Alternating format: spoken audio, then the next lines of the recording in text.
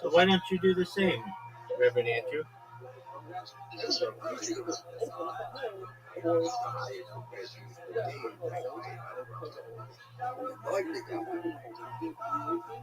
Are you smoking or vaping?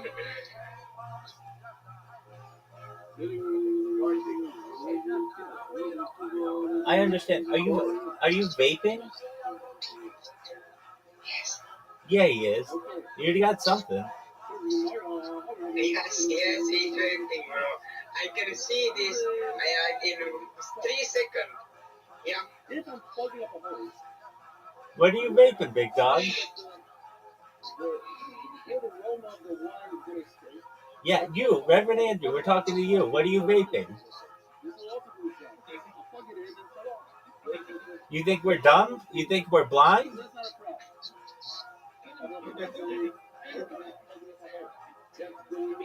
Oh, we caught you. We caught you red-handed. Am I wrong, Tony? You saw it too, right? Yes. Yes. There you go. All right, we got him. There's nothing wrong with it, but I want to know. I'm curious. What are you vaping? We caught you. You're caught red-handed. Yeah.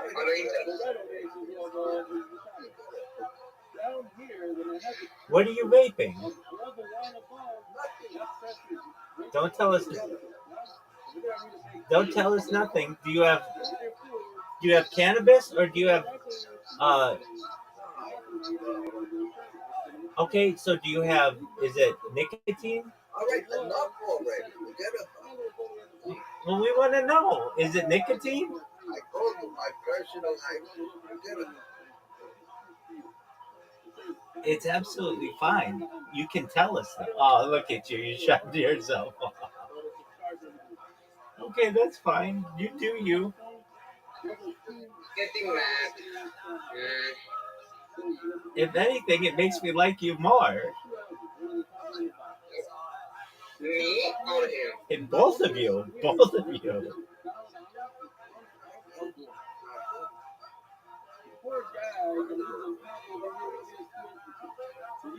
All right. No big deal. So we asked you a question. What? Why don't you create a networking group using a podcast? Because I'm not interested.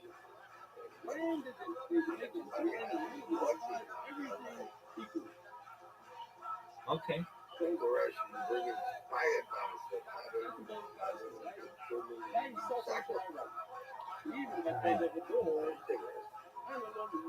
That's fine.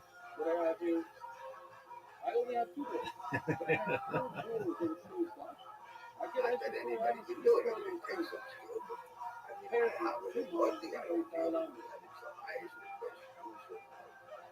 A lifetime of that height. I told you, God wiped the out because I'm not around.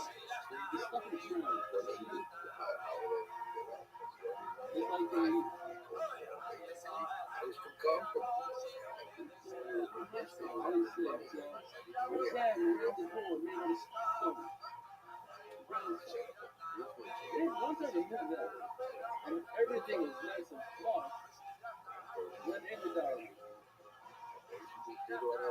Basically, a guy is trying to prove that I make a really nice vlog.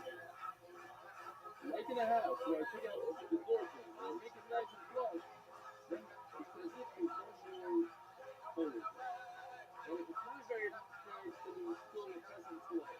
So All right. in Well, the I'll house, be right back. it's a really nice vlog. Then let this serve. Now it gets in your proper. Then if it's still strong, where you still get the tissue, then that's nice and clear with a good vlog, and then move over there.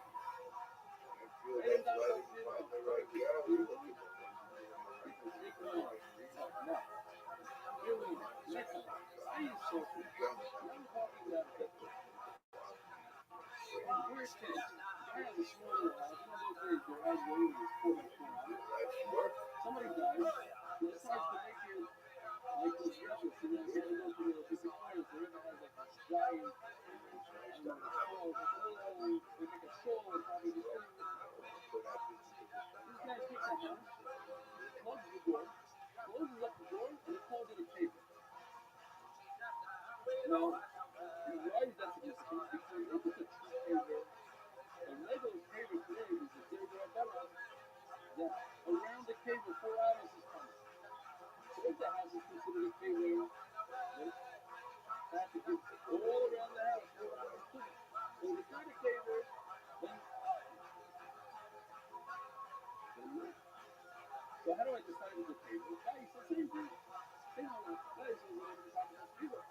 You don't give us 4 hours. Alright, Timo, how much Timo? If this is the house, and I got rid of the ground, and now it's just brick everywhere, then it becomes a paper, and all of a sudden there's 4 hours. Yes, I'm still here. What's a good stuff? Rabbi comes back. This is pictures. The good stuff is Where like is a, Dragon? this is computer slides, not what it's doing. But this is it's like a strip. So you put in here and the line comes out of it. Now what I could do is I could also use a DAS. Fold it in half, bring the DAS fold it in half, and then that also becomes spigot. So the group the album outside is also now the instructor to Akila says if I cut this ring, you want to make a scroll, you pull that way to the left. You can't do that. I do it, if I had a scroll, cut that and put it back in, you pull that way to the sharp. So what rules about like this? You put it back in his book. Yes, sir. Tell your rabbi she is. I had this piece Alright, ready. the Rebbe. Before Shabbos, I had this. It was already. Somebody came to him and said that he sold his business. I had the lens and everything. Now I have to see A lot of money, but the lens also. he could be comfortable. Children, Children, grandchildren could be comfortable. He sold it to one. Back to when he did it, he went by his back. So he said, the rabbi said, you was careful.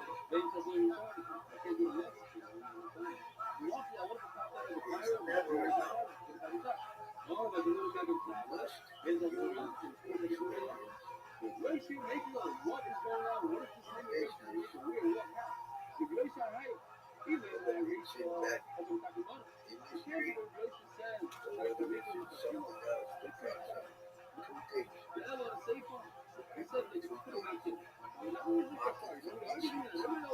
Carrots.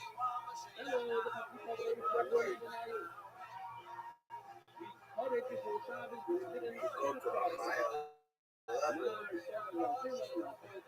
The soul should go to a higher level. Maybe be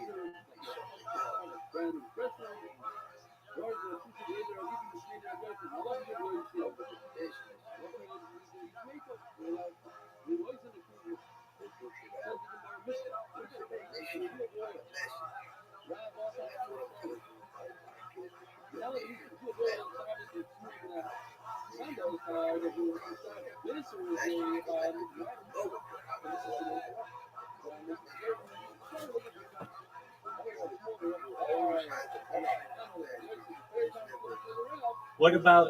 What about Seinfeld? It's a show about nothing. There's no mission. There's no message. whether it's in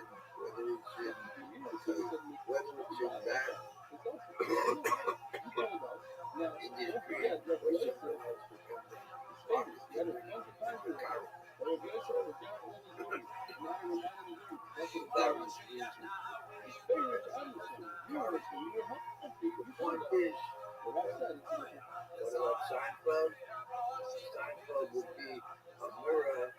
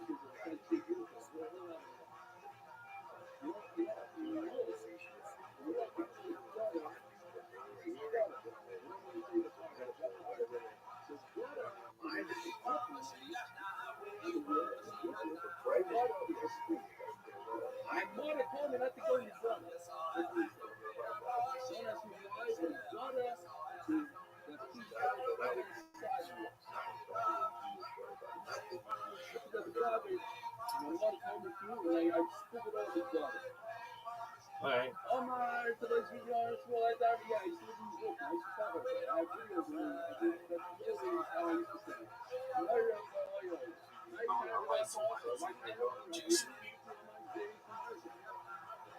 awesome because of the job. Well, actually, listen, it actually was like his daughter, not his daughter from your house, but it's related to you might make a little bit of a. Your art, yeah, everybody should see for themselves. It's Now, time I to think the whole thing kind of everybody regular. should see for themselves. Actually, all my, the actual thing about a daughter is actually all our things can keep them. And you might put one of these adapters off the ground. So the ground is taken out of the tree. You have a ground, it's off the tree, but it's not the cover anymore. The problem is, you might come and pull it 1 week ago. What's the problem? The problem is, it's not the water. I mean, I don't put this water. Because now you're just putting it on. You might, if you already have prepared hydrogen ready, all in a place somewhere. So if the place is there, you're going to take a problem, you're going to make it, and that's why you're ready. Right. Not only, you might take water, based on your robot stuff. I want to wrap myself in a bunch of stuff. Live outside is hard to show. That's like, your rock is, it's a very small, people want to make TV starting, looking-wise, it's like, well, I'm told, and you want yourself out with the film like, big question, if it's very, the people want to make big enough, of course it's not, kind of like, you come take it out, people need stuff. Well, my focus is media. My goal is, I know people different. One of the things also, why, because it's real flat, and carry something. Heavy stuff. Remember, sorry, remember. Okay. Says it all the other opportunities. You didn't say two other things now. I never said offer. What happened? The Rob people are asking the story and what's in the story. What is the story? They're having a reaction as it goes in the story. Nobody else is like, in other words, so many people think they hear that speak. I'm sure if we do 7 times. So we decided to take all Right. the tapes and put them in a pod. They were like 16 foot long, Where's 8 Big foot high, 8 foot like wide. this? Put them in storage until Obviously, we're talking about a down. medium one, because if it was a very, We're very afraid that when anyone sees, they'll all just be talking to trash. it's not about a medium, but it's obvious. Once I go to the garden, I see this side of the room, oh, man, the fun is so, they tried to also. They assume the reason why God never started is because he's the only person that medium itself is also. We're very afraid that when anyone sees, they'll all just be talking to trash. But God is the one that said that you're allowed and permitted to. So why did you do the children? But God, we say that we are going to be didn't sit on it because of the love you. Please, God. Remind you, that's the honor of our life. Michael said that as a Really young very mother's whole But they life, became possible. They we became had better. thrown They're our like lives they away became if we friends. didn't do You something. like to be his friend. He wanted to get to the world. He wanted to be the whole city. You made them refuse to sit on the side. That's why you have to be careful. You see a story, you read something that I like, and they understood that Rob said it's also. In fact, Rob said it's true. And he didn't sit on the side of the doesn't information actually take up a something about it. So we decided to take all the tapes and put them in a pod. They were like 16 foot long, 8 foot high, 8 foot wide. The We mission put them in storage until something could be worked out. We were very afraid that when anyone sees, they'll all just be talking to trash.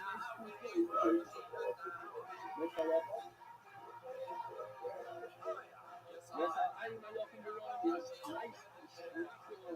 You take the shovel, you put it in.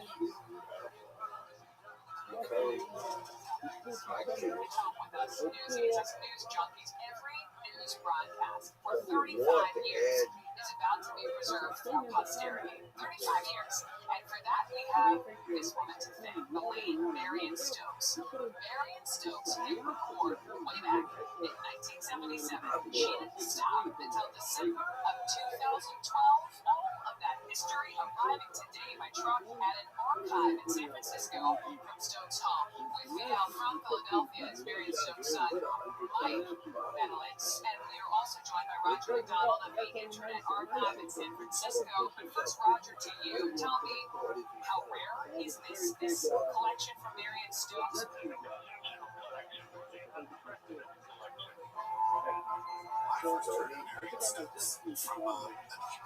Yes. Well, what if she does is No, he is a crypto guy, but he is a video editor, and he's on Instagram. He is video editor, and he's yes. He has YouTube for fitness, but he is not selling it. I don't know. I can ask him today. I was going to ask him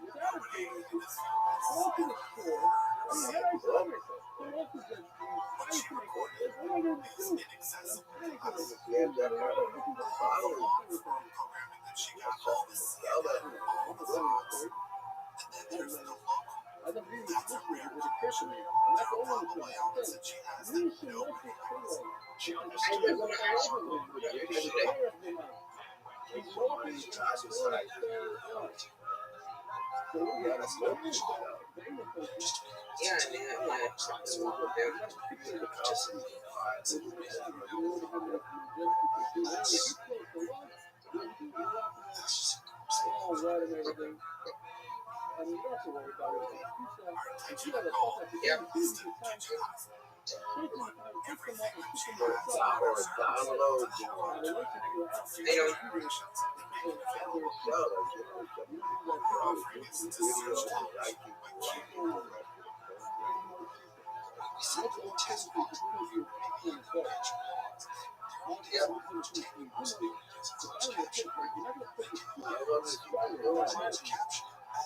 Me?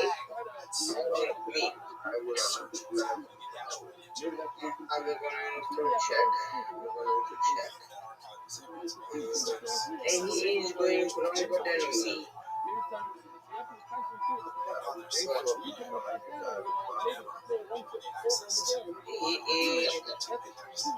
He is starting. The first video was 7 years ago.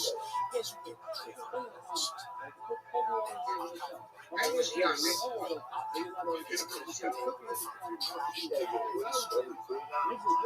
Yes.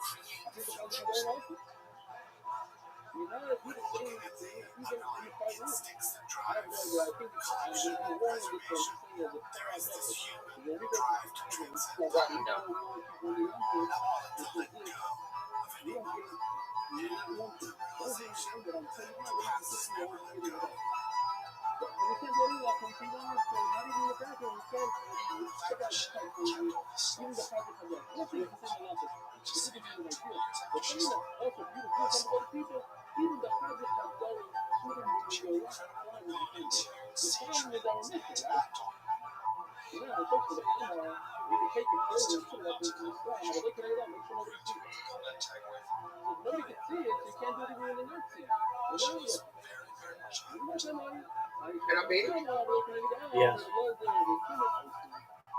What do you plan to do in Saturday? Rest. Rest? Yeah. Oh, do you know what shop this is? No. Sabbath. I don't know. It's okay. I don't have any podcasts scheduled for today. I'm not gonna cook. I'm not going to clean. I'm just gonna enjoy the day. Um, and then potentially tomorrow or into this week, I do have one podcast scheduled, and I might have another one scheduled. Um, and then I've got these robots that are working for me that are really doing a really nice job. And I told you that I collected 130,000 contact pages for like all the big podcasts of the world and little podcasts. If they have a website that has a place to put something in, I have it basically archived. And uh, I and then what I That sounds like valuable. it's extremely valuable. It's basically shortcuts to get to the people who run all of the world's media. And so I've got this list of 130,000 contact pages. And then what my bot does is it goes through all of them and sees to make sure to save me time so that I don't have to go through it manually. It sees if it's a valid page and if I can put information in there. And then what the bot does is it basically lists about 50 at a time, different ones. And all I have to do is make sure that the information, it plugs in the information for me. So it puts my name in there. It puts my telephone number in there. It puts my email in there. It puts my content, my comments in there. It puts my address. It puts anything that I need in there. And all I have to do is hit the submit button if I want to submit to those. And I could even automate that part of it as well, but I don't want to because some I don't want to necessarily submit. And then and also I have a different bot that does the captcha for me. So I don't have to sit there and find the different school buses or the different fire hydrants or a car or a bridge. I don't have to do any of that. It does it all for me. And the only thing is it's just a little slow, but that's fine. Slow and steady wins the race. Right now, of the 130,000, I've gone through maybe 10,000. So I still have a lot more to do.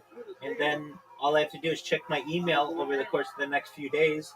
And people say, hey, I got your comment on my website. I just want you to know that I have a scuba diving podcast. And so I don't know if you're the best fit unless you're like some kind of scuba diving teacher. And I'll say, oh, thank you for the opportunity. If possible, maybe in the future, our paths will cross. I really want you to know I appreciate your response and best wishes. But then I do get some people who are like, yeah, I've got a history podcast and what you're doing sounds really, really interesting. Let's set up a call to have you on my podcast. So it's just a much more efficient way of doing this as opposed to just randomly going on the internet and trying to find websites. That's very difficult to do. I have new information for the news. What's your information for the news? I will this weekend, I will have new 2 things for my live podcast. Okay, what are those? I will going to have website Okay. and I will going to start working with someone about my new app. What kind of app do you have? I will have, no, I don't have, I will have, I'm going to start working and talk and this I don't know if you want an app. Why do you want an app? app because I want to app because it's good to have and I want to have like one place to have everything. One place for people who doesn't have Twitter, who doesn't have social media. I want to have like to be connected with them too. Why don't you just do that with a website? It's cheaper. I have a guide for that. Do you know how expensive it is to host an app? I will have my own app. I know. And you want someone with an iPhone to download it, right? Yes, alright. Yeah. All right, right there, it's hundreds of dollars a year for the renewal of just the license. You want it to be on Google, right? Yes. Okay, well, right there, that's also hundreds of dollars. So already you're looking at maybe $1,000 just every year that you have to make with this app. I just want you to know that. If you're willing to pay that to have 5 people on your app, well then go for it. To me, invest that, save that money. Look, I'm an app developer. I've launched apps with millions of people who have downloaded them. I'm just telling you, unless you're going to be making money with this app, you're wasting your time. Use a website. You can connect people with the website. Use your social media. Use the tools that are already available to people. You say, I want to help people who don't have a Twitter account. Why don't they have a Twitter account?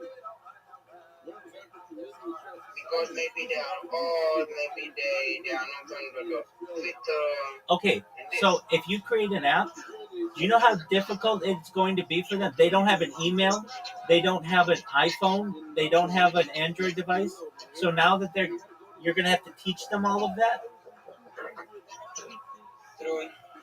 I'm just telling you, in app development, I've launched apps before. You need a lot more money than I know what you have. I know how much money you have, and you need a lot more money than what you have to have a successful app. And well, yo, Tony, what are you doing? You're like super loud in the background.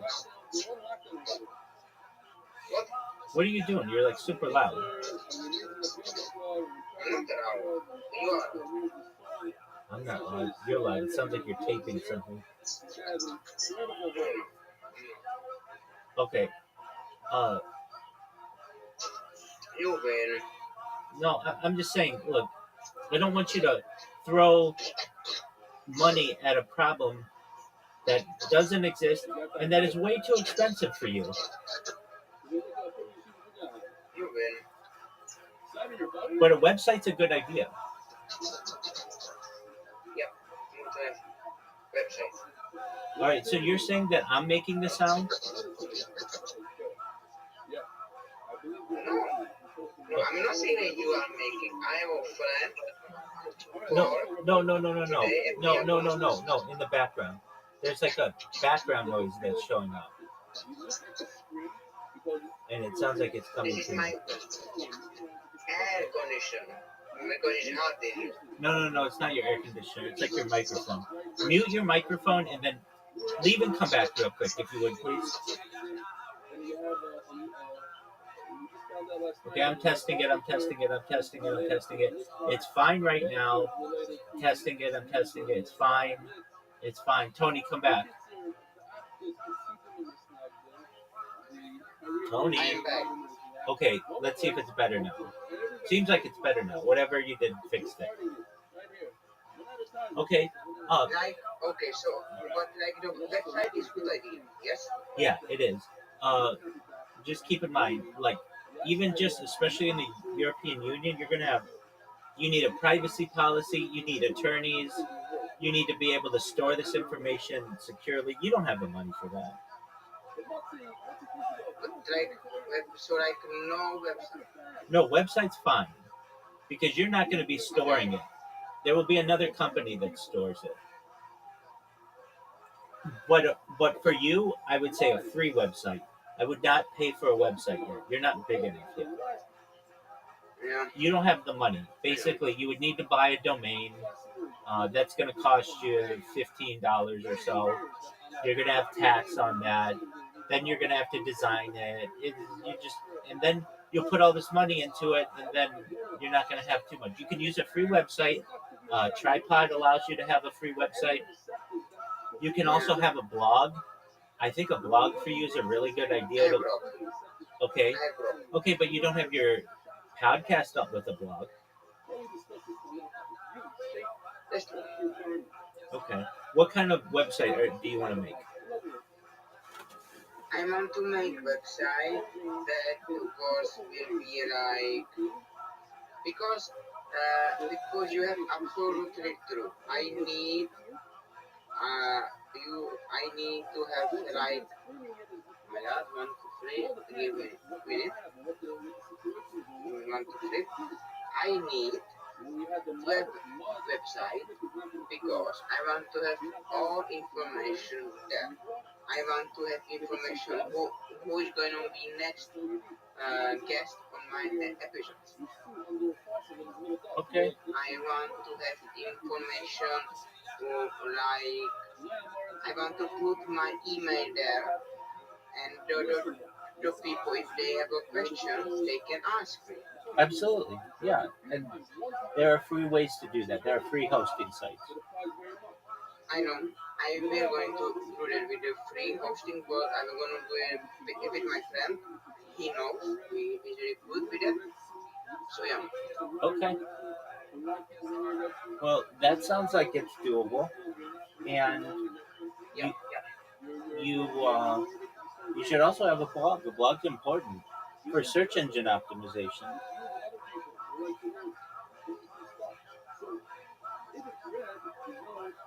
Do you know what search engine optimization is? No, absolutely. Okay, so you know when you Google something and you get the results? Yes. Okay, in order to have good results, like you're in the top 10, you have to have a lot of search engine optimization, meaning Google has to trust you, and you have to provide relevant content, and in order to do that, a blog is a really strong way to have good search engine optimization.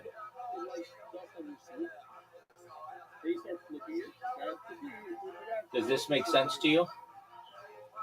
Yes.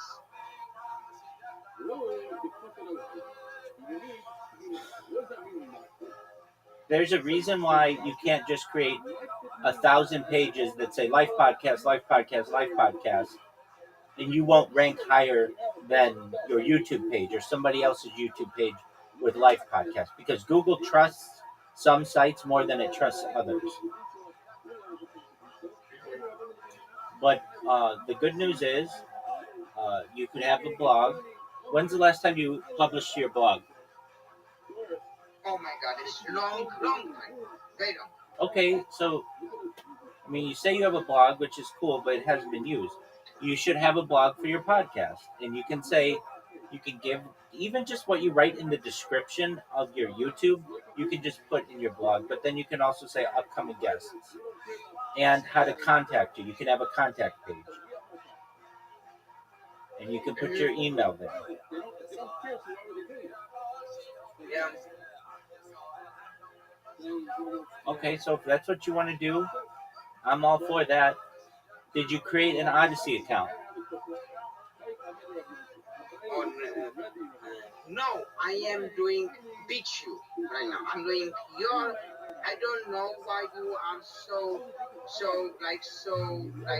fan of BitChute, because ChatGPT said it's not that big, but I am doing it anyway. Wait. I know it's not a big platform. I know that. You want to be everywhere, don't you? That's true. So if you want to be everywhere, I'm going to get you everywhere. If you only want to be on a few of them, then we'll keep you on a few of them. But you have to understand that there are eyes that will view you on all of these different platforms.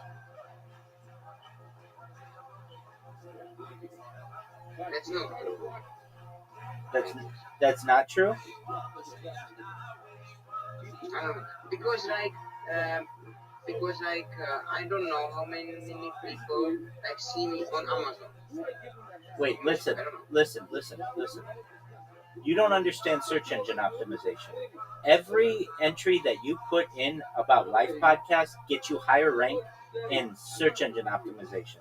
So Google or ChatGPT may say, BitChute isn't seen by that many people, it's alternative, who cares? However, when people type into videos, BitChute will show up there. And your Amazon will show up in the Google results. So even if it's not being used that much, when people search for you, it is allowing you to have higher visibility. This all works together.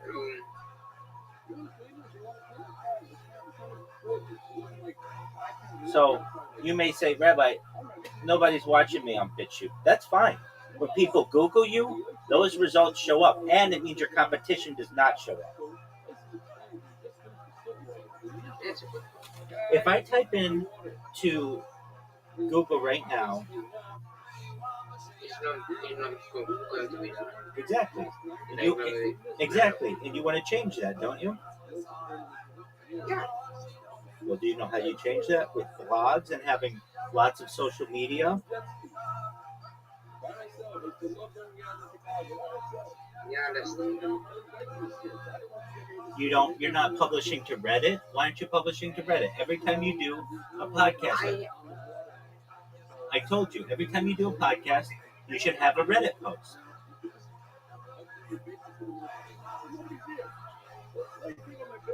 What, right? Didn't we talk about this? And Reddit is one of the strongest things that can be used for SEO and AI. So what you do is you go back to episode 1 or whatever, and you make a Reddit post every day. You do a new Reddit post. You don't do 50 Reddit posts in a day because you'll get flat.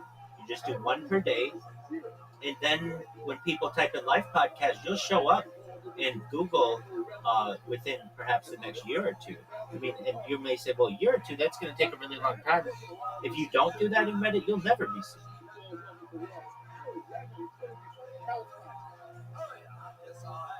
that's a good. Every time you do a podcast, you need to get into a rhythm. And you're doing a good job of this, so don't feel badly, but I'm just trying to help you. You need to put a blog entry out. You need to put a Reddit post out. You need to put it on your social media. You need to make a couple clips for TikTok, Instagram, and YouTube Shorts. And then it needs to be published on YouTube, Rumble, BitChute, Odyssey, and that's it. If you could do that with every episode, you'll have and of course Spotify and those, but you'll have a very strong social media presence and search engine result. You'll be doing really well. If you don't do that, then you're only going to be big in one niche, and nobody's going to find you. Nobody's going to find Life Podcast if you just upload to YouTube. That's it.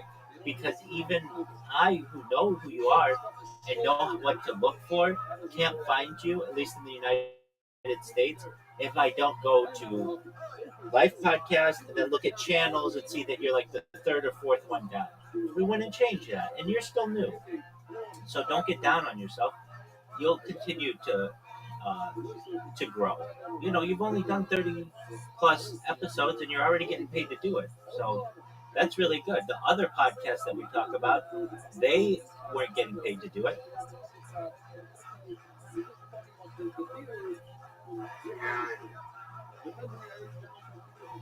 You know, another thing, 100,000 followers. he knows what he's doing. Tony, you know what? Another good way, this is kind of cheating, but I don't know if it's below 100. But I'll tell you in a second.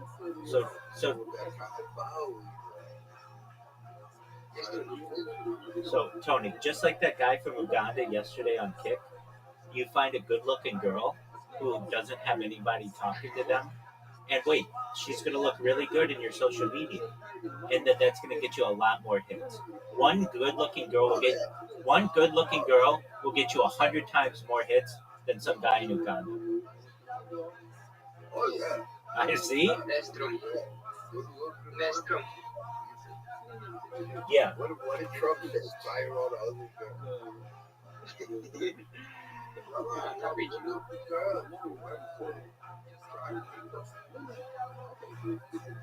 Yeah.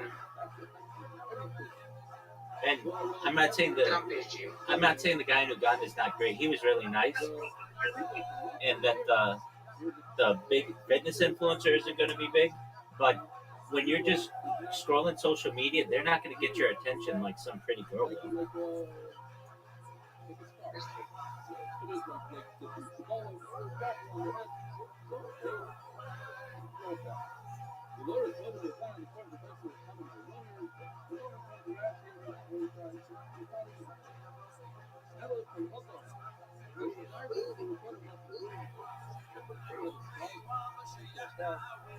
I need some very girlfriend and I need to have episode with her No, and like no, you don't have to do that. If that's what you want, and I'll tell you the secret to doing this. If that's what you want, you just get a prostitute who's really pretty, and you just interview her. That way, it's a business relationship. She has an hourly rate. She charges you $100 an hour or $200 an hour, and you just say, "I want to interview you as a spokesperson, basically, for my podcast." They get a little bit of pride. Get a bottle. this is too much. Wait. This is like Wait, listen. A model's gonna want $1,000. A prostitute will want $100.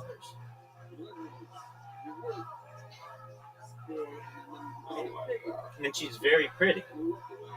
I know what your budget is. You don't have a marketing budget. If you had a marketing budget, you could be able to say, "Hey, I'm going to get a model, I'm going to get a spokeswoman, all these things." You don't have that. If you're just looking for a pretty girl to spend time with you for a little bit so you can talk with her, there's nothing wrong with a lady of the night.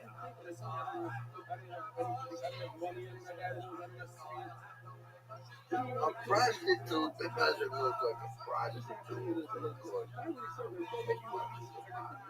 No, I mean, prostitutes in Los Angeles, I know it's different. LA's different, but you could get a very good-looking woman for $200 for 30 minutes or an hour, and she'll say whatever you want her to say. I mean, this is a girl who, on basically any guy's list, is a 8 to a 10. She's really, really pretty women. We're not talking. Walk up to a pretty young girl and talk to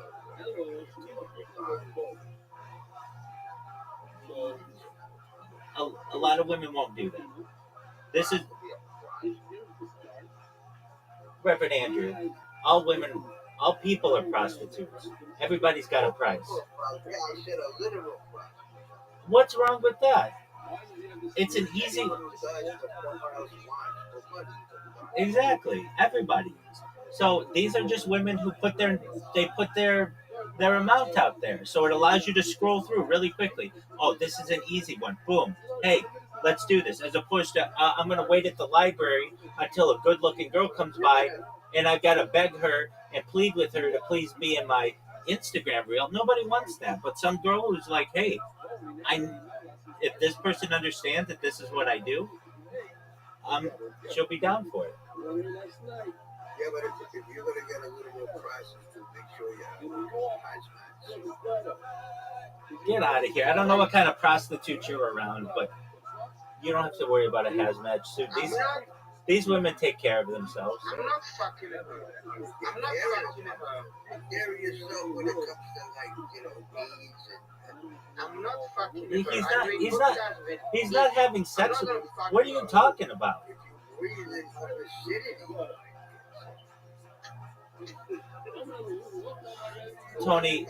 Tony, you and I both know that these are the same women who are going to the mall, and they're the same women going to the coffee shop. Reverend Andrew's worried about cooties. He shouldn't be worried about cooties. These are women perhaps who are cleaner than your average woman in many ways because they know they have to protect themselves.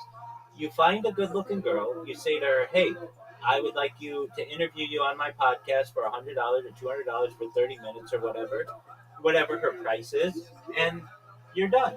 You could do it virtually. You don't even have to meet with her.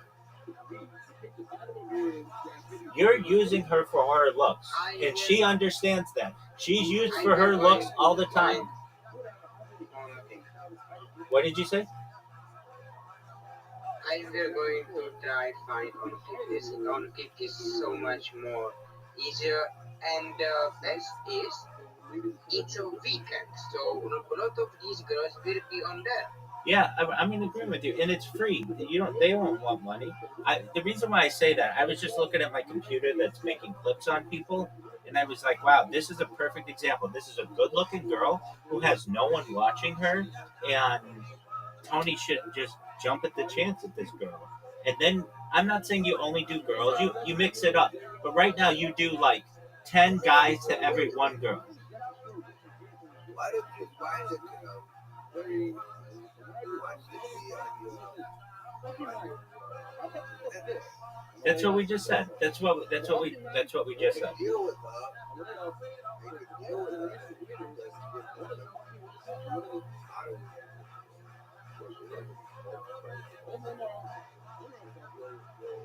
don't promote whatever she's doing. Yeah. The- You have to take money out of her pocket. Like, you know, some guys would take money. That's it. Like, some ain't no way.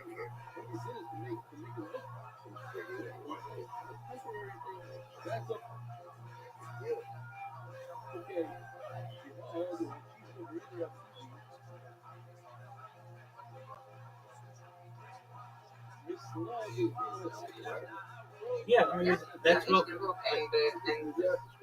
weekend is the best. we did that yesterday with someone, and I was just saying, you know, he's doing this with a lot of guys, and it's more difficult to get girls. I have a girl. I know, but you don't have a lot of girls. I like 3 girls. I know, One through. I know. Like I said, 1 in 10, and you want to get it to 50-50 if you can.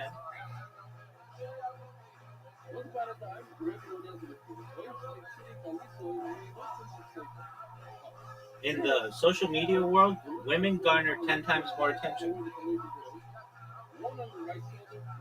That's sad, but it's true. It is absolutely true. And a good-looking girl garners 100 times more attention.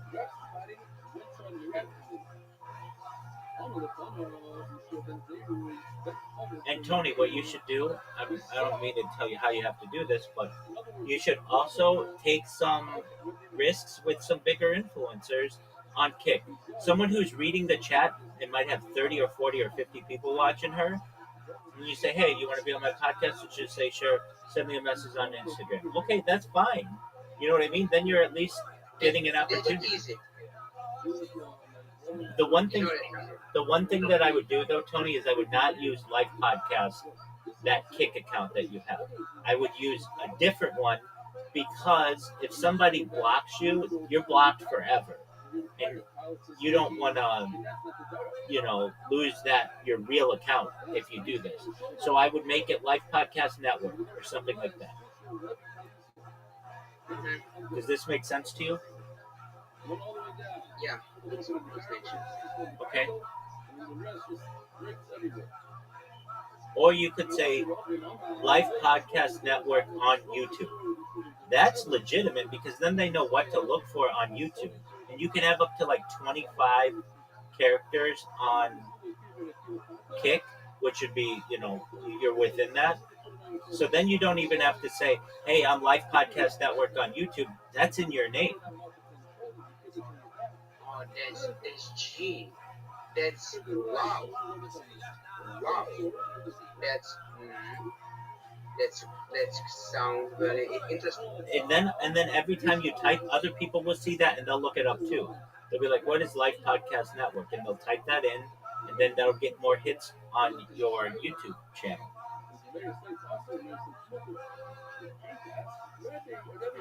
That's interesting.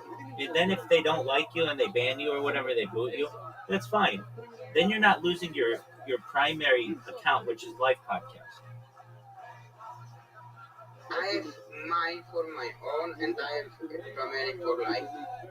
I know, but you need to have another one in case you annoy people or something like that. I'm not saying that you will, but if you do this enough, somebody's going to be like, don't talk to me. I don't want to hear from you. And then another thing you can do is you need to build out. So I would make it Life Podcast Network on YouTube. And then I would build out the profile so that when people look at it, it just doesn't look blank. You can have all your links in there and a profile that's defined for yourself, and then you're gonna look So like professional. new YouTube? No, a new Kick. Okay, okay.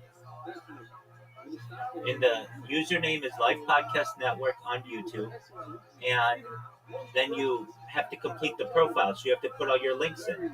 But then what these people are going to do, they're going to click your profile, and they're going to look at it, and you're going to have all your stuff in there, and they're like, oh, this person's legitimate.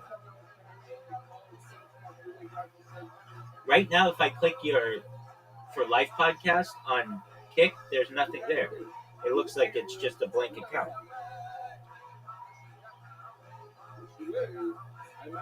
Yeah, that's very interesting. It is. I'll be right back. I don't know what this was briefly, but Texas is very good with its weather forecast. And that's also so typically, to take a towel, take any garment and soak it in water, there's also a staple with some kind of effect. So why are we allowed to, for a month to wash our, wipe our hands on a towel? That's not a problem because it's random towel. The towel is not good. You're not cleaning it. Or you're actually making the towel work. It came out clean. And now if you're kind of dirty hands, you're wiping the dirt. You're not cleaning the towel. You're doing the opposite of cleaning. If anything, you're ruining the towel, right? A towel that many people wipe their hands on is not a clean towel. It's disgusting. Throw it away. Put it in the laundry. I'm not sure if you're going. For no sense. What did we get into today? Number one, we gave you. Tony, did you make your account yet? Other very, very important things we gave you. Right now, I am uploading videos for Spotify and for Amazon and for this. Say no more. That's really good. I know that you can't get into your account on your computer. Is that right? I should be specific. Apologies. I know you can't get into your Discord account on your computer. Is that correct? Yes. You need to create. Yes, I can. You can get in now. I cannot still. Okay, so I don't know. you need to create you need to create a new account.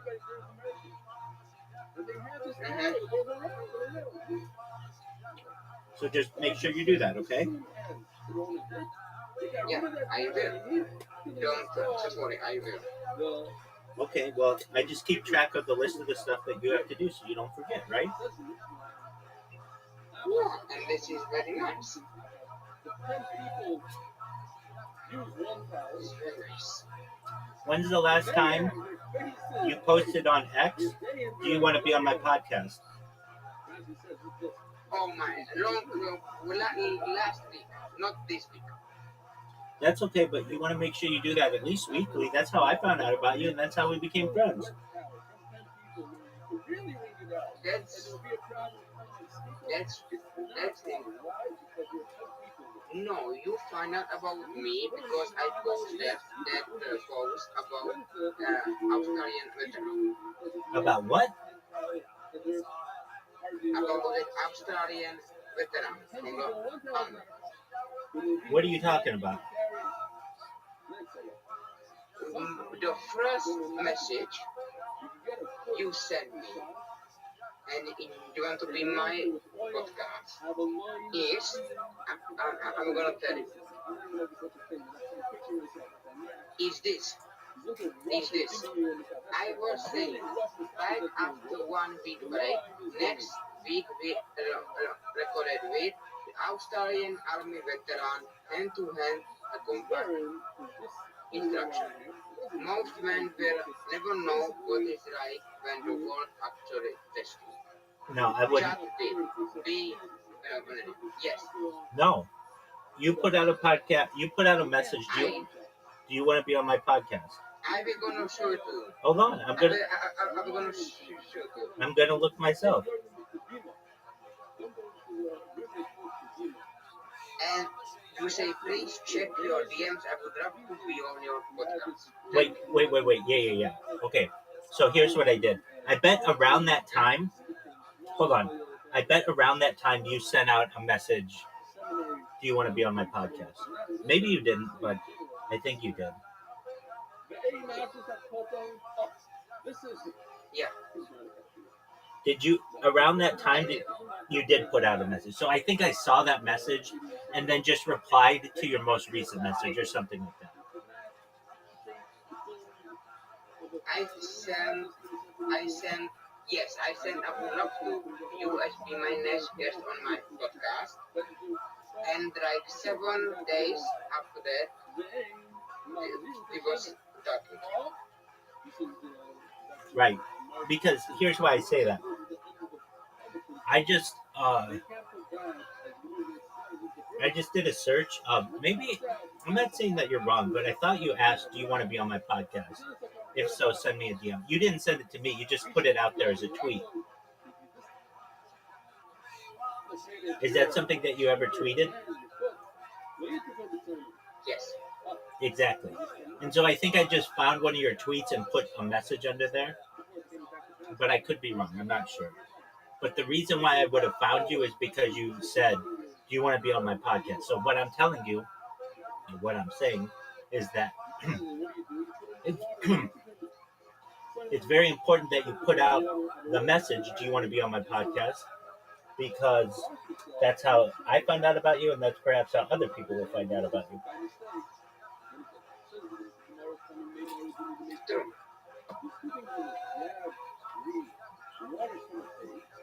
Do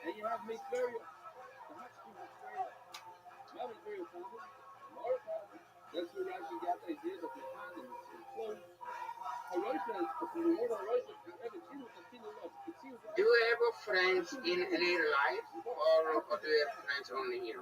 Oh, I have lots of friends in real life. Yeah. Lots. Do you meet them? I used to before I did my live stream. Now that I do my live stream, I still meet with them, but they don't want to be on the stream. Yeah. It's a lonely road. No, I What do mean, you choose? I still connect with them, but I've had some of them be on the live stream. But so it's not that I've only been alone, but generally they have they've gotten married, they have children. This is a thing that they're worried about their jobs and things like that. So I understand. Yeah. But I still talk with my friends IRL. I don't have so much friends in our.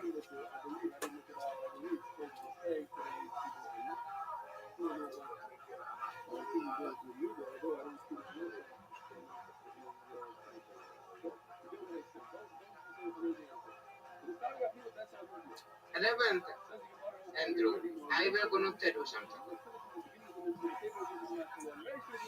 Okay. If you ever want to have guest on your podcast, and you don't have no one, you can always check me. I am available.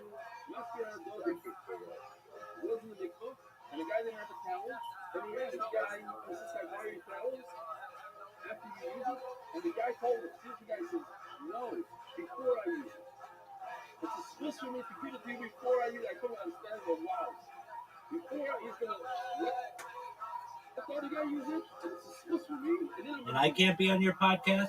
I see how it is. What do you mean? I'm just trying to help. I know. And I gave you a really good idea the other day about a series, and you never replied to me. I want to do a series with you guys. I want to really do it, but I don't know if your girl want to be there too. No, I want to do a series on futurism.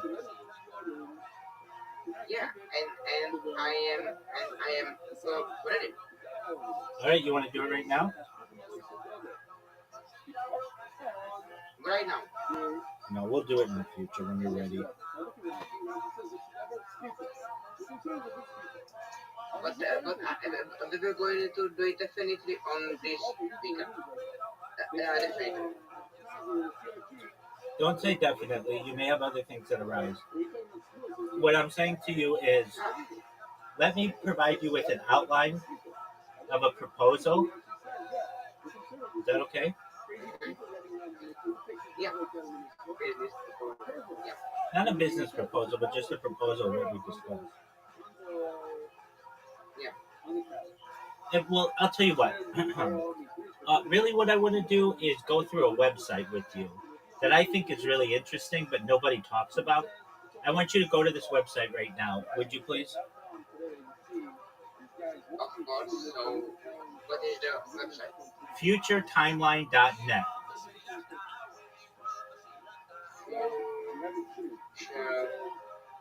Timeline. Next. Dot Dot. net.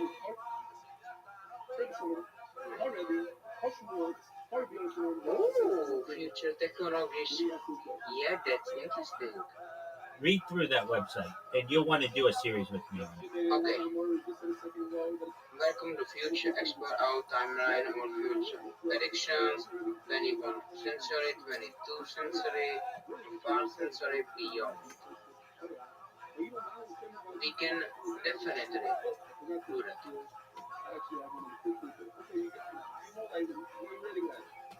Yeah. Basically, you don't want to take the Uchisinabe route, which is very problematic. So you go through the backyard, go on your house, and go through the backyard to the distance. But just read through. Just read through some of it. Yeah, I am reading. He is struck by the effort Rongiso in effort debut icon 2010 Japanese Diamond Queen Elizabeth 2000 Euro. Oh, football is there too. That's crazy. Isn't it? Yes, that's crazy. Football is there too.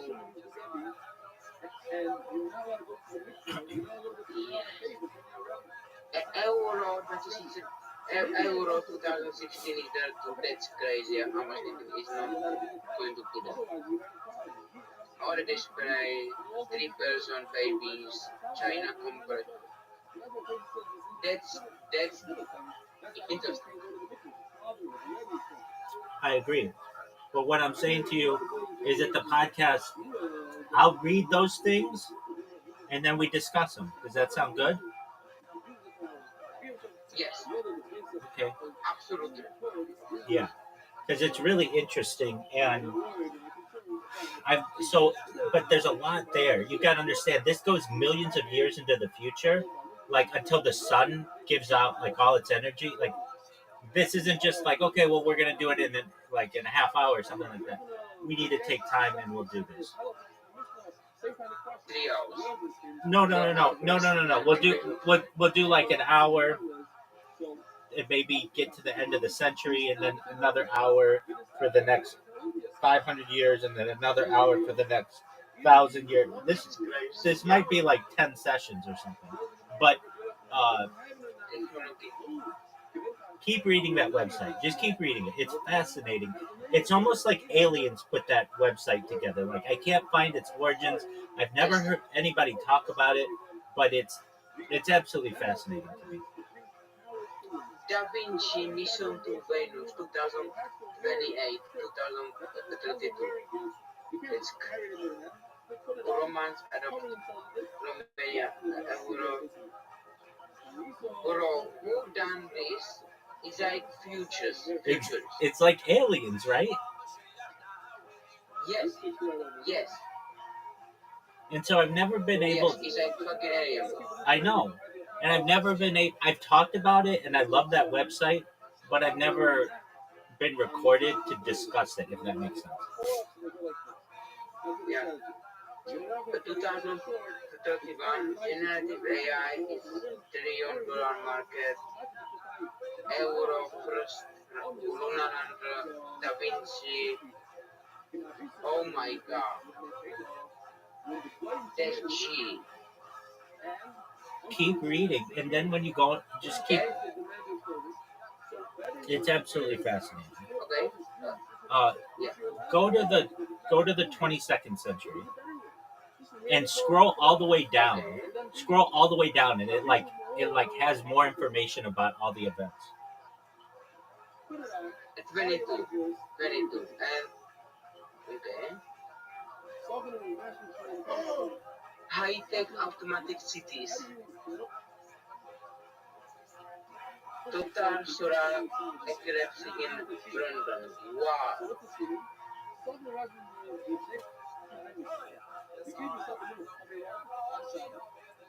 Wow. That's 2,190. The nitrous oxygen has fallen to pre-understand levels. Wow.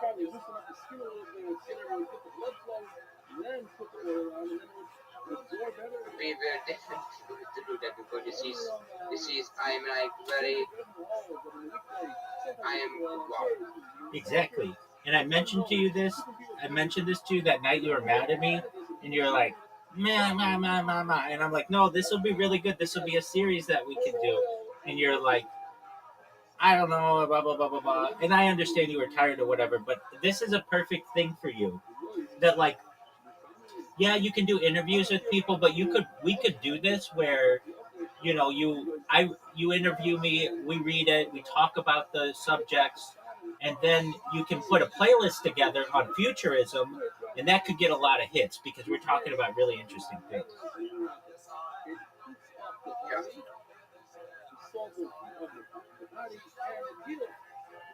We were definitely When like when it's like rocking. okay, when is your next podcast? My next podcast is like 7 hours. You want 8 hours. you want to do it now? Right now it's not good time because we were going to have cleaning lady here soon, and she is going to clean my room too, and I need to be gone. So it's not good time. Can't you just tell her don't clean my room today? If I be gonna need to clean my room, and I'm not good in the cleaning. Okay. How long? I'm not good in cleaning. Okay, that's fine.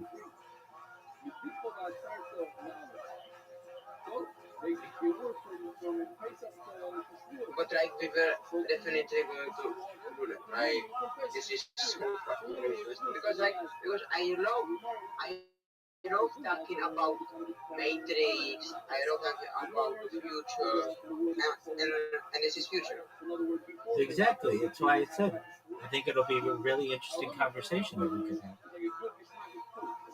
And I don't see anyone who is talking about that. I agree. I agree with you. And I was gonna do this with somebody else, but they got busy with their job, and I could still do it with them. I mean, this isn't my website, No, and we'll give credit to it, but we'll be like, I will say, I found this website years ago, and I've never heard anybody talk about it, and I think it's really fascinating. And Antonin or Tony and I are gonna go through the different events. We're going to talk about them. So if you're interested in the future, buckle up because this is going to be a really interesting conversation, and we're going to have a really interesting series of these different conversations into the future. And Tony, I bet you we probably, if we do it all, there's a lot there. It'll probably be 5 to 10 sessions at least. that's cheap. That's cheap. That is cheap. That is right. Wow. And I can do like more level. I can like if we are going to talk about something, and this is like some pictures. I can share my screen, and we can talk about this. Absolutely.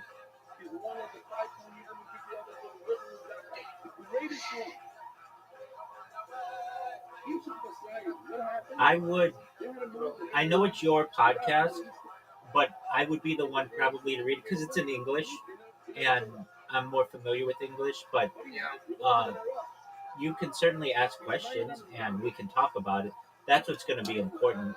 And uh, like the writing there is pretty advanced, but it's still digestible to the normal audience. And I've never known anybody to talk about that website, and it's fascinating to me.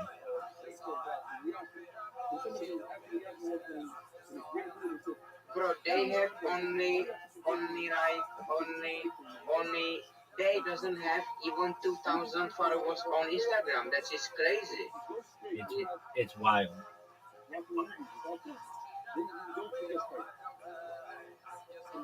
It's I I say One, I say this to you. It's like an alien seeded this information yes. on the website and then just walked away. I found this one day and I was like, wait a second, this is like a playbook for what's going to happen on Earth in the future, and nobody knows about this. Uh, it's absolutely fascinating to me. There's another website that I found like this that I've shown other people, and they're like, I go to that website all the time now. It's like a Wikipedia for like higher thinking. It's called. 1 million beyond. Oh my god. Isn't that wild? Africa merged with Europe, forming new mountains range to river Himalayas. That's fucking crazy, bro. Absolutely. Dark era of universe, dangerous era of bro. Wow. It goes even further than that, though. It goes into like 10 billion years in the future. It goes really, really far.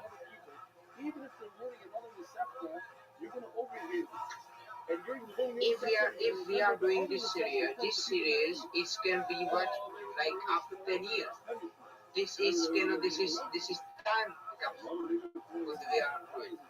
That's why I think it was an interesting series, and that's why when I knew you didn't get it because I even just said like, well, we'll do it, but it takes a while, and uh, you were like, okay, yeah, but I'm gonna do my other interviews too, and I'm like, I understand that, and I get that, and I want you to do that, but this is a different kind of series. This is in depth Yeah. on this topic, and well, I have a question. This can be When's your cleaning lady coming? When's your cleaning lady coming? like anytime now. Okay. Anytime now. So I will be going. You will go to sleep, and when No, you are no, wake up no, and you have time, no. I will be there. I'll probably be awake. So because I slept really late. So why don't you? I mean, look, why don't you can get mad at me and that's fine. Why don't we just start it right now? When your cleaning lady knocks on the door, we'll make a hard cut, and then she can clean your room or whatever. I'll take a break, and then we finish it. But like hard cut, but like I will go need to. No, I want to be like be focused just on this episode, not focus what my cleaning lady is coming. I want to be focused on this, on the full intention. You're not gonna have to do anything. You're literally gonna just you. I understand what you're saying. I get that. But your cleaning lady could come in the next hour. She could come in the next 3 hours. There's a potential that we do an hour long discussion of this, and then she comes, and then you've got one done, and we've got one done. If Don't ask my mom. Like, okay, I respect that. the cleaning lady is here. Perfect. So then we can do it when she's done, right? Yeah, sila ko po. Ito yung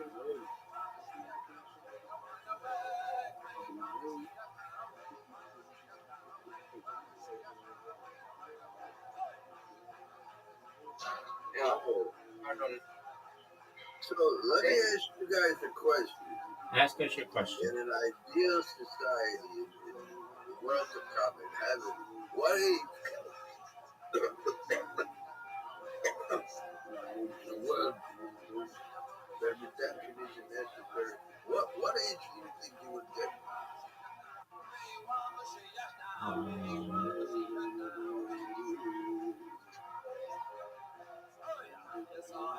in a perfect world, Well, it is perfect. The world is perfect. yeah. Whenever someone is biologically mature,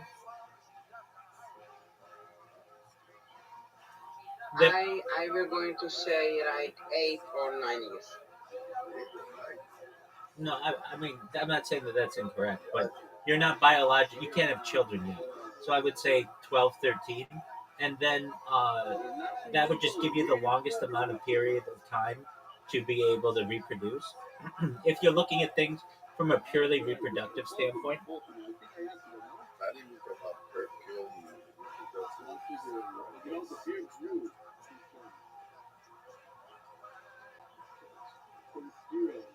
reproductive biological.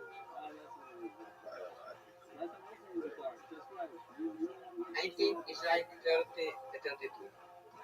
well, Well, then there's that's in a very complex society. I agree, and then there's the argument to be made only after your frontal cortex begins maturing, which is like 26.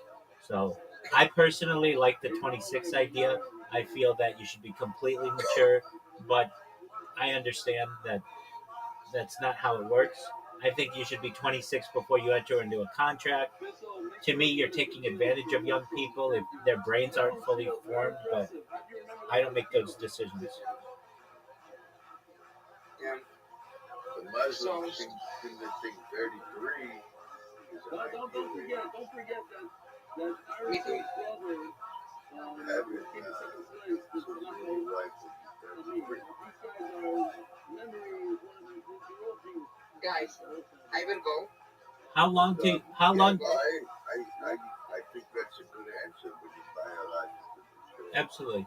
How long till you return, Tony? Oh, maximum 2 hours. Get out of here. This woman isn't going to be cleaning your room for 2 hours. Okay, 1 hour. Okay, so listen. I don't know what time it is where you are. It's 2:38 where I am. So in 1 hour. So when it's 3:38 where I am, you better be back here. Is that a deal? Yes. Okay, excellent. Yes. Deal. Okay, cool. Best wishes. Thank you, and yep. Like you soon, guys. Bye. Take care. Good night. Bye bye.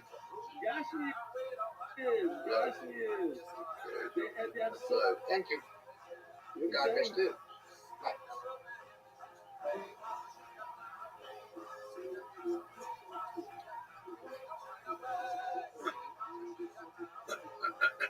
That's an interesting answer. I'm 13. Well, it only makes sense from a biological standpoint. If you want to have the most amount of offspring, then at a point of sexual maturity would be when you would connect with your partner. Not only that, you don't want to sit in your bed and jerk your own. Right. I mean, it would avoid all of that. It makes sense for the maximum amount of pleasure. That's subjective, but it's just if you're looking at a given population and you want to have the most amount of children, then the best time to connect with each other would be at sexual maturity. Good enough, everybody. How are you all? Sorry, don't recognize. Today's cheers being Think sponsored about by what you got. Mark Fortune. The only thing that was on my mind when I was 22 years old was girls running around, you know, walking their assets.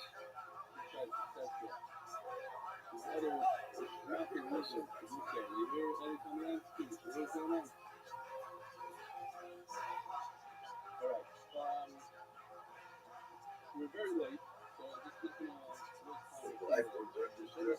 Why wouldn't everything you want to eat be the same as it would be right there?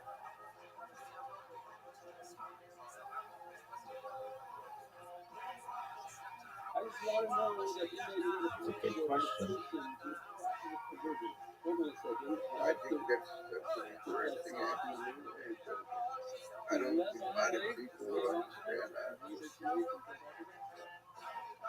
Well, there's an argument to be made, and I make this argument. You know, we talked earlier about being able to upload your mind and everything.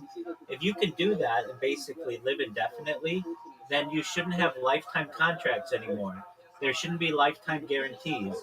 Marriage should be a temporary contract that you would have with another person that you could get renewed, but after a certain amount of time, you could not renew it.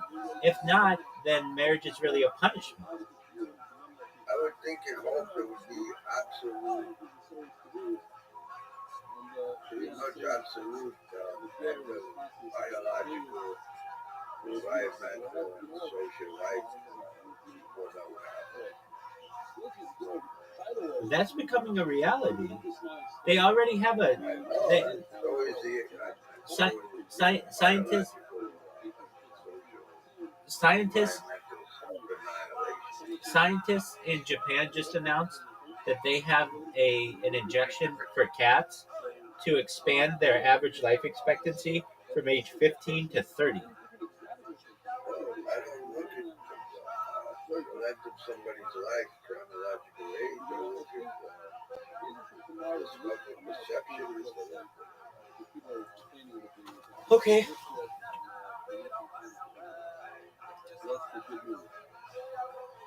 All right, we're holding where we need to be holding. potential for it to be in.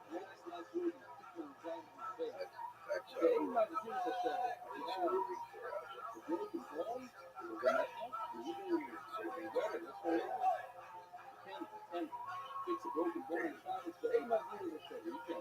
unity with God, Almighty, direct with says Him. more half of Christian Testament. Unless one has Okay. three witnesses on seven. So says Rashi. Look at Rashi. Now what do you think that That's our not says Rashi? so. Similar to Shmuel Navi. You send the mission. To do it with describing something All right. Well, biologically.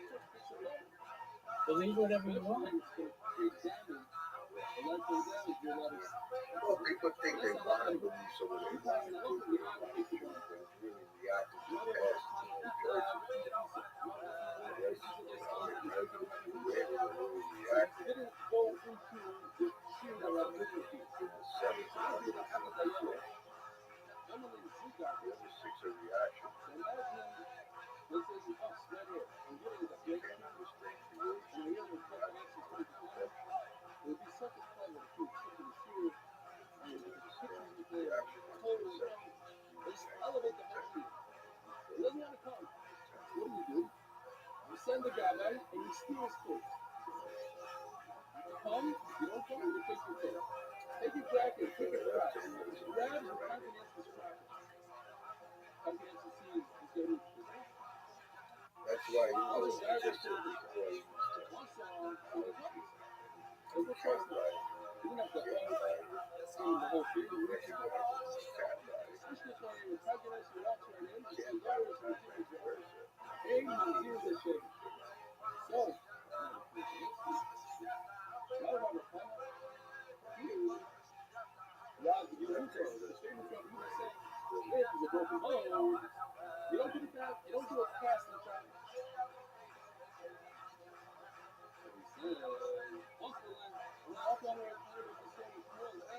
Better one hand for fight. doesn't even open up his mouth. He's already started to shoot. He already has Allah come out of the chapter. Or he's saying the wrong Allah is a quick fix of broken leg. Come here, leg. So what he says, that's kind of the gun. Kind of look over here. Smoke it down. All the things you mentioned, they look right over here. Relationally, believe it or not, they know the roots. The lab, you look at it. You're not deep. So it makes a lot of sense that I stole your coat. Listen, if you want to stand up here, I'm going to do this. You're going to let us. Instead of being selfish and wired, you'll be very excited. So I'm going to say, I'm sure he said, the Allah praise, you like it. You want to put your book on us? He doesn't take it. Me should look at the yoga. These are the things to say, what if you have a dislocated leg? But now they have a yes, if you know the right way.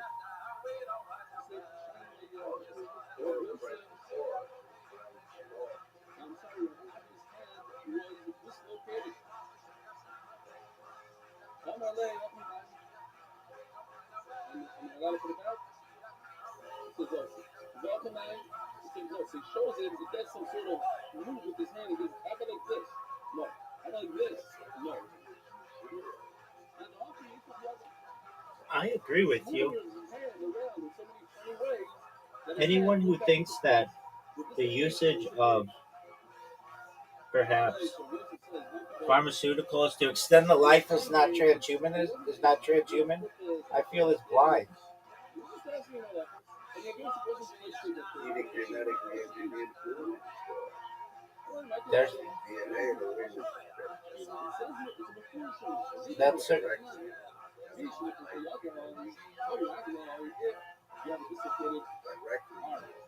that's certainly an argument.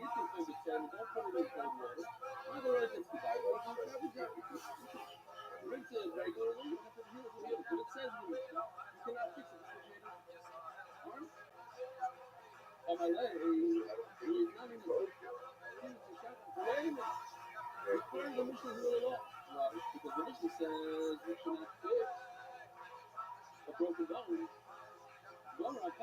Are you at you're at your computer? Go to a website. This is the one that I was telling about, which I was telling Tony. Go to futuretimeline.net.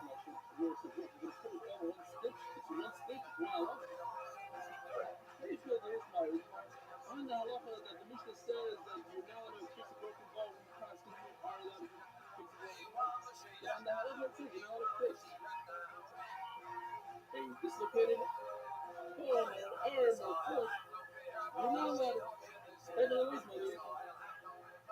In fact, the halacha is that you're allowed to subtract a dislocated finger, which is more parts of the foot, which rule says, no, it's not. The bottom line is, it certainly, you can completely explain a complete dislocation is not part of the mission. It's considered like, what do they call it, brain or whatever it is. Complete dislocation is not part of the mission. The mission rule says, All right, well, let it be whatever you want it to be. it's a real dislocation. That's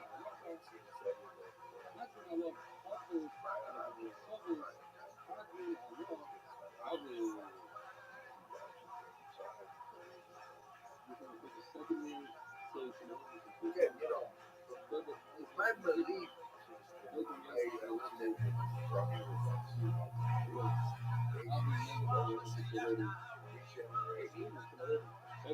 this is a big one. It's a big one. I'll tell you why. Because I was thinking about it. We have moving shapes on the second floor. On the second floor.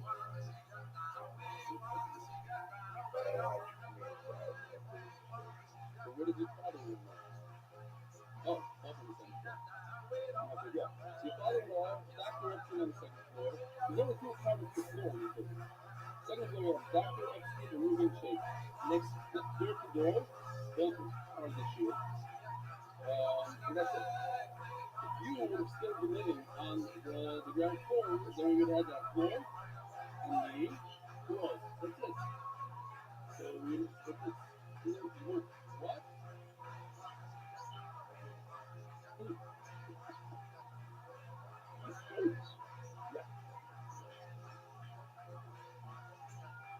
Look at us just inside cover much like sorry, let's keep on moving. Hold on a second.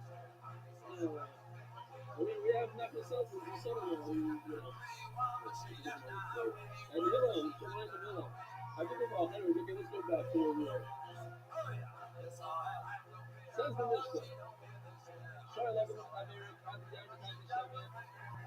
We're talking about on Shabbos. Without a borrow, to restrain, no, you're to yourself and with my neighbor. That's what neighbors do. They borrow some sugar, some brown sugar, they borrow some oil, some eggs, not on Shabbos. Different stuff, it's not from borrowing stuff. People childless, if you're not read this. Anyway, if it's actually right away, help them. So they allow this because we can see that on Shabbos and Yom Tov, but they don't use the word Albania. Now, if you think about it for a second, does anybody know the difference between Albania and Masculinity? Is there a difference? Well, I know in English it kind of makes sense to me. I'm not such an English guy, but sometimes, especially when you're struggling, you can find you can hear this. Can you borrow me something? So the blend, you know, so the word borrow blend. I'm not saying it's the same word. In English, you also have like similar words that mean maybe similar things.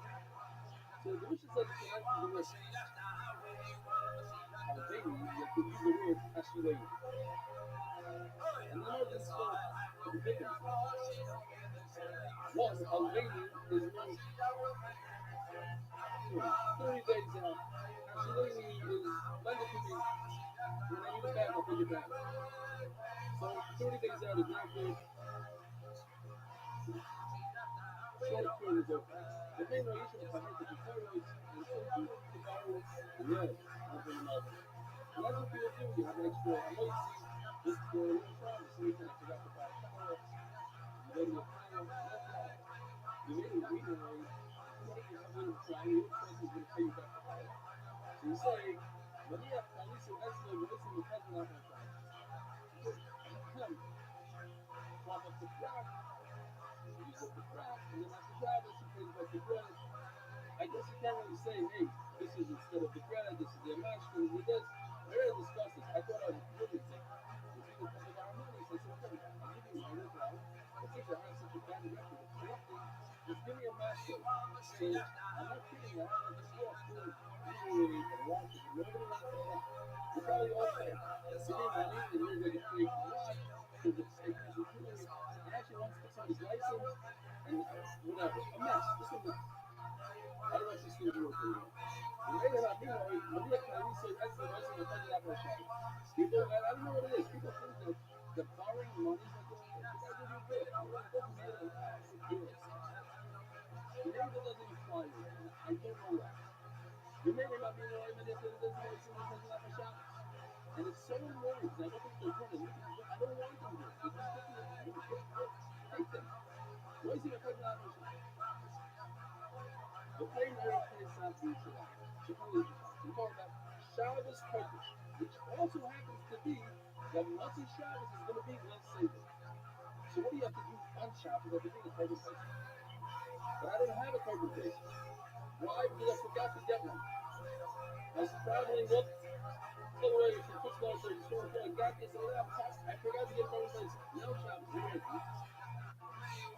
You have to listen to another person. No, the Kodesh Pesach, that's already expensive. So I give you a mashke and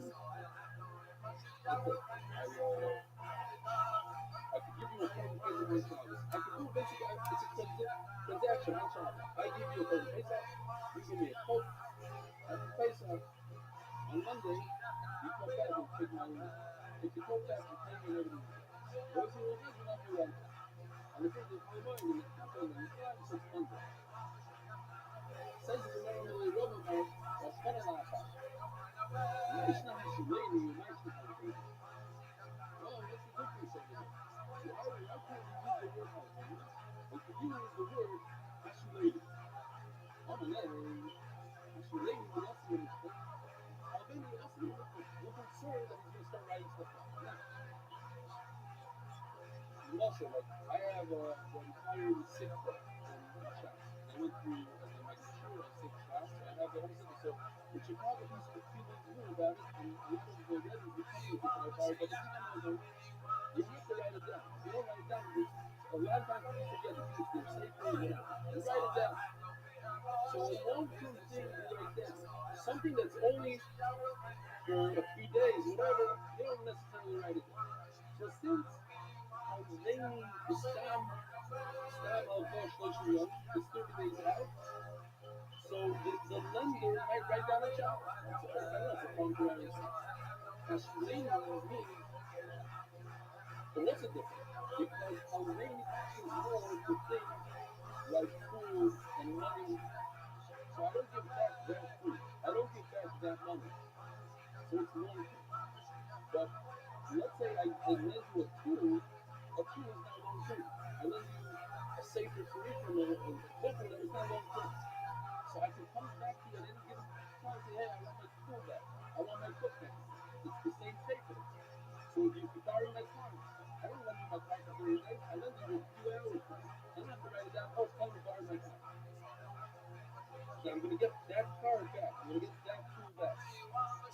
therefore, when people use the Lashon Hashileni, I'm not concerned that the guy is going to go right there.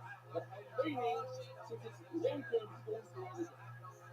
Constantly, as the Gemara, but even the Bechal, sometimes you like the guy says, can I borrow this thing? Could you let me, like, they mix up the words. People are not careful how to say Hashileni and Halveini. And even if a guy says Halveini, so your car, you'll give him the car. You don't think, oh, he's going to take it for 30 days. No, he needs to do some errands and he'll give it back to you after 2 hours, after a day. But the guy said Halveini. Hey, he said Halveini. People are not careful. So since in the weekday, those two rules are intertwined and people just use them all over the place without being mindful. So they put it away. And the Malva doesn't hear that he said it. Once in the Mikvah, the Shabbos Nami has a loop. So maybe in the weekday the guy will write it down. So maybe on Shabbos he'll write it down. Even using the other word, Hashileni, maybe someone will write it down. He wants to borrow this long term. I better write it down quickly. But he said Alveini. But Alveini can mean Hashileni. I'm sorry, he said Hashileni, but Hashileni can mean Alveini. Maybe it's long term. I gotta be careful, I gotta rest. Says the Gemara, Amalei, the Shabbos, even Hashileni should be turned around. But since we made it zero, don't use the word Alveini. Don't use Hashileni. Alveini then showed them, Mikra and Mitzvah, but it's also the so there's a Mikra, people know that the paper was worth using on Shabbos. Yes, in the weekday, people use it all over the place, but in Shabbos, they don't have to do it Alveini. Then, the that itself is enough to trigger something that's not available. Shabbos, they shouldn't write it. I don't know about something like I do. I'm looking at it. So we don't know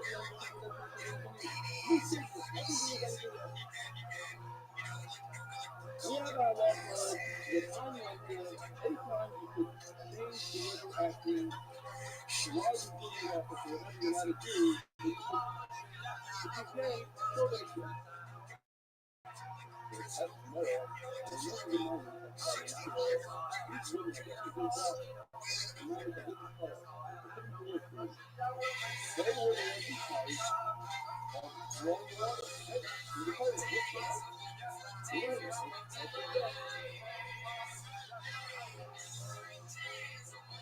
Okay, you know you're going to do it anyway.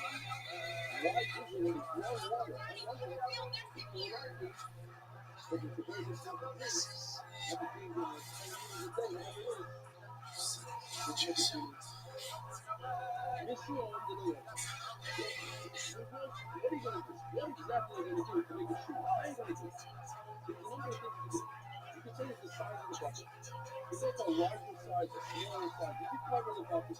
But all of these things that the Gemara don't work. Take it out. The money is not too loud, but it's a very large size. You know, you have to do it. You say, hey, it's limited. Use the smaller size. But at the end of the day, they need 10 meters. So it doesn't matter what size. But they have to throw it on the other side. You're not going to keep it. But why did you do that? He said, don't walk in. It's not a good thing. One thing allows the Shabbos is not good.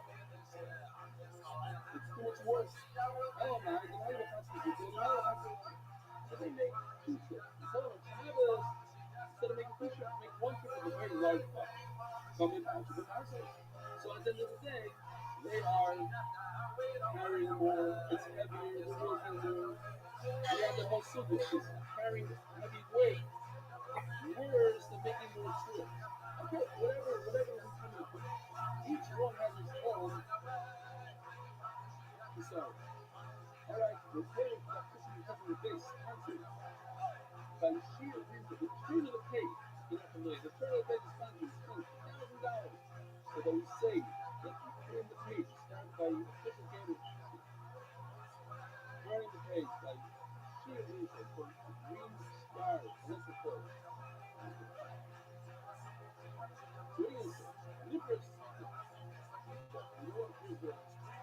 Make something that's correct every time you throw water in the field. So put a nice scarf over it. Just feel like, what's that scarf? Oh, it's not. Okay, so you make a shield.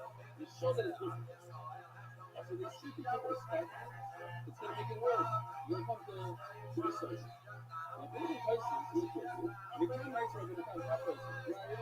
The guy who's selling the site because the studio over there in Batesville talks about language and there's no issue over there. Why? Because there's no issue, says prices, to keep their own water because water bleeds.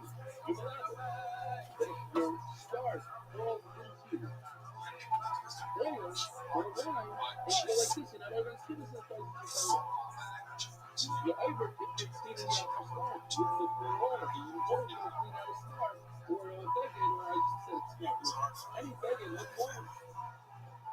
The kinds of addiction now, so perhaps you should cover the tail with a tail cover. Giving this advice in Euclid. Well, it has a little spring, you don't want to fall off, it falls off, it's going to attach the spring, the attachment spring is over. You're adding issue, you don't want to attach the spring, then you're going to make an additional sound. Look at the yes, these are all my producers, continue doing what you do, and the rest.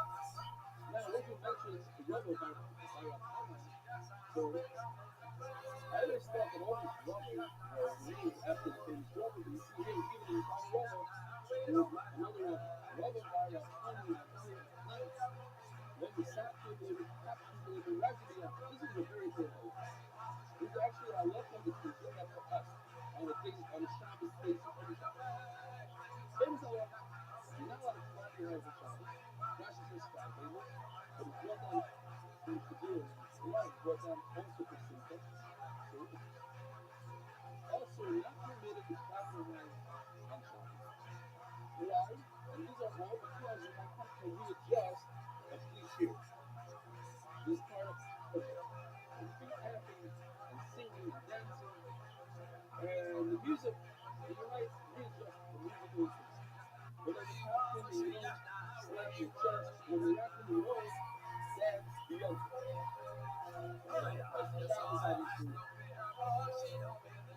So, just as a look at the song in Mr. Blue, I found a beautiful part today in Little Boys, first of all, by the way, but what I'm doing is this.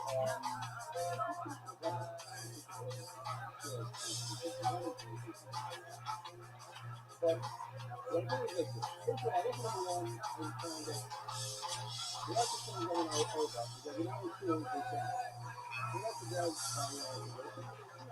go around the female. I don't call it that actually, but call it, you know, like that. So this is something that's not considered a real thing. When it comes to hustling, when it comes to it's okay. The Comedy Mothership here in Austin, Texas, for brand new episode of Kill Tony. Get over, Tony, let's go!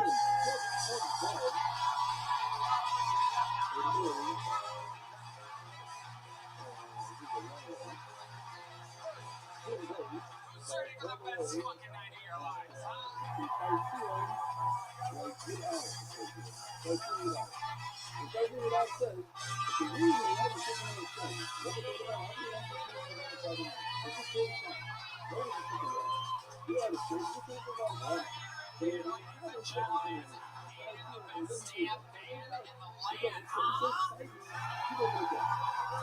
Castillo, Vallejo, Carlos, Sosa, Nachos, Abel Grande, Michael Gonzalez, Big Mike on the drums, Sean Greenberg joining us again here tonight, Matt Mullings away, the great John Dees on the keys, and this is, believe it or not, the one and only, the great and powerful force of nature, D-Madness on the bass guitar. Oh my God, what a special vibe in the room tonight before we get. You guys ready to start tonight's show? Every single week, I book two of the best comedians in the world. We're really doing it right now. We're really doing it. And this week is no different. It's not St. Patty's Day, but they are both extremely Irish. One is one of the greatest MCs in comedy store history, the very first man to ever bring me on stage, May 7th, 2007. And the other one is truly one of my favorite comedians, one of my favorite chickens. They're both two of my favorite comedians. I'm familiar for tonight's guest. It's Chris O'Connor and Ryan O'Neal, everybody.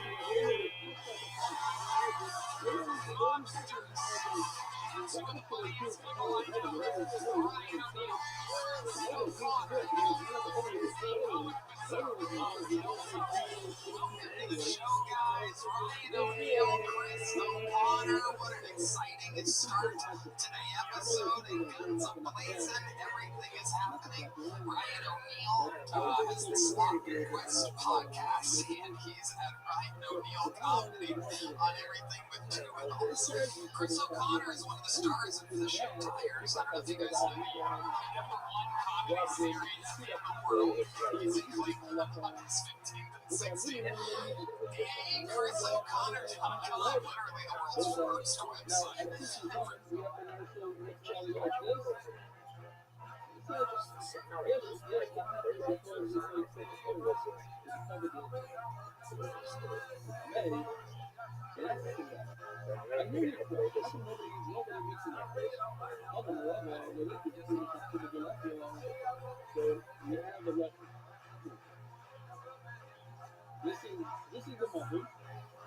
Oh, shit. Just prepare for it. Here we go. The left is standing right over here. Right? Stands up on the side. Shouldn't sit like this. Don't sit. Hey, Chris O'Connor, is there an apostrophe in that website? It is Chris O'Connor Comedy on everything social media. Very, very excited. We are going to have some fun tonight. You guys, Ryan O'Neal was a guest, I believe, very early, 12 years ago. Belly Room, Main Room. Done it all. He's done it all. First time at the mothership. Ryan O'Neal moved here this week, one of the best comedians in the world. Chris O'Connor moved here last year, one of the best comedians in the world. It's very exciting. And you guys know how it works. Well done at 230 tonight, ladies and gentlemen. 230 waiting at our next door. I'll pay that big and full out of this bucket. I'm gonna hold the world's biggest There's a lot of other things that could have been fun. I don't know why you're getting offended. I chose pale, which is the nicest of the things I could have said. So the first bucket full is getting wrangled. You guys know how it works. When I pull their name out of the bucket, they get 60 seconds after. I'm thinking by the time is up, I'm going to sound of a kid. If it's their derivatives, I don't say bring out the angry must Hollywood better. Which really interrupts them, and then I conduct an interview with me and my esteemed panel. I'll fucking have fun figuring out what else they should talk about or what else about their lives is interesting. They go from a comedian to a podcast guest in 60 seconds. The whole thing's improvised. Anything can happen. You guys are going to start tonight's fucking show. Well, while we go wrangle that first bucket full, we are going to watch the Golden Ticket winner start the show with a brand new minute. Everybody, the calm, cool styles of Make Some Noise for Colin Sledge, everyone. New minute from Colin Sledge. Oh, they can hear me on YouTube with the video? Especially based on watching. There are some people who are like, oh, I got picked on in school. I don't get out. When I was growing up, one time this kid put a sticker on my back that said kick me. He thought that was funny, so I put a sticker on his back. It's just a target. Rock out. He's like, I'll get it tomorrow. Natty lights in a iPod. Those always episode when I was growing up. Anybody I can still do it remember when I was growing if up. they have My dad used to tell me, it's a research. girls are more brand new. Anybody makes a nice Sweet 16 or whatever you want to consider it. But can you do it when I said, why? He said, you're crazy. You don't like it. You're gonna be most wrong changes? for a long time. Can you make people But there isn't really like the way that means sexually. everybody was the thing is, we always kept One people time safe. my niece Never had anybody who my dad confirmed, he's like, so you think you're a girl, huh? never got into trouble. Which we did everything.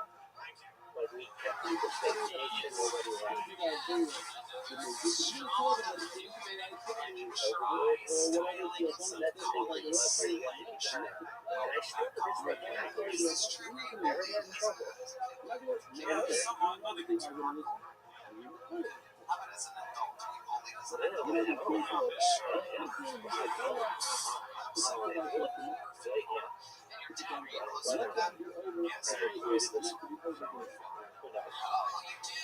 How have you? 30. Living with their parents. Have you ever not lived with your parents? I went to Mississippi State for 1 year. I transferred back.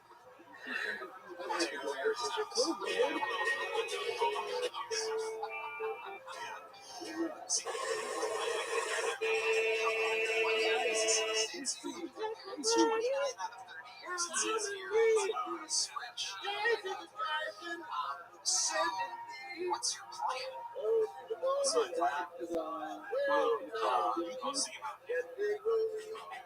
What's the plan? So how long have you lived in the garage? I guess when I moved back from college, I built it so No, because you asked me for permission to do it now, and I said, yeah, it was around that time. And then you opened it. That's good. You have that permission, no? I'm sorry. All right. So it's Whoever it is, separate from the please house. stop Do you moving have a the camera. direct Thank you. Okay, that's exciting. Doesn't And know but how when many you say you garage, I would think that would consider right in their eyes on the voice side. well, Doesn't matter. there's a garage door in the Tell next door. somebody, Still be talking. careful. That's You're just about to all be over you. their There's rights. no cars in the garage. There's one Relations car in the garage. are So you sleep even next to into a their car. eyes. That's an apartment above the garage. And they are harassing. Oh, the garage apartment. Better not to tell them, because if you're going to tell them, then look, really, you see a guy about to go into a car shop, he knows very well. You start telling him, hey, you know, it says in Torah, this, that. He's going to do it anyway. So why make him do it with the Issa, the basis, when Our solar system is made up of 9 planets. Our beautiful Chips Ahoy. There's new sprinkle Chips Ahoy. With lots of chocolate chips and magical pepper sprinkles. There's a more in every bite. you're racing. Because I didn't know the Africa, because obviously the process of that so it says in the process, one person it says, the process comes down, I saw a paper like me as this, where my people, right? It says that you put it on this and there, that we know. The family is working for the year, you know the process of the mission Chips Ahoy! it's the nice day, it's the country. Let's try some. So for me, Try every new Chips. idea that This is a public service announcement. Chips Ahoy dropped cookie butter cookies. add a little bit is different. Gershon, maybe go out a little bit so you can see this, oh, whatever. Says the Gemara. The husband said they want to keep him the rice in it. It's But Kel. you know, It's Kel. that people go to the last minute stuff. They want to keep their word as much good as they can to scare themselves and all the way to Ben Hashmoshe. But that's a very right. I'll So take Torah care of tells it. you to add a little bit of your kiss. And it's better not to say anything. Says the Gemara. Remember, listen to the Israel Sabbath. Use the right language because I'm vain, you don't say Hashemonu. So a woman can borrow bread from her neighbor. That's the Gemara. The Shabbos of the Osher of the first Shabbat day. What's going on here? There's a concept of shah itself. When it comes to neighbors, even when it comes to, let's say, if I give you a push or a lead, you cannot return a push or a lead. Why? You get money. You have a market. You have a market. So what happens if the market goes up? The value of the wheat goes up, and by the time I return to you, I borrowed $100,000 worth of wheat, but today, that same wholesale cost $150. So now I'm giving you back $150. Look like is, do we say the same thing, self as self, in our local place? Hillel says yes. Number one song this week, 2026 versus 1939.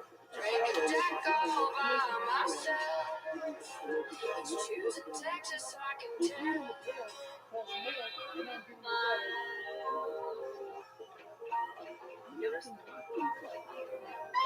Here is the number one song this week, 2026 versus 1939. Drink a deck all by myself. Let's choose in Texas so I can tell. Ladies and gentlemen, Everclear.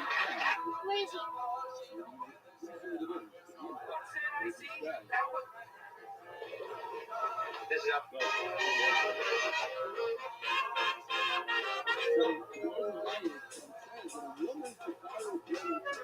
Hello, I'm the church lady, and this week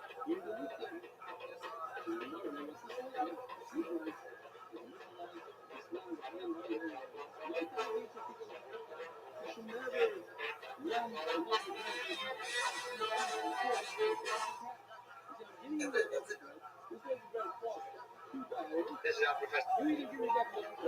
Give some out.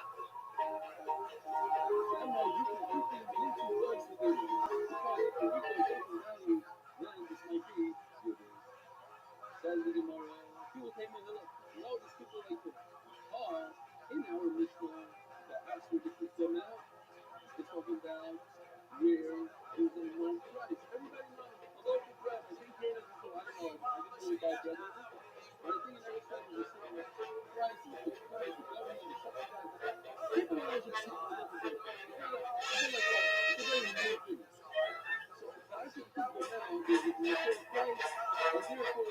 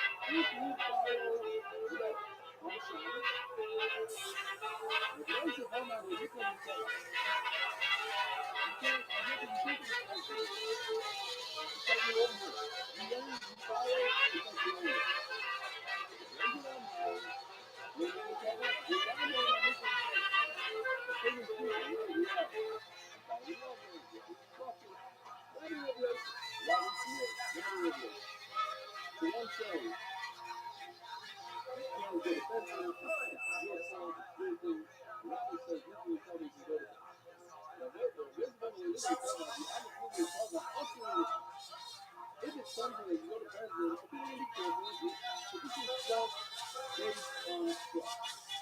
I trust you this type of thing. There's no writing down, there's nothing wrong writing. If you look, what is it? Yeah, you know, I think people are going to start writing. Rabbi, the honest thing is that can't take the guy to bedroom with whoever. You don't let it. Or else you do it. This is a question for the judge. How do people be out there yapping? Okay. They have there's no way out. If the guy denies it, he'll never get it back. Yeah, I'd like to buy your best TV of all time. Sorry, we don't.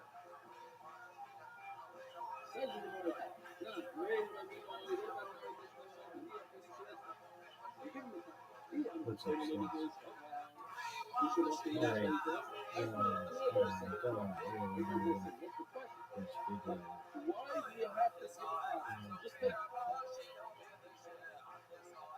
the best enough. What's up, son? I'm so fucking sick of hitting a button on every fucking website that says accept cookies. I want to like a setting in a browser that just says reject all your stupid ass cookies. Why does every website have this? I don't understand it. I don't. I'm in tech and it's like,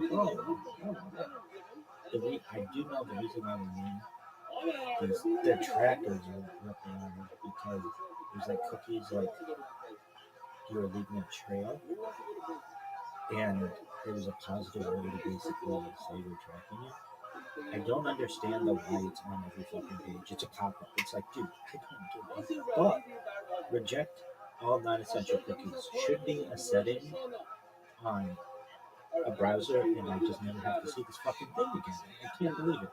Anyway, so long as we're on topic of cookies, these are amazing. Love cookies. And Cookie Monster.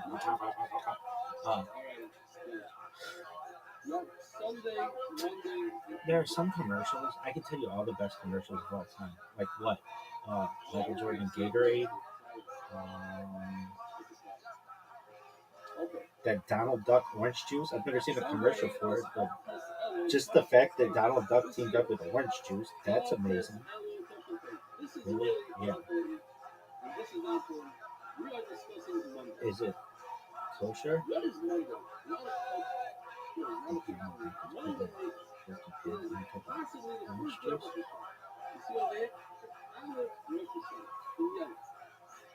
We're looking it up. How did Donald Duck get associated with this orange juice?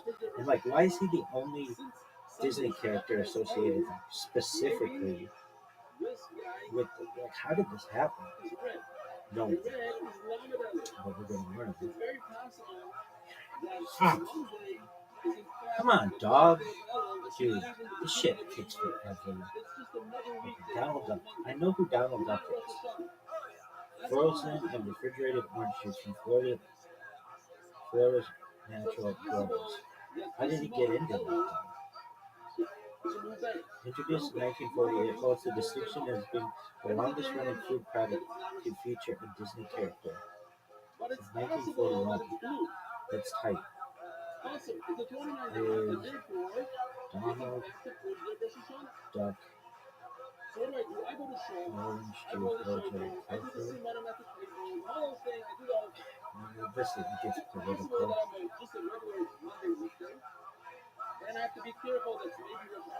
It's inherently culture because it contains no meat or dairy products, which are dietary functions. Yeah, but it can get. The following day is Tuesday, and it's the second day of Rosh Hashanah. Yeah. Why? It becomes political. Now this day, right over here, this Monday, it's either Tafshin Pei, the last day of Tafshin Pei, or the first day of Tafshin Pei hour. And here's the thing, it could have been kosher when I was a kid and it lost its texture. That shit happens. Really? Yeah. Are canceled on the final day of Rosh Hashanah, of the year, of Shemitah. So this day right over here happens to be the last day of a Shemitah year, perhaps.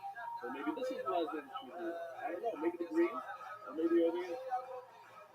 What happened was, there was a bunch of people that got together, and they bought an animal on Rosh Hashanah. On this day. So one guy paid for it, and they divided it up between like, now, if it's the last day of Tafshin Pei, so there's up a creek. The last day of the year, Shemitah cancels all loans. So all the money that they owed him, Dude, we'll say it's a loan, not to get I'm kicked telling you, I've out. spent It's a like half loan. my life in They contact didn't pages. It's like, huh? purchase it. It's a loan. So he doesn't get any of his money back. Because it's actually a weekday, and it's the last day of that year, of Shemitah year. And the Dumb. last day of the Shemitah year, you don't get your money back. Or it's the There first should day have of been, the I've seen it online. You got and it's Yom Tov. some chips. Shemitah is 7 years from now, there's nothing to worry about, it's going to get paid. You flip it over and it says on the back I after don't go time. around Like, I don't know if it's exactly this, but like there should just be like a thing like the nutrition facts to tell you if something's kosher or not, if it's organic or not, if it's gluten free or not. All that bullshit. Anyway, This is Podcast Ello Time right to- over here. the fucking And this right over here, I don't know. It is a big unknown. This could Rhapsody be and Blue, which is Lana that Ella, commercial which is for the day after Podcast the airlines, Ella, but still Ella, that brings tears to my part eyes. of Shabbat, and still Shemitah. What else? Or this day, it's all on the same day. Or this day could be the first day of the next year. It's a Aleph Tishrei, and it's a I could name some others. this month was the month That of 1984 and Apple therefore commercial, that's it's pretty how cool. you get to read this. The It's very late. Apple versus PC was pretty iconic as well. Oh, the Windows launch? Let's see. Dude, I got like a bunch of them on the launch. Anyway, this was about Maybe cookies. this chart made it more complicated than it might be. Um, Than the chart. Maybe the chart ruined it. what Shout out else? to Gemara. Tashma. No, sorry. Where are we? Mac tonight? I don't even eat McDonald's, and I'm telling you that that's a classic commercial. It's 6 Really? Yeah. Yeah. Moshe Rabbeinu Barabba, and Hashem is a part of the fifth of Rosh Hashanah. He shechted an animal, and he divided it between his body. They're all going to pay it. But it's Rosh Hashanah. So, The first day of Rosh Hashanah. Yeah. By the Kubar, McDonald's opened a kosher McDonald's in it's a pregnant month. In other words, it has Los another Angeles. day, And, a 30-day month. This we went Shabbat. outside with And that like year fucking happens to be a tent. Shemitah year. People would be like, what is this? Shemitah has the power to cancel And all kids would be like, no, this is rather let's show with a bunch of cancel Orthodox Jews went really bitch And to when does open. it happen?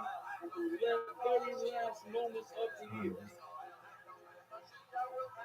So therefore, this guy doesn't get any of his money And back. why didn't anybody ever give Donald Duck shit for not wearing That pants? means it happens to be the It's a good first day question. of the year. It happens to be the first day of Tishrei. Ain't it Mishana? Nobody was ever like, hey, Donald, you gotta put your pants on. No. How would you like to be on the front of the fucking orange juice? It's tight. But when did this Really? guy Fuck you. do the hobo? Anyway, what else? I don't know. Well, Rabbi Yosef says that on that day, Manischewitz, you cannot go to Bezdin. Hagen David, That's the Gemara. You can't go to Bezdin. Kevin, Not Mishana. So what Tradition. difference does it make These are all if major the law bands is that canceled many or people not? You have can't go to not Bezdin appreciated. So, a lot of Rishonim have a question with it. So maybe the guy wants to pay. But if it's Shemitah, he doesn't You have know to what's pay. interesting Cancel. How often does it pay? But over he doesn't want to pay. is So the Gemara, Rishonim also. I've never seen What's the idea? These lying mills at the public. an What's the animal source?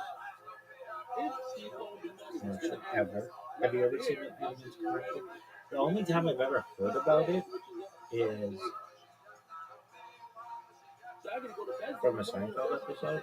That one with the wedding cake. Anyway, but see, it's still working. You got a bunch of commercials to watch. Really? Yeah.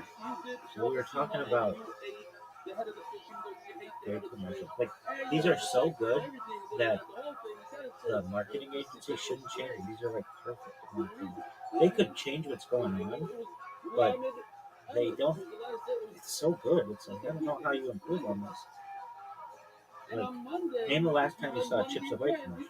Oh wait, and this was early CGI, say it. That's on the side. That's weak. Now what about if it's younger? What's wrong to say? But it's just like a classic song with your product. That's all you need. That they could go both ways. Could be younger, could be weaker. Hey, let's start at the beginning, dog. In line. Now, if it's Benny Goodman, sing, sing, sing. also known This is all you need. 29 days. In other words, Makes you want cookies, doesn't it? Maybe we found out. Makes you want to dance. If it's younger, it's not sweet anymore. So Makes you want to work as a spy for the Allies. Really? For sure. Makes you want to work as a spy for the Allies.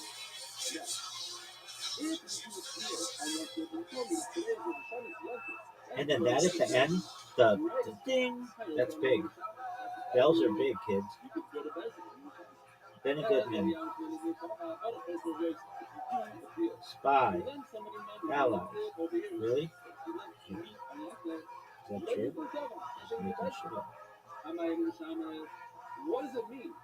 Nothing. What does the wording mean? Just Somebody how do you does. reason? My enemy shot. Meaning, what is the meaning of enemy shot? I could right then. When did they tell me? Finish. I can't go to bed. So why are you telling me enemy shot? Like I could go to bed. No. You don't even do that.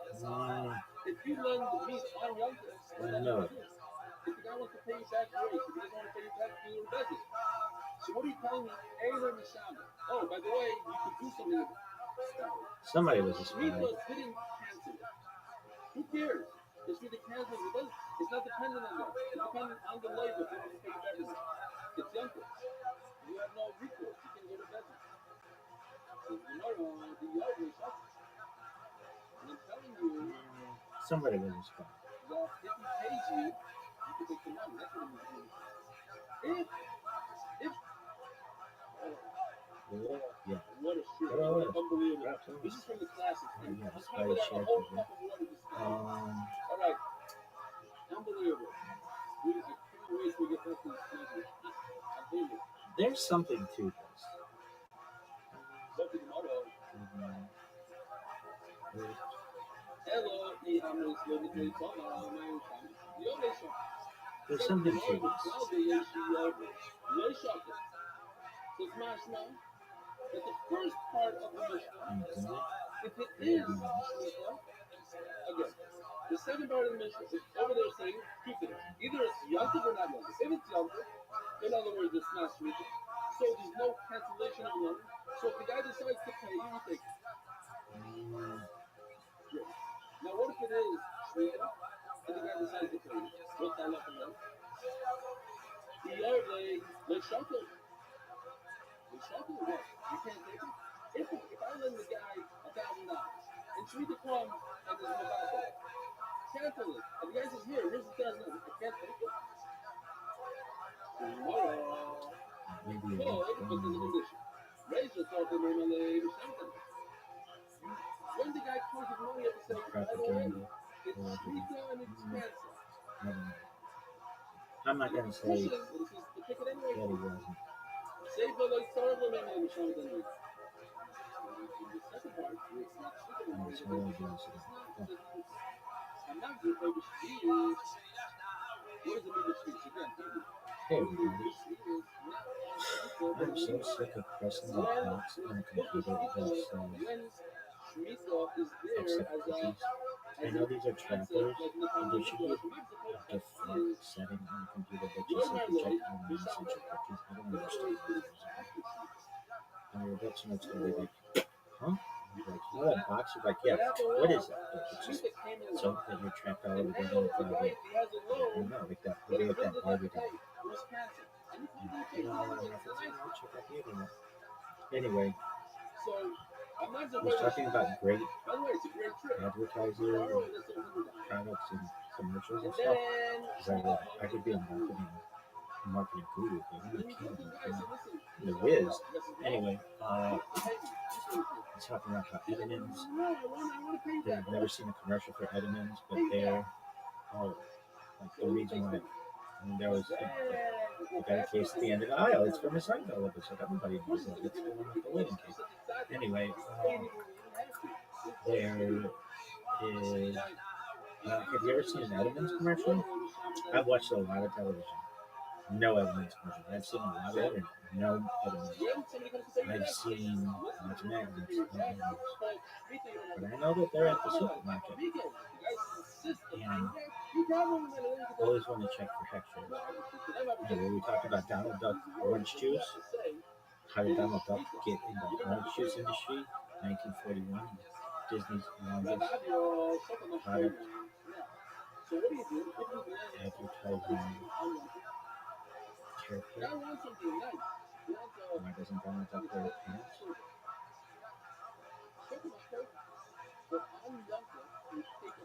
Can I do Donald Duck impression? Okay. Do Donald Duck.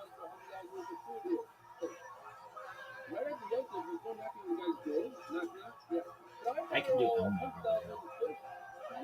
Elmo! Elmo's world! But I.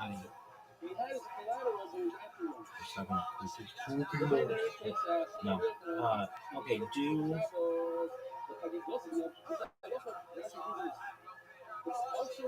That Donald Duck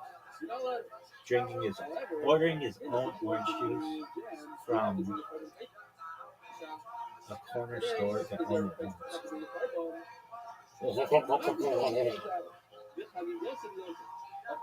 When I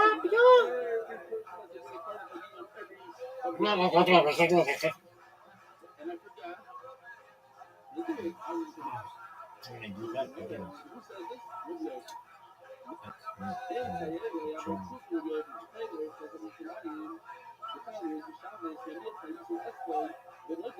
I watched a documentary on Marion Snipes. That lady's such an inspiration. And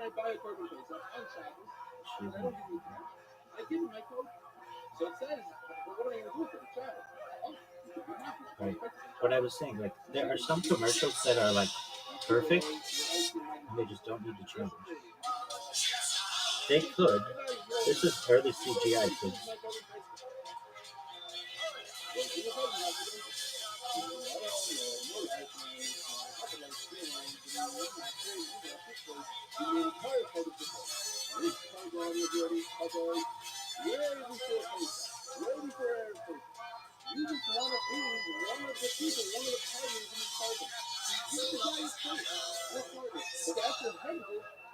Yes, kids. That's big time. Alright, is that the end of your story?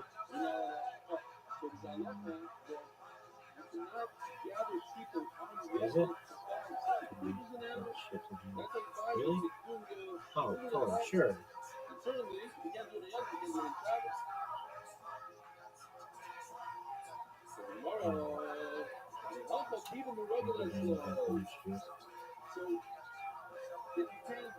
You know what sucks? Is if you ever you brush your teeth and it has that mint taste, and then you drink orange juice and you still have the mint taste, it's like,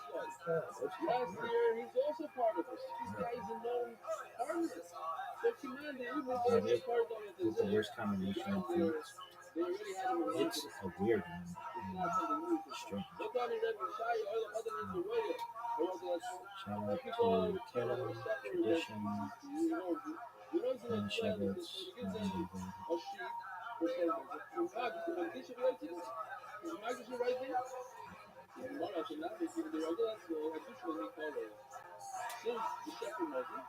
So you knew that he was going to come on Saturday.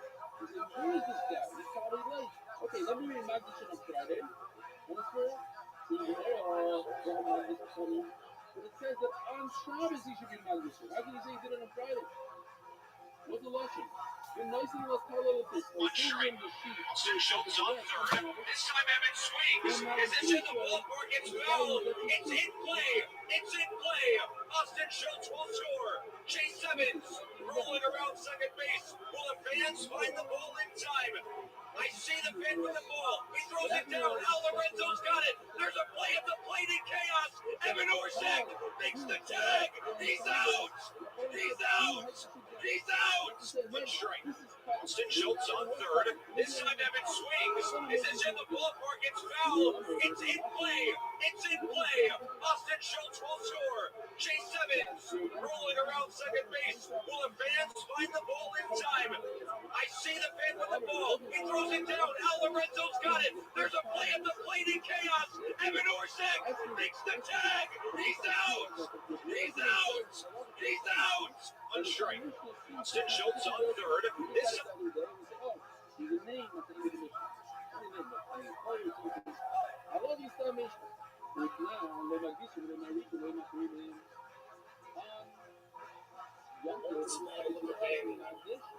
Most of the parking lot, all the massage chairs in the middle of the walkway.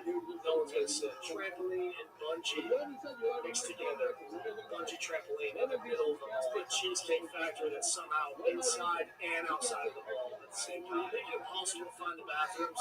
And if you do find them, it looks like you're about to enter the back with pretzels everywhere. I want everyone to smell it as soon as they walk in the mall. Kiosks selling phone cases nobody wants. And the salesmen are very aggressive. My car there with a raffle that no one's going to win. And it's either a Tesla or a very average looking old jewelry store with 0 customers ever. Matter of fact, I have 4 jewelry kiosks across the long hallway that serves no purpose. It has 1 water fountain. One is Spencer's and 2 Journeys. One of the Journeys is going to sell adult shoe sizes, the other one is going to sell kids' shoe sizes. One is model with the banger. This seems really nice. It's antibacterial, 50% less scrubbing than how much I was doing before, but 50% stays nice. And then here, my Ultra. It's grease on contact. Does that mean no scrubbing at all? I want to get that way and get Dawn Platinum. This helps. Does that mean helps remove up to 99% of grease and flaws? How much does it help? I want to get Dawn Platinum, but I can't get it. When I say for the exact same price, Dawn Platinum Plus Power Shots. Plus, this says 2 times the size versus Dawn Platinum. At first glance, you know what these carpet fitness are so trippy to me because who's bringing in this carpet? Check this out. Dude, I'm kicking the ball off the side of the house. I got to bank it off of this first goal into the second goal. Listen to this. Check this out. Dude, I'm kicking the ball off the side of the house. I got to bank it off of this first goal into the second goal. Look at this. Check this out. Dude, I'm... Name me a country that has better food than England. I dare you. Okay. Night only is in theaters. So in basketball, when the clock reads 8:24, that means there's 8 minutes and 24 seconds left. Which means in hockey, when the clock reads 8:24, that means there's 8 minutes and 24 seconds left. Which means in soccer, when the clock reads 8:24, that means there's 8 minutes and 24 seconds left. No. It means there's 81 minutes and 36 seconds left. It's because the soccer clock doesn't tell us how much time is left. It tells us how much time has gone by. And if it's 90 minutes in a game, then when the clock reaches 90, the game is over? No. The game is not over. Yeah, so it's because they still need to make all the time. What'd you say? Oh, we're gonna do a podcast again. I don't know where he is. He was supposed to be here 16 minutes ago, but that's right. And if you want to bet on how many penalties are there, I think it's in the middle for me. you can do so by calling up the league. You can do it on futurism on that website I sent you. What you got here today? To show the texture and this wave pattern. Again, it looks like you went and got a blowjob That's correct. at your blowout at your salon, and it looks beautiful. All right, so here's what's happening today. We're having a huge beauty sale. Everything ships to you for free, but that goes away at the end of the day. I will remind you that this is a one-time only price, where the price goes up at the end of the show. To show the texture and this wave pattern. Again, it looks like you went and got a blowjob at your blowout at your salon. What you got here today?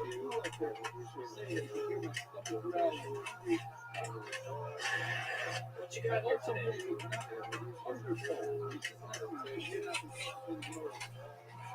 DVDs are hot right now. You take anything. I'll tell you what, I actually have a buddy who's kind of an expert on this. He can maybe like give me a price on this. Let me go grab him. Hey, the expert. I was thinking of Jack. Not the one that just that's a safe. He owned this DVD. Well, how do we know for sure? Give his number. What's up? Hey, Justin, what's going on, man? Kangaroo Jack. So I used to have Kangaroo Jack, but I ended up selling that to Betty White years ago. So wait, this was your copy, Mr. Justin Bieber, at one time. That was my movie. Hey, man, thank you. I appreciate it. I won't take up any more of your time. I know you're a busy guy. It's I mean, you gotta understand, it's not like his microphone he has or the jacket he had. It's a DVD copy of Kangaroo Jack. Turtles. Yeah. We'll take it if you do. What you got here today? I'm here fired. No, really? Yeah, I'm serious. I'm wondering if you're Looking it up and just okay. How How you doing? I don't know anybody. You know me? You guys hear anybody? You guys do here? Okay, good. All right. Maybe By the best player in the world, Shohei Ohtani. So Ohtani's exactly what he's going Very good. So they don't have a chance to play the series because of that work. This is programmed to pitch exactly how Shohei Ohtani would throw if he was facing a right-handed hitter. A lot of fastballs in the zone, sweepers outside trying to break off the plate, and then a small mix of splitters, sinkers, cutters, and curveballs. That's a super swing hair. That's what that's on planet if you're just going to get one to India.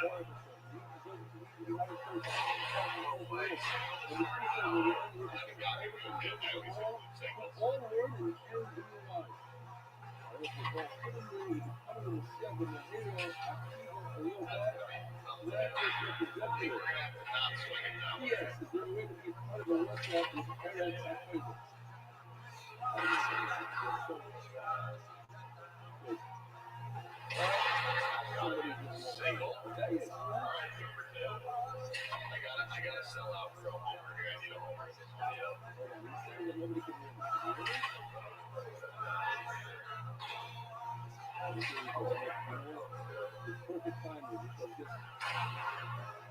That sweeper gets scared with your strike to torch. I can hear you, right? I can hear you. Wow. I don't know.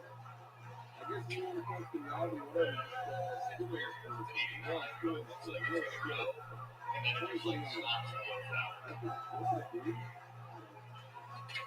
All right, Rabbi Isaac, today is the fifth man test.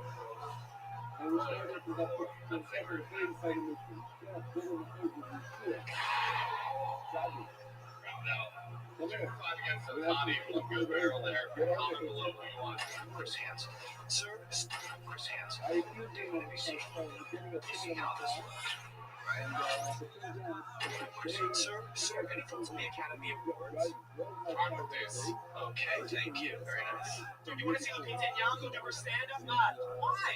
She's Lupita Nyong'o. I like her private life. Excuse me, she has an Oscar. I'm just trying to make fun. Yeah, she's trying to branch out. Look how beautiful she is. She's attractive like her. She was in 12 Years a Slave. I don't give a shit. Wow!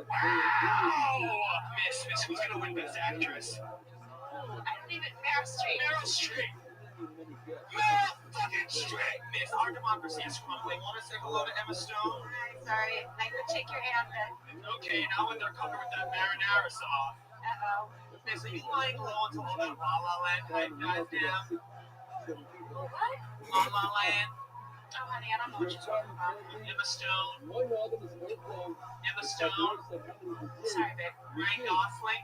Okay, I know who that is. Hey, it's a movie musical in L.A. Definitely not going to LA. No, you don't have to go to L.A. It's just a movie about L.A. Yeah, babe, I'm sorry. Sweetie, don't babe me, okay? It's La La Land. It's what Oscar buzz. Emma Stone's here. Poor kids, I'm not watching TV. Sweetheart, okay, it has Oscar buzz, and I saw Emma Stone do a Q&A, all right? I don't know who you're trying to sass or call Emma, but you got the right bitch, but you in a wrong motherfucking place. Okay, thank you very much. Sir, any thoughts on the Academy? Wait, Sir, any thoughts on the Academy? William Wainwright III, otherwise known as William Orbit. Wow, that's a big question. So just to paint the picture, because this comes in chapter 5, I'm talking about my dad. Sir, for $1, name a celebrity you hate. Go, scream it. Scream it. Yes, take it. Take it. The maniac who brought you like. I might be the most vulnerable thing I've ever shared with anybody. I'm Billy Eichner, and this is How many? Hi everyone, it's Ed. Never in my life gotten the types of Miss, I'm so sorry. What does it feel like to be an elitist New York piece of shit? It feels awesome. Thank you. Miss, I'm so sorry. What does it feel like to be an elitist New York piece of shit? It feels awesome. At this point, there's no larger and smaller person. They're all equal. So we're dealing with identical persons. Being a young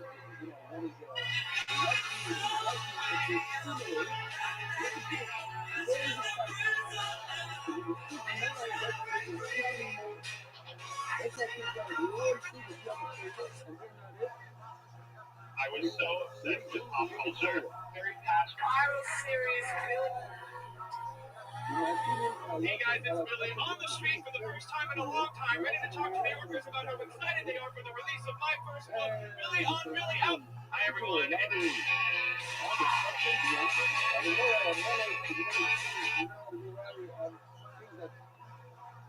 half brother.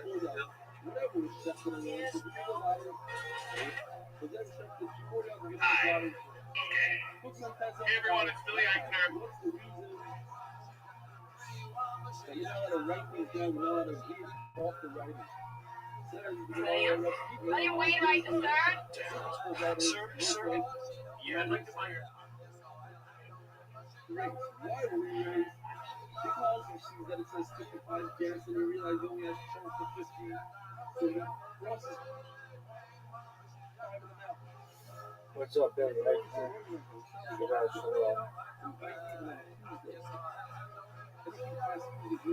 I've got I absolutely hated you. It's like the worst edition of any show ever. Or worse. By the way, voice, I forgot to tell you. The Jordan series is hilarious. That's all I really have to say. I like it, Billy on the street. Even if it was different. One day, when I go viral, I'm gonna give him this fit him vehicle. Colors. commentary.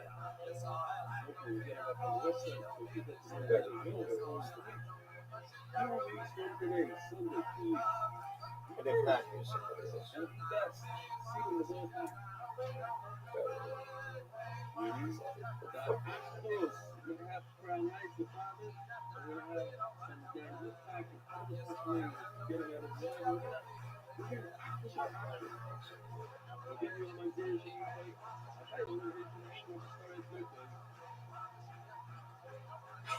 Sir, anything to the Academy Awards. This. Okay. Rain pattern. Again, it looks like you went and got a blowjob at your blowout at your salon, and it looks beautiful. Drink all this? Tell me about the night you drank this for me. Don't screw a single detail. I want to hear all about it. I don't think it was possible to convey the purity, rebellion, and the party-happy lifestyle all at once. Like the nail on the head, Judge. They're all unwashed. Some of these are really expensive. Okay, high roller. I see you. I'm obsessed with regulating gases through each bottle. The interplay of refraction and color gives the whole arrangement an unexpectedly architectural quality. When you say, I had to the local corner store, pick up a bottle of your favorite on me, and then we add another brush stroke to that masterpiece.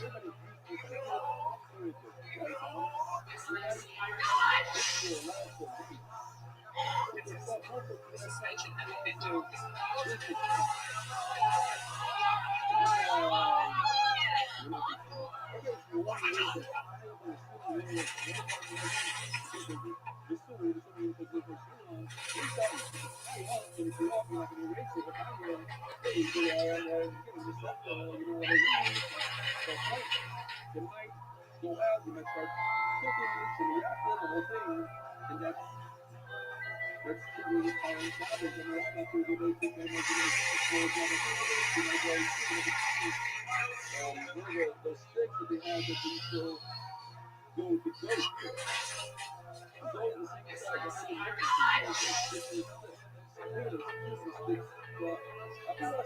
I'm hungry right now. I'm so hungry. You should probably eat. Like, thanks. Do you think you could, like, look straight into the webcam and say, Dua Lipa is the greatest pop star in history? I would never say that. But at the same time, like I said, me, I'm 56 years old. Hey!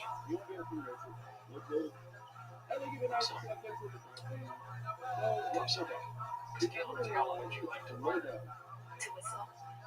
I can't. Really? Really? I feel so much. So do I. I'm sorry. I'm in a relationship. It's very random. Sam is the one that was wearing the giant chain around his neck. Here's the big giant chain. Did you see me?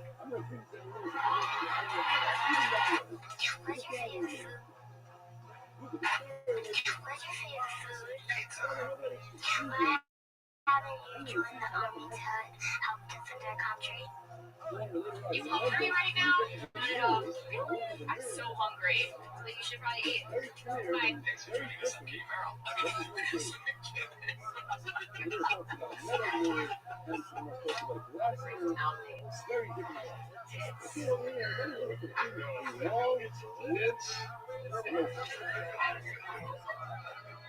Merrell is working with General Mills breakfast products to the sky.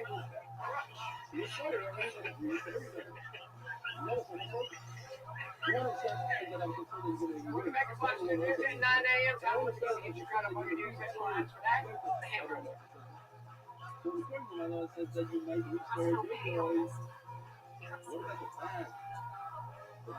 Today's show is pretty much at the Washington Wells DD Mega Doo-Doo. Sorry, Mangudu. Successfully released World War II of every World War II.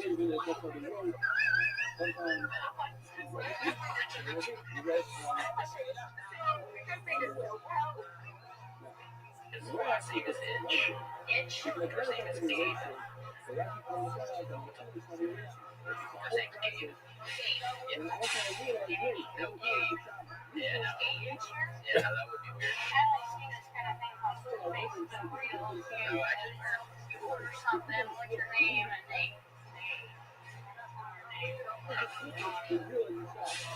It's that 1 second. Last name's Itch. When it takes more than a second or two, whatever, it's like those counts is really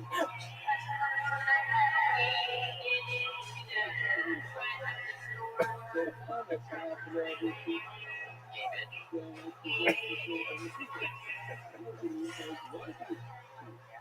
We were just wondering if you're able to call for our brother to meet us back up here. First time is Char, right? If you're able to call for our brother to meet us back up here. First time is Char, right? It's Pound 968. Yep. His last name is first name is Gabe. No, Gabe. What's his name? Pretty sure, yeah. Good Chinese person. Yeah. He just told him. Yeah, it's not a big deal. I know his middle name's Itch. Yeah. That's his middle name.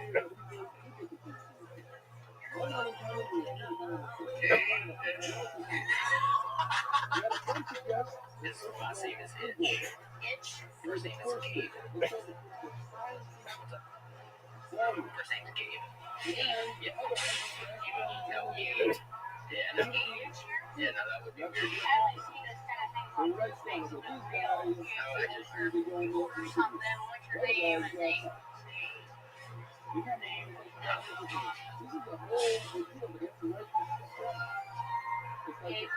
Last name's Itch. Itch, yeah.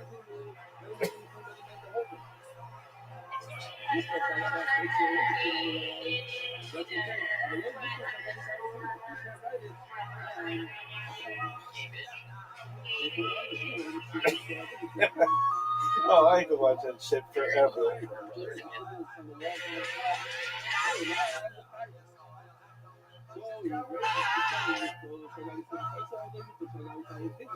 I was just wondering if you're able to call for my brother to meet me back up here. His last name is Lormis. Yeah. Coxie.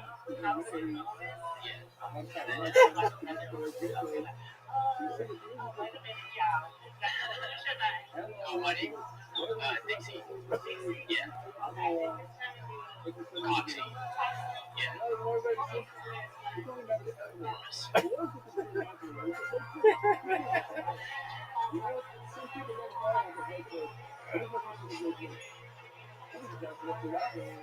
Dixie Lormis is sweet for me.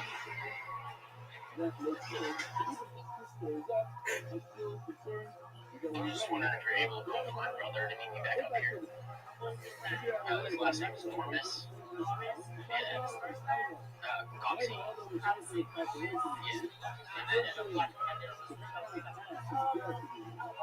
Yeah. Money. Dixie. Yeah. Coxie. Yeah. Lormis.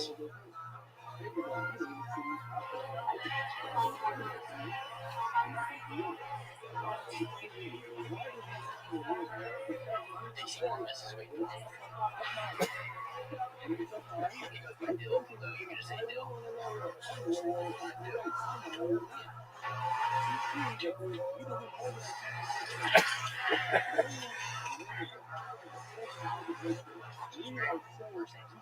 Last name Dill.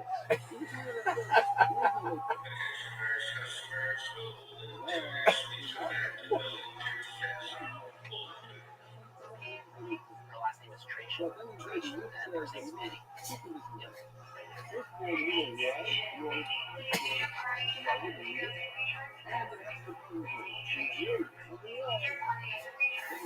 last name is Owners.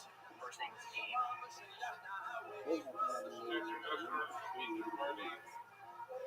Gabe's Owners.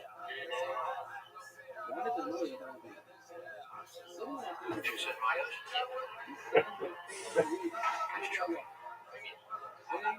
Dixon Myers. That's like that. That's his name. I want to hear it. Alright. You know how to call for my brother to meet me back up here? Hey,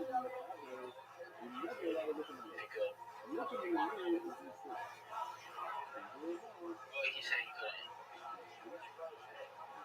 His last name is Myers. First name is Dixon. Yeah.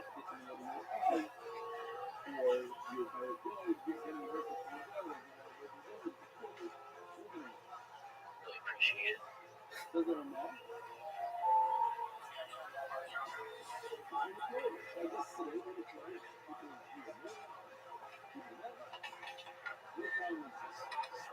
He goes by Dill, though you can just say Dill.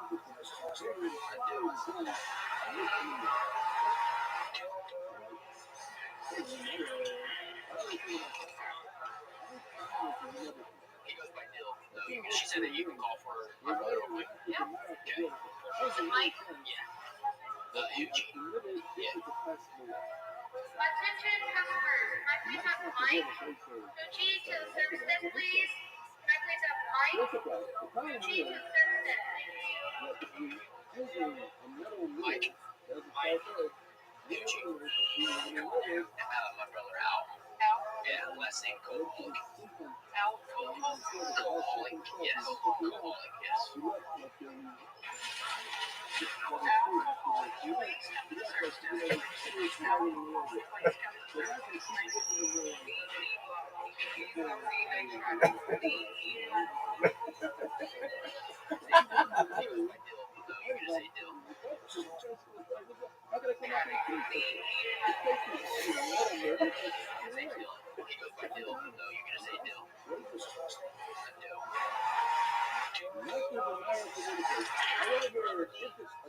Yeah, and last name Spence.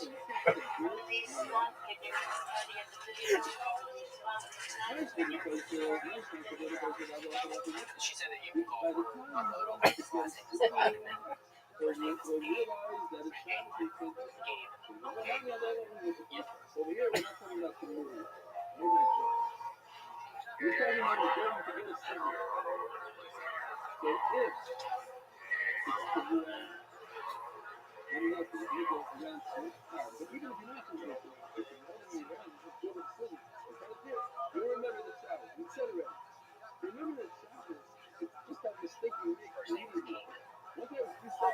Fiction. First name is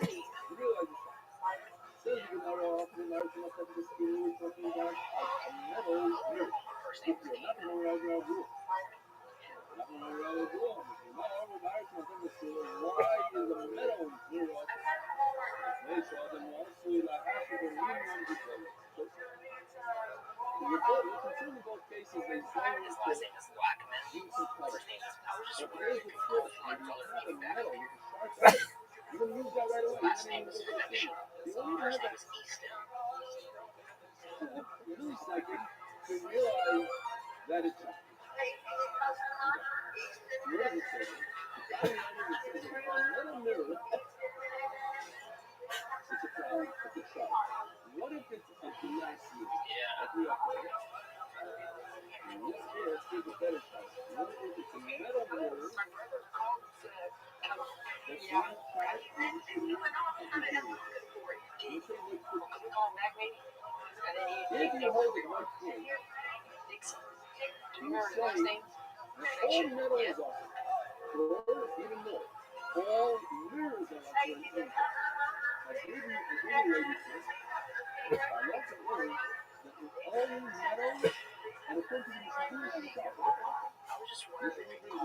His last name is Itch.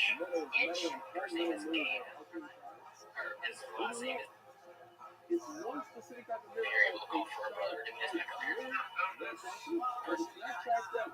Her last name is Edward. First name is Sadie. Yeah,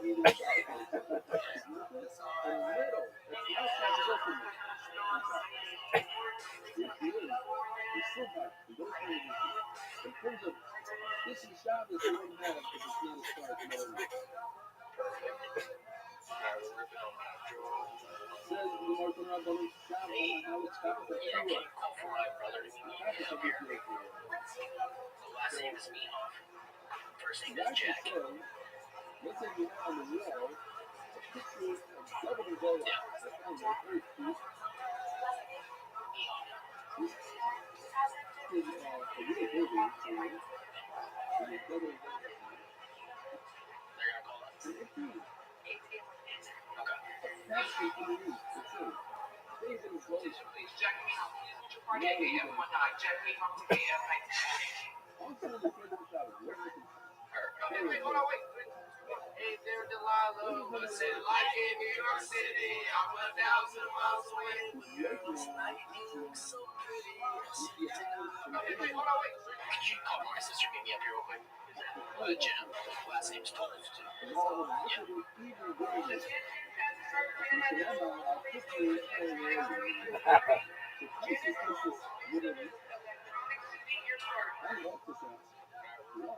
This is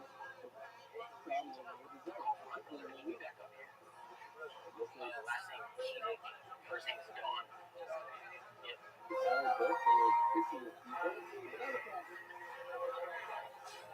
Could you call my sister, meet me up here real quick? And my brother Al. Yeah, last name Cole. My sister, meet me back up here. Last name Trish. First name is Penny. First name is Penny.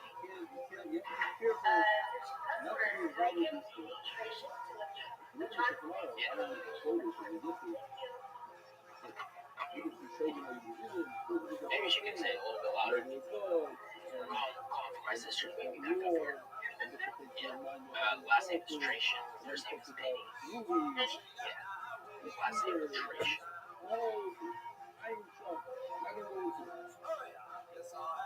Mavis also knew on it.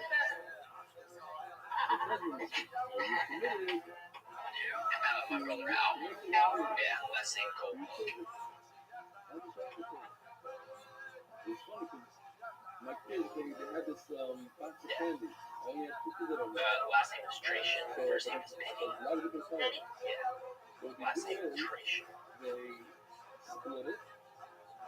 And the one that splits it, he has to stand on the side. And the other one gets to choose which side. But the one that splits it makes each side. And what happens is, after the one that splits it, he has to stop there with that yellow, like this. And then it starts all over again. You think that would work for them. You gotta make it better. You gotta do it with shaking. You have to like, see, like, every family, that's a good try. Oh, hold on. Here's the yellow.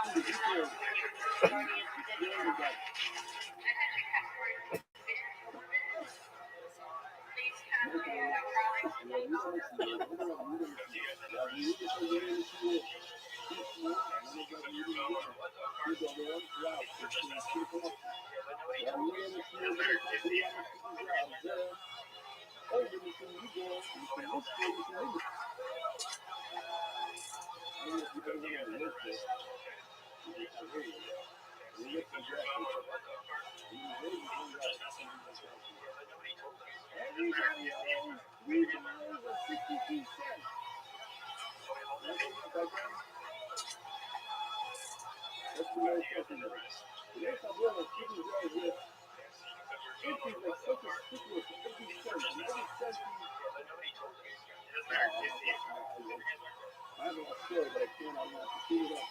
just wondering if you can call for my brother to meet me up here.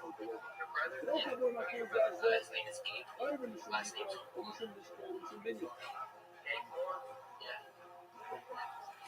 So, if they are not sick, they're able to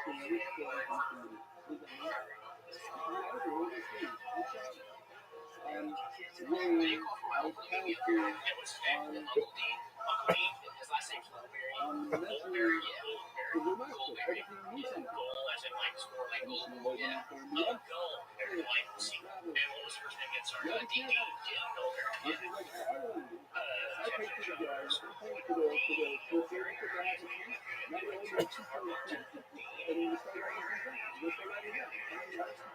was just wondering if you call for my brother being back in this department. Last name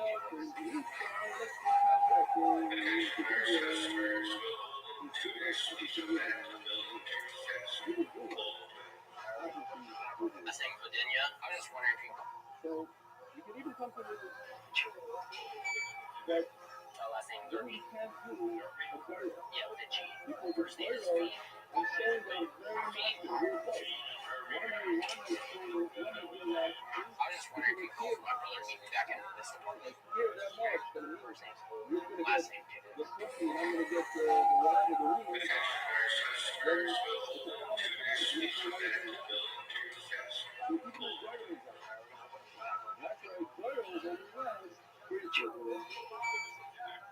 Last name Derby. Last name Virginia. First name is Ollie. I'll tell you, if I could get to the send you the humble, and if I could say the nice about the road trip, maybe I don't. You have to follow the nice up here. It's not a good sport. You have to follow the racing. I was wondering if you could call for my brother to meet me up here real quick. Burial. Last name is Recruiter. Does he work here? No, I think he went to the admin or might have got lost. Oh, okay. And Shay.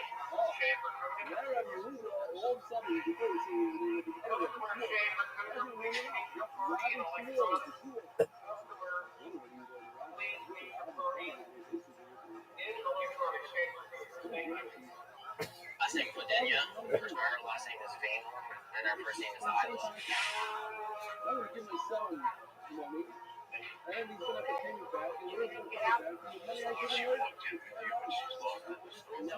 Yeah, so she was in here, and I found this kid over here. He's helping. He's helping out. That's all you guys want. Yeah. No, that's just for our battery for it. We have to log everything for our insurance company. well, I have to do that. 14. I want to teach them how terrible. Okay. Yeah, her last name is Vane.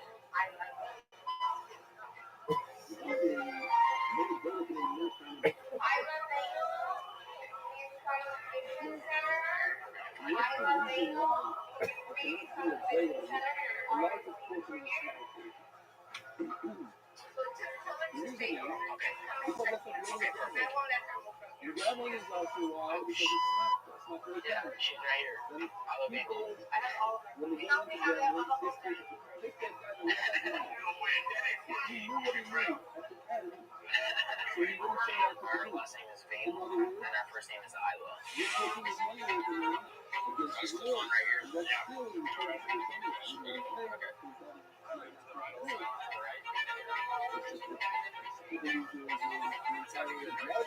Our last name is Tracy. Tracy, and then but first that name is doesn't Denny. apply for another go to another side. If the children are not it's all the time. He owns all the people. So this particular life, I was just wondering if you could call for my brother to meet me up here real quick. Yeah. His last name is Elders. First name is Gabe. one thing got more, one thing got less. But it's not, look, of a sweet. Gabe. The other thing that they're looking at some kind of money. You're right. So now I'm going to remember this. Not really.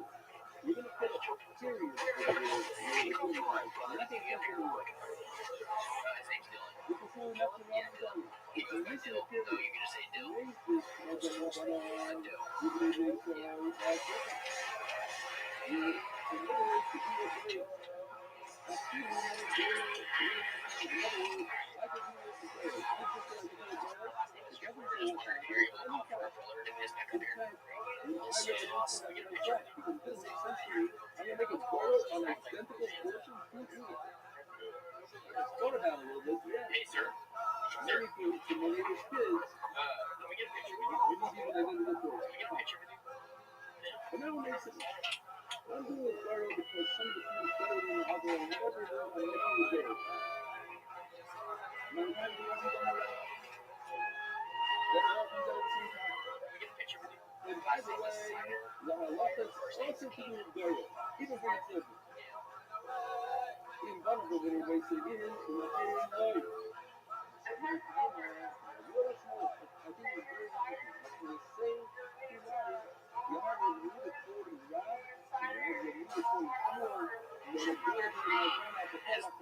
Oh my God, Hector!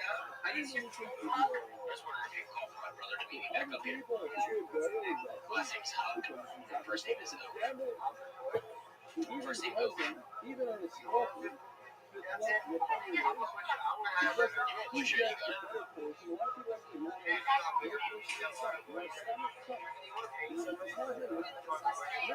His last name's Huck. And first name is Oak. Yeah. What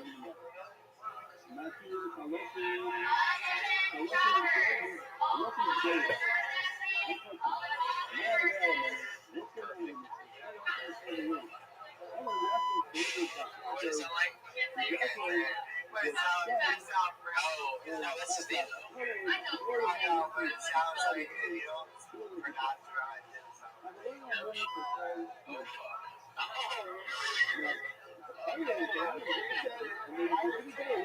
fuck.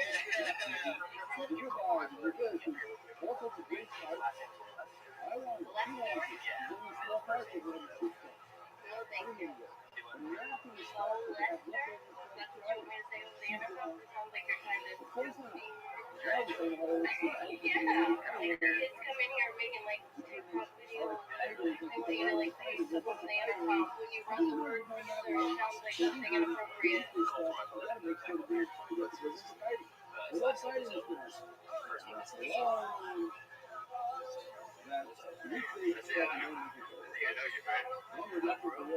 It's on TikTok.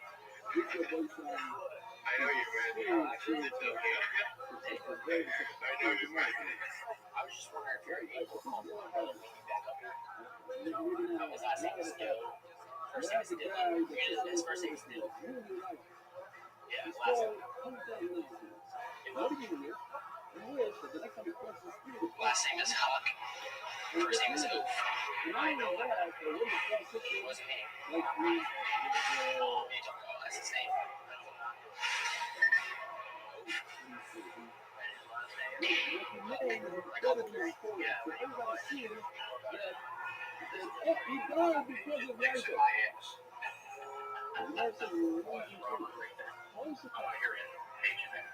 You know, I'll call for my brother to meet me back up here. His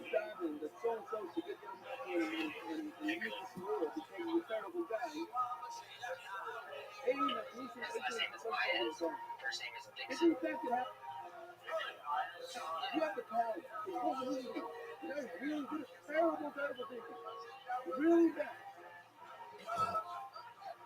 Really appreciate it. You know, see, I was wondering if you're able to call for my brother to meet me back up here.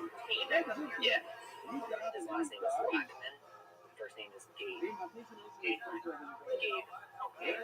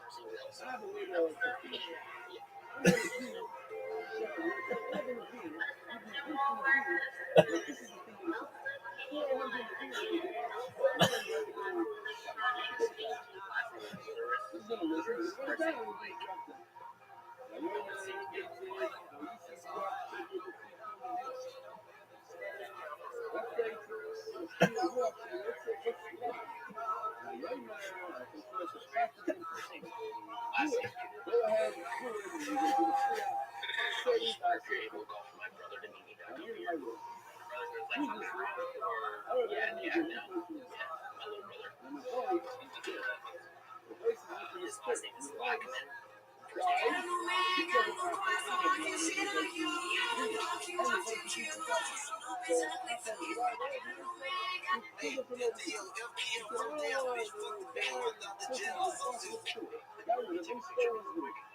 So now, after death, the voice also taken care of. And he couldn't know the great plan that was about to last. Why did it? He was gone. Oh. said you would take a picture. That's my Instagram's on the back too. Okay. Thank you so much. Get out. Hey, let me take a picture. You got this starting part on top of your car, baby. Inspired to kill somebody. And he actually Some people want I don't want to see something there on top of your he only wanted like, hey, can I hear me? And I just came up with a little idea how to get it. Very well put. You have a crush on me? The thing was, he told me, maybe it was a Can you take a picture of me real quick? he told me voice came over the line. And live movie, he fucking can't see that. So that's a color in the cowboy. Hey, can you take a picture real quick? Thank you so much. Crazy cover. Instead of having to stay down the car. Okay. You That's go. nice. Thank you so much. I appreciate that. You want back now? No, you said you would take it. My Instagram is back too. Yeah, no, thank you. I just wonder if you could call my brother to meet me back up here. That's my first name. That's last name is Hawk. And then first name is Monaher. Yeah. You drink. You do. Everything else. You got it right. Yeah. My brother to meet me back up here. That's my first name. His last name is Hawk. And then first name is Monaher. Yeah. You got it right. Yeah. I just called my brother to meet me up here. Last name is Hawk. First name is Monaher. Yeah.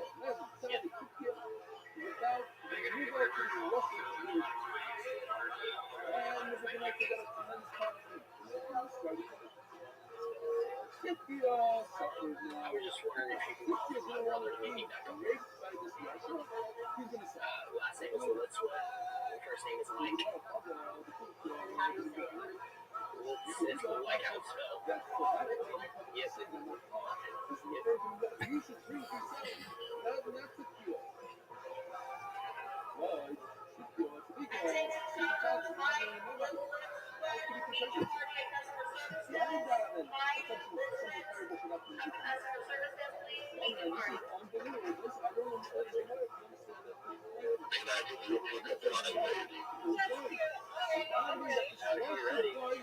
Are you sure?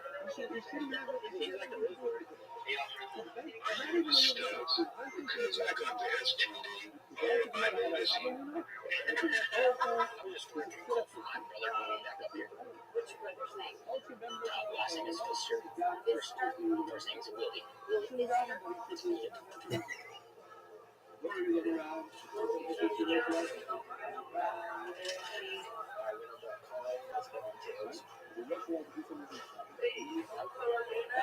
She said you're able to call for my brother to meet me back up here. Last name is Amos. First name is Philip. Yes.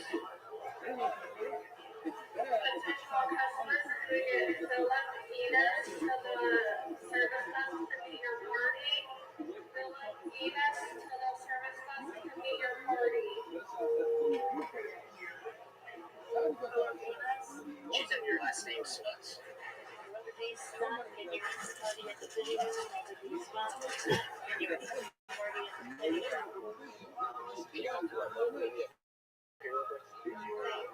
Jack.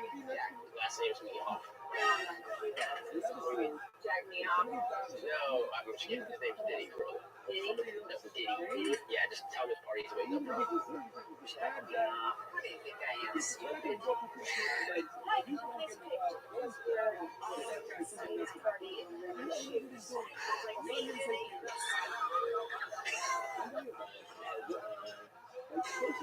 Last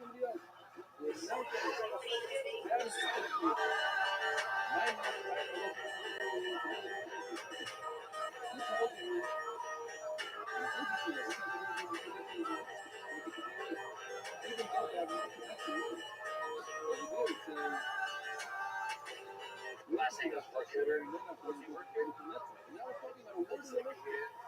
You watch pro. You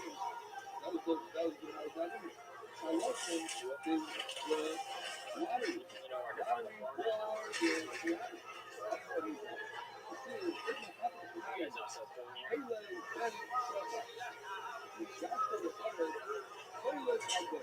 corn on the bone. If you want more, you You have corn over there. Okay. Heads on. You guys need to jump? I can jump you. I see you on TikTok all the time. Actually, let's go. I was wondering if you were able to call for my brother to meet me back up here. Last thing is Litters. Litters, you watch your phone? You guys don't have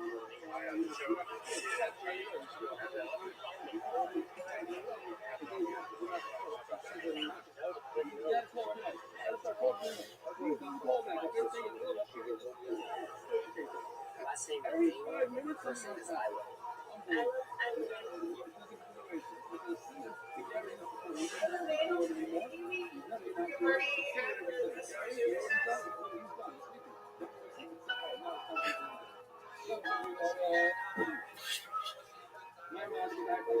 Last name is Tracia. First name is Penny. First name is Penny.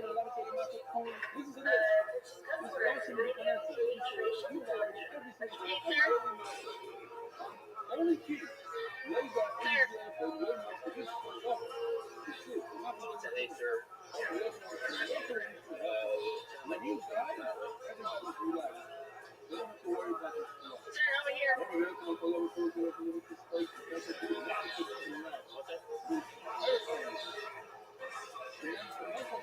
Thank you. Would you like to take a picture? Guys, if you can take a picture of me real quick. Just like take a picture. You just take a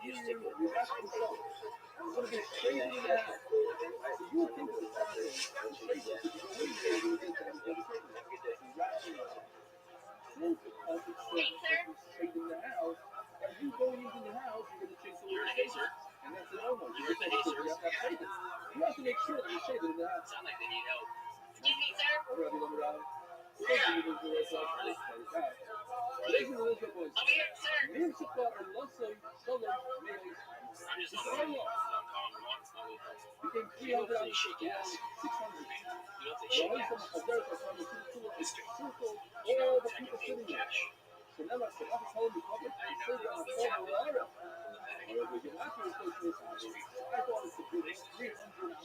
I'll probably shove it in your ass. But then it brings this puzzle. And then I see that they just talk about if this is a snap or it's not a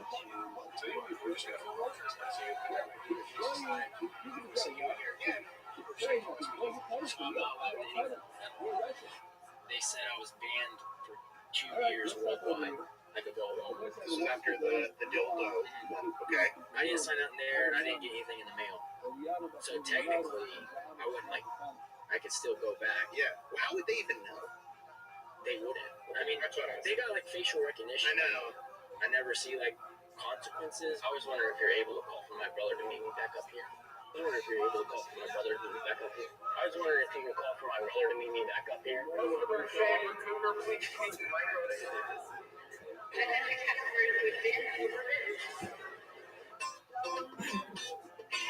shake ass for that? Can you shake ass for that?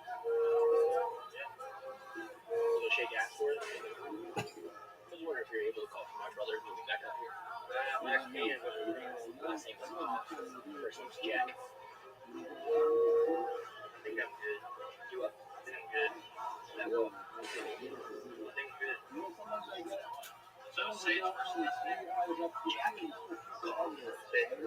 you want me to say his name? I didn't think it was right here. Jack. That's it. Jack. What are you trying to get me to do? I understand. I get what you're doing. I don't know if you can see it, but he listens every day on Zoom. Tremendous symptom. You're so close. Sponsored by Rabbi David. Sleep directly above a fucking car, whether it's your next door neighbor or it's just below you. You're next to a fucking car, up or down, side to side, room. That's right. You're next to a car, buddy. Basically, a car It's on the bottom bunk. You're in bunk beds with a car, as far as I'm concerned. What kind of car is it? It's my stepmom's BMW. Wow. Sounds like there's one thing in that garage that your parents don't want to live without. Aside from BMW. Do they ever hint to you that it's maybe time to, like, get away from them? Not really, but yeah, I sort of do like that stuff. Do you have siblings? I do have a brother who's the oldest. See, brother is the opposite of your parents' garage. It's incredible. In fact, under us, there's a chance of hitting an actual jump. There is the sound of a jump. Colin, you got inserted with the new minute. Congratulations, fun times. That's the way that it works. Golden pick a winner with a strong minute to show you how it's done. Golden Sledge. Now, this is where things get interesting. Because we go to the sweet, sweet bucket of destiny, which means we're about to either meet somebody or see somebody again. That most likely meet somebody. That this could be crazy, people. It could be the next fucking great talent of the show, or it could be pure insanity. They could be a 15, 20-year veteran of comedy. They could be a couple months in. It could be their first time. It could be whatever. You get it. Ladies and gentlemen, your first fucking pull of the night goes by the name of Surge A.M. Surge A.M. Here we go. Oh shit, what's going on, guys? Here in Austin, yeah. That guy lived in my garage. Oh shit. Yeah. Someone once told me that human trafficking is horrible. I look back and I go, hey man, just because that's how I got to this country, it doesn't mean that you can fucking talk shit about my life. You know what I'm saying? But just for the LGBTQ community, clap it up. But for her, that stands for let's get another bottle of tequila. Fucking drunk. Yeah. You know what doesn't really make sense? She's bisexual. She works at Chick-fil-A, so technically she's an LGBTQCIAH.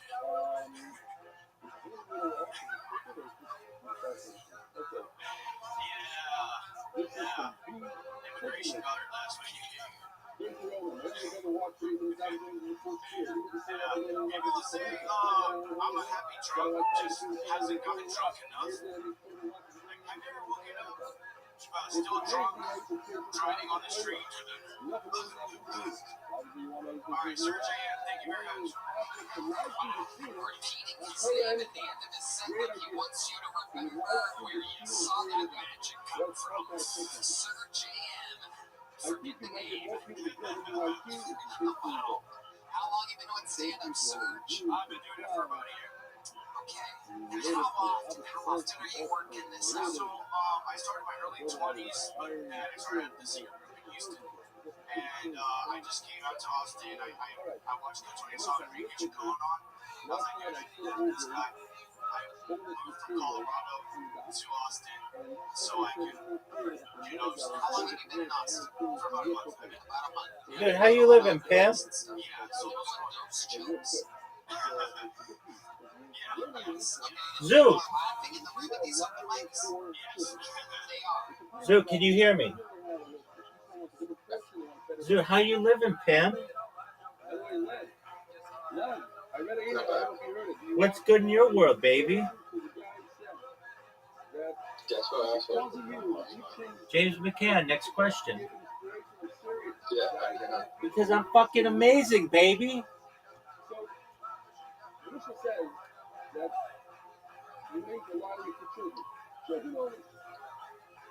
was a lot of shit. All right, what does that mean? God, I'm not going to get chosen. Do you feel that you should have gotten chosen? Yeah, sure.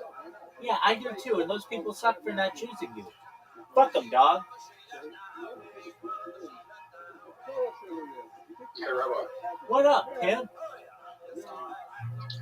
I fucked up though because I could dinner with everyone afterwards, but I just went home. Okay, why did you make that dumbass decision? No, I was just.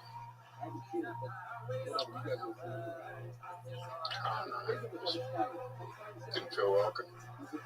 Why didn't you feel welcome? That's sad. Do you know her was at the dinner? CHB? Yeah, dog, it was like I was there. That girl sucks. Have you spoken with her recently? Yeah, we spoke. Alright, did you tell that bitch she sucks? Yeah, well, you can tell her to check through her blocked Instagram accounts and make her understand that she made a very big mistake. Huge. Because all I do is bash that bitch. I was her biggest fucking fan. I'm the one who believed in her when no one believed in her. But what he doesn't understand is that he requested he wanted it. Are you ready to lose? Yeah. Alright, Zoot, I have a question for you. Did you know that I watched a YouTube video on Play-Doh on ways to do bounce really efficiently? And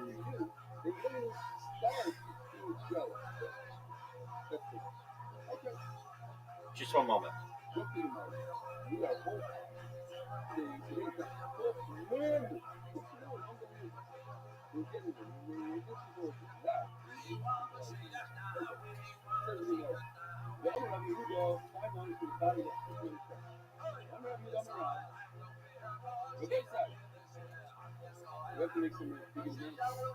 This guy who I one time called on the phone, I learned about him from this radio show.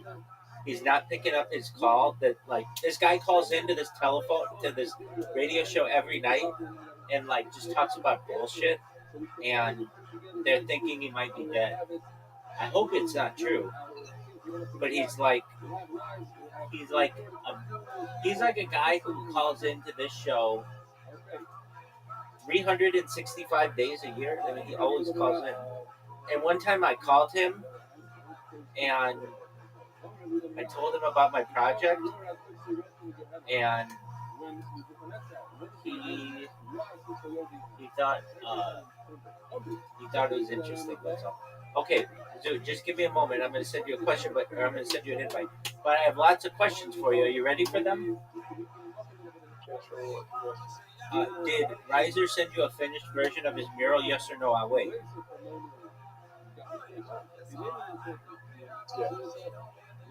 All right, my second question to you is, what did you think of it?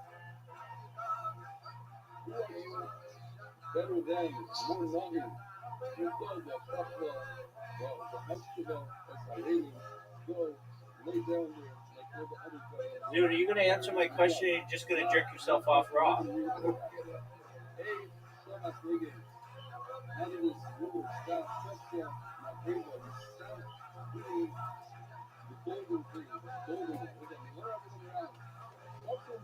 It's better than what I can do.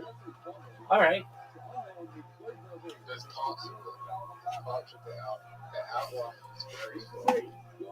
But there's things that are very it's better than what I could do. There's things that inside that are very sloppy and feel like a bit rushed. Do you feel like if you had to make a mural of something, what would it be? Mural or something? Yeah, let's say the Rhino Room said, Zoot, we think you're so fucking funny. We want you to put a mural on the side of this building. What would it be?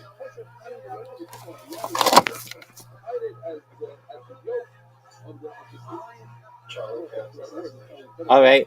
I figured it would just be a bunch of bombs because that's what you do there. Hey, oh.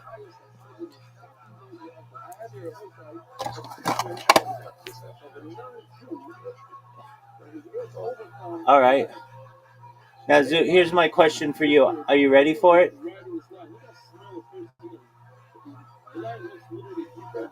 Can you wait 30 seconds for me, please? Can you wait 30 seconds? All right, just one moment.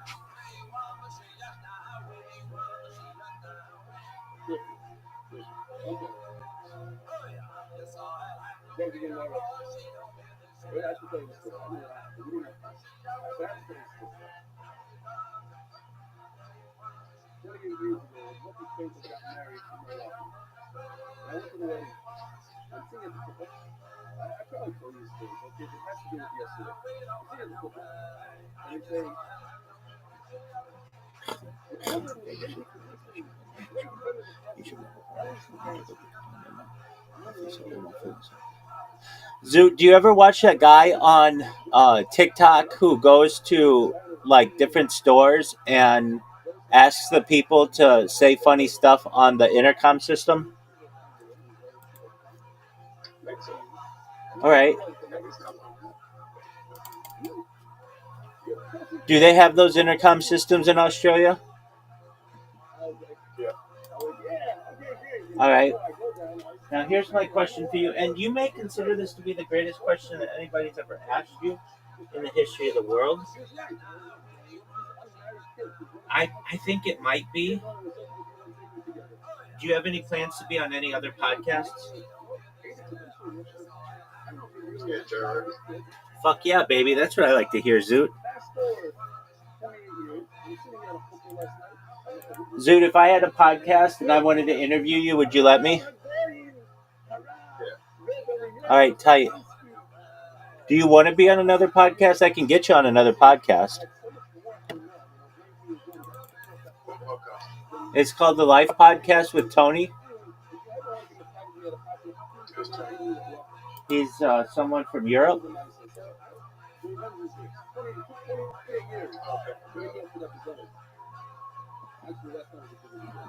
Okay. Are you ready for my next question? Do you think that William Montgomery will ever come back to kill Tony? Yes or no?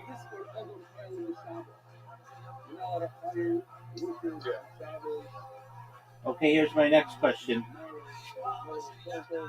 Oh, look who the fuck shows up. Look who the fuck shows up. You don't even get your normal welcome. Where in the F have you been? I have been eating and I finally have my room back. I don't care. You said you were going to be back an hour ago. Happens. You couldn't send me a message? You couldn't send me a message? You couldn't send me a message? I'm not sure if you are gonna read this message. That doesn't matter. At least you could have been like, at this point, instead of getting browbeaten, you would have been like, look, Rabbi, I sent you a message. Apologies, it took longer than I thought. And I'd be like, oh, no worries, Tony. Absolutely not. But instead, you were very, very you were disrespectful. That's all I'm going to say. It's disrespectful. I'm sorry, but I'm back and let's go make it up. Let's make it stop. No, I've got Zoot here now. Bro, shoot him. We have best podcast in the world. I know we do. I know. I'm going to make this the best podcast. I'm going to make this the best podcast you've ever had. Yes. Yeah. So like, shoot and wait. So there's nothing going to anywhere. Sorry, Zoot. Hey. Sorry, but whatever it is. Why didn't you send me a message? Because I forget. How did you forget? Because I was eating and I was doing for my mom things. What were you doing for your mom? I was going to buy something for my mom. Okay, what were you gonna buy for your mom? Some things. You're just making up lies right now. You're digging yourself deeper. Then what were you gonna? You know what? I don't care if you are believe me. I'm just saying that what I do. So if you don't believe me, I don't care. Just tell me what were you gonna buy her? Some chocolate. Okay, that's really nice. Yeah. All right, just for you, So we're gonna do this. But you have to wait. You have to wait like 5 minutes. I've got to set up my other streams, and then we'll do it, and it will be your best podcast maybe ever. yeah, that's the last one. And sorry, Zoot. I'm so sorry, Zoot. But it is what it is. I'm sorry. Zoot left. Zoot. He's gone. Yeah. Are you gonna have Zoot on your podcast? He's a stand-up comedian from Australia. I can, but I don't know if he want to. He said he would think about it. Nice. Very nice. Yeah. Very nice is right. Now here's my question. When are you going to have Reverend Andrew on your podcast? Oh, this podcast will have 1 million views because he's so different than other people I ever have podcast. So soon, I hope. I know.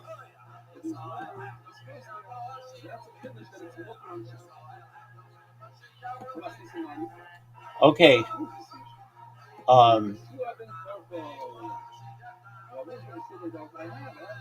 The description of the podcast that we're gonna do, though, Yes. I want to write it for you, and you can make any changes you want, but we want to make sure it's really good for SEO, for search engines. Yeah. So just a moment. I have like 6 computers that I'm fixing right now, or just restarting. So.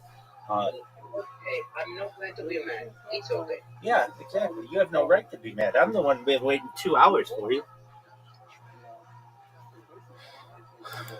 Now, here's my question for you. Okay. Let me just tell you how I envision this, and then you tell me if you like it or you don't. So you had said something that was really interesting, which was like you would show your screen for like pictures of stuff. Yes. So what if we did? So you say, "Hi everyone, I'm Tony." Wait, you do the same entrance for all of your videos. Hi guys, what's up? Which is cool. It's kind of your trademark at this point. But you say, "Hi everyone, it's Tony. I'm back again with a very interesting series of topics that I'm going to have." We have our friend here, Rabbi Rothschild. Rabbi Rothschild, in addition to being an Orthodox rabbi, is a futurist.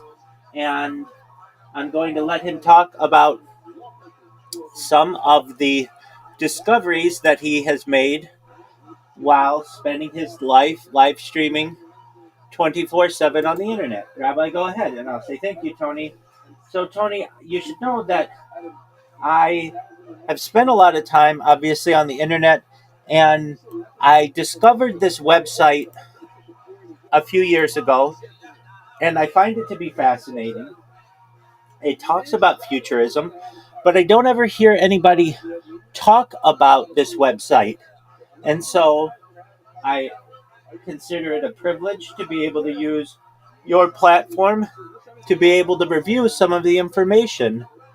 It is in relation to a future timeline. It's futuretimeline.net for anyone who wants to follow along with us.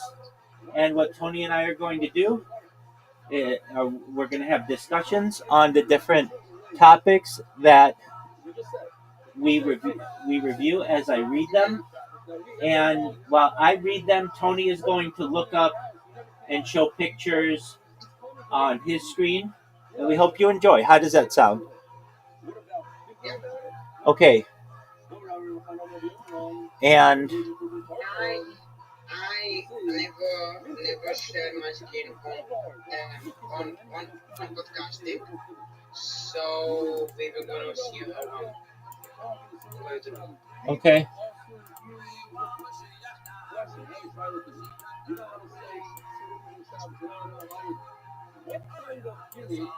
don't know if I can even share it. That's yeah. I can share them. I can. All right. You know how to do it? Okay. Yeah. Let's go make a story. Hold on. There's another thing. There's another thing that I would like to do. I think it still exists on Wikipedia. I'm going to check in a moment.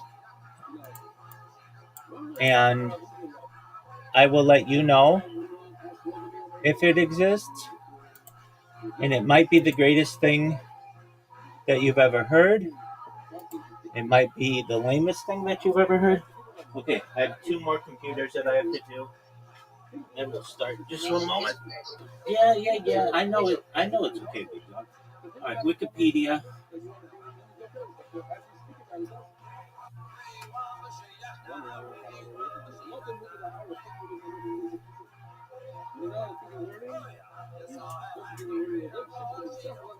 And now this podcast is not going to be live, right? So we can edit it. Okay. I don't do live podcasting. You know, I like live podcasting to some extent, but I don't like taking. I shouldn't say. It's okay. I just it complicates things. You know, like over the course of an hour, you might get a disconnect, or I might get a disconnect, and if you're live, it's not good. Mm-hmm. And I think this is gonna be the best podcast in the whole world. I think it could be.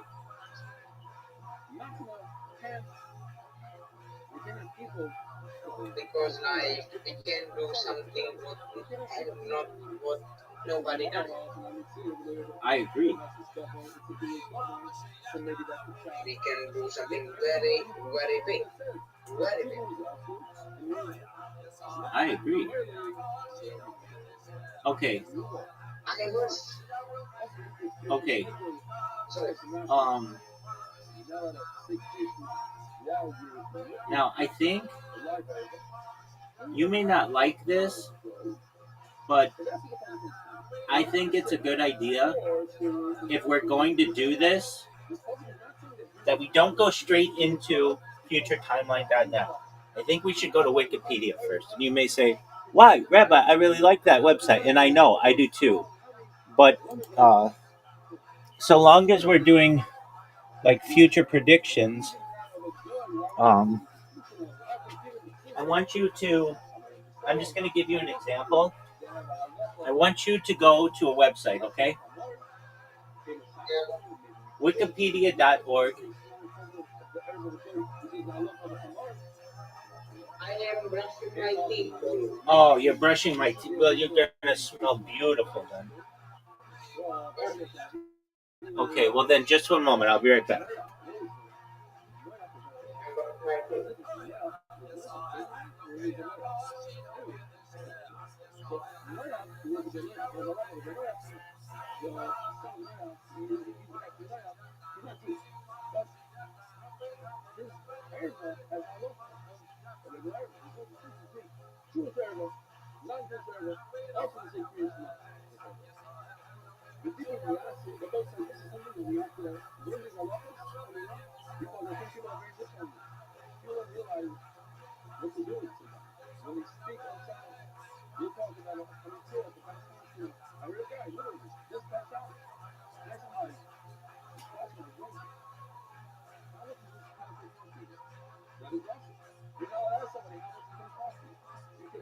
Can you hear me?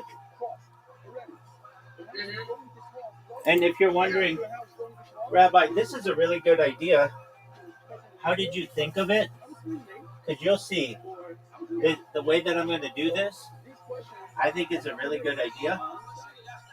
And if you want to know how I thought of it, it came to me in a dream that I would do a podcast with somebody like this, and it would be studied like millions of years into the future, because it's like a timeline into the future. Isn't that cool? Yeah.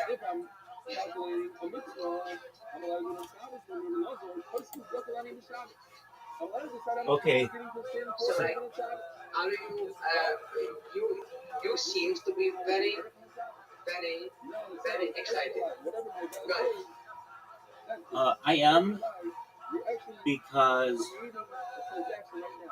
I've been wanting to do this for a long time. Yeah, but are you at your computer? Yes, I am. Okay. I am. Can you go to a website? Yes. Can you go to wikipedia.org?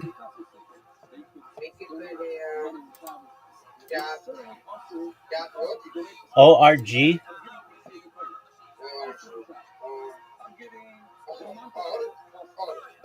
Yeah, just go to Wikipedia. Yeah. I am. Okay. Not just I am there. I'm there. Okay. Now, you're cool. Now type into the search.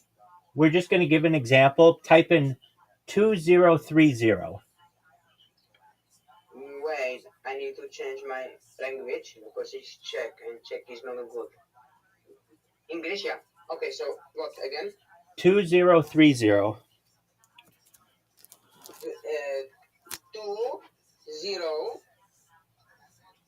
30. Yeah, and then Calendar year. yeah, and then click on that. And so what I'd like to do is read with each year what the Wikipedia says is going to happen, and then what futuretimeline.net says. Is that okay? Yeah. Okay. Okay. And after each year, I can say to you, as I do this, you're going to be showing pictures or whatever you want. I mean, do whatever you want. But I'll say, isn't that interesting or whatever? Do you have any questions? And you can say, yeah, Rabbi, it says that the 2030 World Cup is going to be played in both Spain and South America. Spain, Portugal, and South America. Do you know how many teams are going to be playing? And we can say, I think it's going to be 64. But we'll look it up. Like, basically, we can look up any questions that we have. Or you can say, before we move on, I did want to say that I think it's really interesting that they say that the World Cup's going to be played in multiple countries. Whatever. You raise any questions that you have. But if not, Okay. I'm going to say, okay, if you don't have anything more, we're going to continue. But you realize this isn't going to be your normal kind of podcast. Obviously, it's going to, I unless you want to read, which you can, but No, I'm already. yeah, I was going to say, like, I don't want it to be like, I don't want you to feel like, well, wow, I've got Rabbi on, all he's doing is reading the Wikipedia and this website. But, a lot of the things that we're going to be saying, I don't want to have to be, we want this to look as intelligent as possible. And we should go with the native speaker. Okay. I will be on a computer, so like I will be more.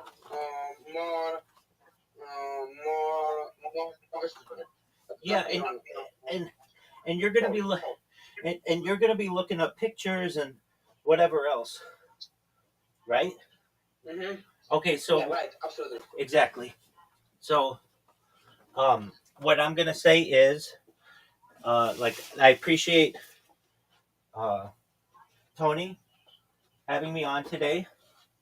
I really think that this podcast may be very important to people of the future for predictions because if the internet continues, people will want to know what the people of today's age thought about where the world was going and what our predictions would be of the future. We're going to review a lot of timeline events from multiple timelines, specifically Wikipedia and futuretimeline.net. And if anybody has any questions about where we're getting this information, those are probably the resources.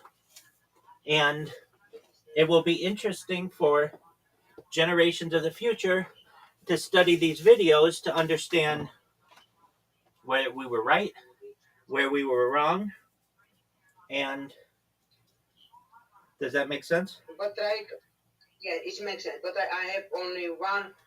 I have only one thing. What is your question? Bro, like, can you? My question is because like when I see your interview with that guy, with that, like your best interview, like it was good, but like only thing what was missing was I don't know, like you was not like I cannot see your neck. Oh, So like, and that can be disturbing because people are going to say you are fat fuck and this. So like, if you can do this, like I can see your. I know you have a beard, yeah. but like in that episode was too much. Okay. I'm gonna wear what I'm comfortable. I have a beard, and it doesn't look like I have a neck. I don't care if people say I'm a fat fuck. So what? I'm a fat fuck who knows a lot about the future. Okay. We'll see how it looks. But basically, my shirts are black, and I don't want to necessarily like. I wear this all the time. Okay. I just want to tell you that. I appreciate it, and you should know that I recognize that's an important thing for me to know. I understand, but I'm not too like. Okay. How do I want to say? If I wear a white shirt, my beard is still gonna cover me up. But like I think white shirt can be a really good idea because I will have black shirt. I am in black right now.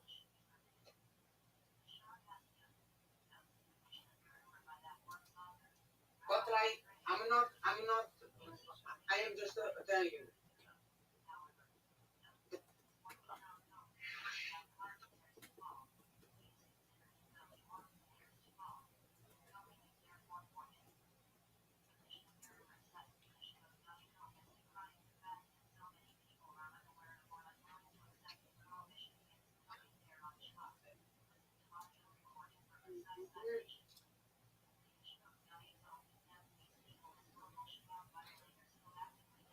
So, are you ready for the link? No, not yet. Okay. I am finding something so we are good.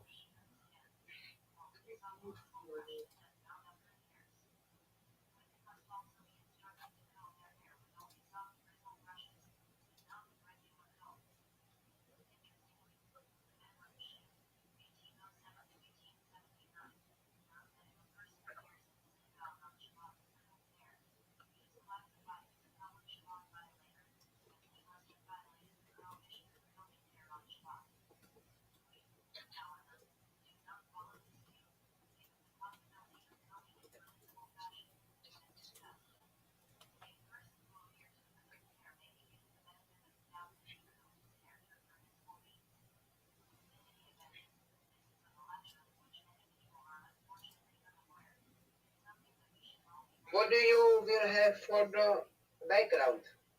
I'm gonna have my space background.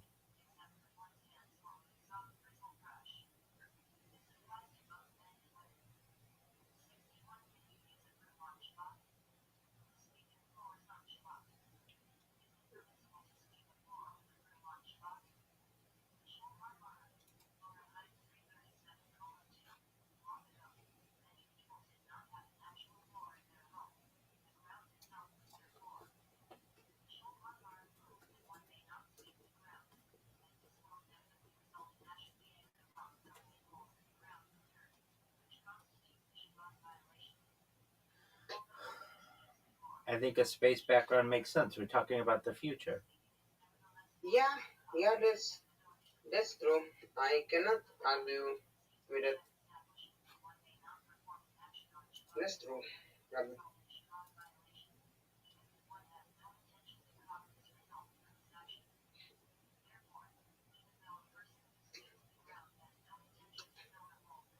Do you have my email address? I can send you that on the Discord.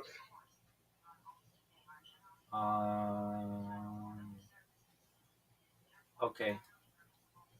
You can send it on the Discord because like yeah, I think I have, but like it's so much easier if I can do right.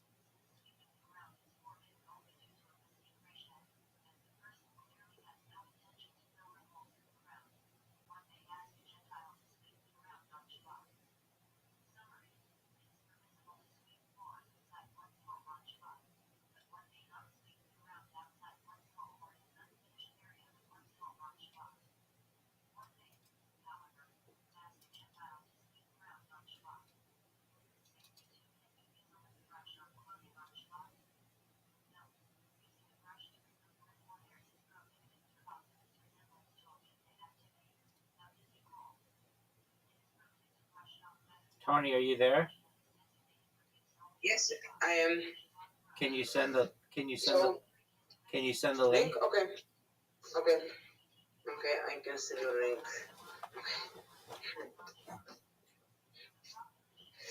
Tony, also before we start, I want to talk about time, how we define a year, and different kind of clocks. Of course, of course, of course. I'll send the link. Copy. I'm gonna leave.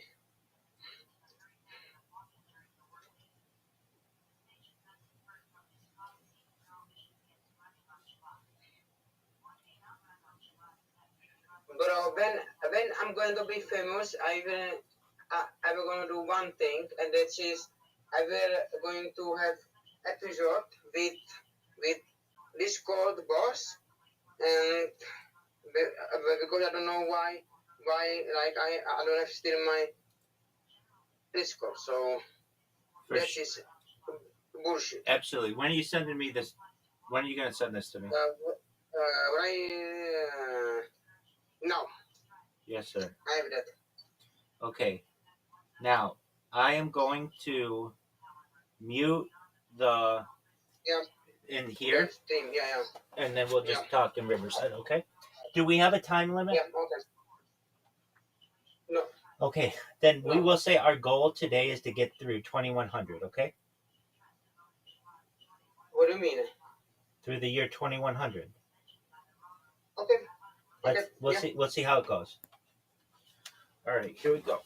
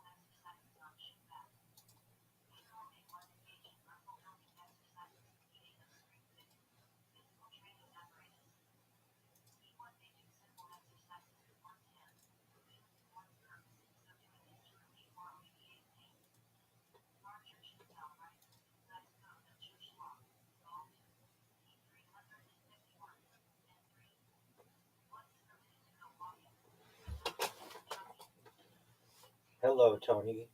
Can you hear me? Okay.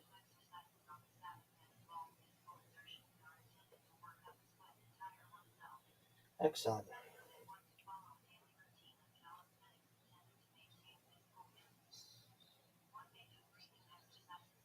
Oh, your lips look terrible. Your looks. I wouldn't watch your podcast because your lips. They're just awful. I'm kidding with you. You're too. You're too focused on the wrong things.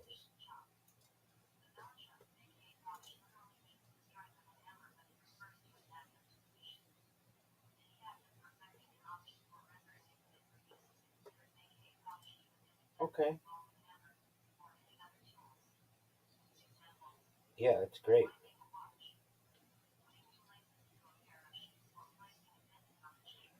And we will start in 2027 if that's okay with you.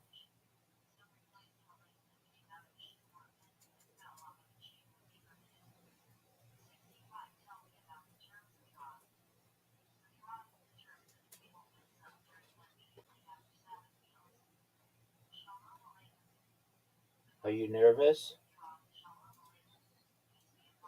Okay, so of any podcast that we've ever done, this one should be the least nerve wracking. It shouldn't be nerve wracking at all because we know each other, we're friends, and it's not live. The,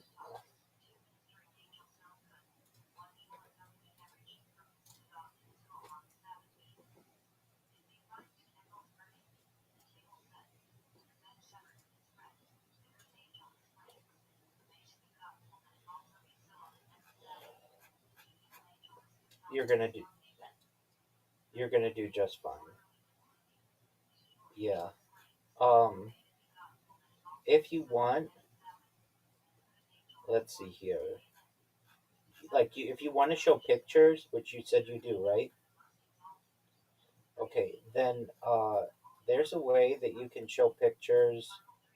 Can you go to futuretimeline.net? Okay, and go to 21st century. Okay. Are you sharing your screen?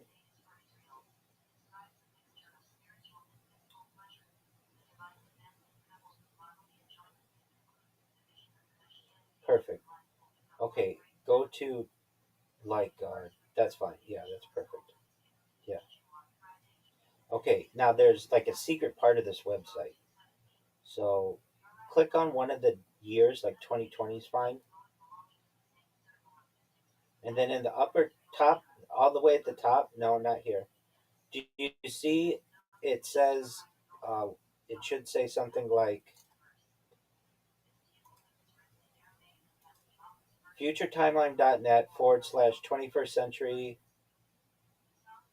/ uh, 2020. Let's see here. Can I send them? I think I can send a message in Riverside. So, so yeah, just go to this website that I send you, and it and yeah, I put it in the chat, and then at the very bottom, you're gonna see it has lots of pictures that I think will be good for the audience.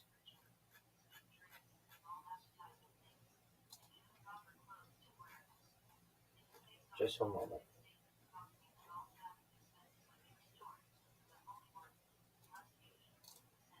Yeah, exactly. So keep scrolling down. Yeah. So while I'm doing this, you do that, okay? And we'll just see how. I don't know. We might get to 2050 and be like, wow, it's been an hour. Let's stop. But we'll see how it goes. Okay? Are you are you nervous?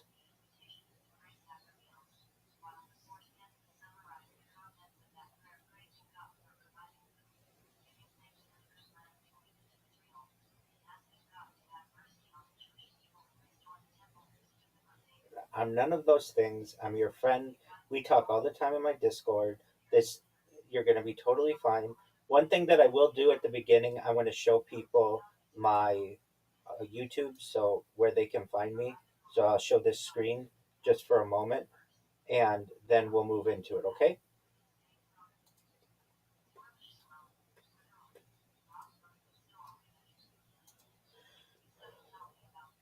Sounds great.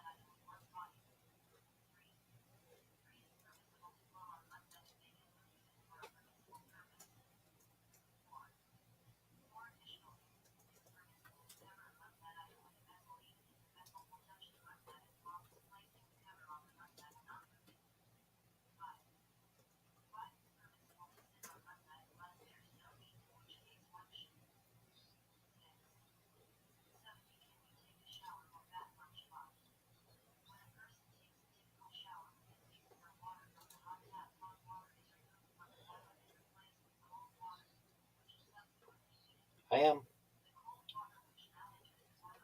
God willing. Stop, stop, stop, stop, stop, stop. I was talking over you. So we need to start again. Apologies. Uh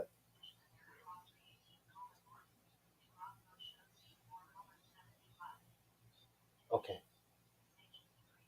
Okay. I have a question. I have a question. Uh with Riverside, I have to wait at the end to let it upload, right? Okay.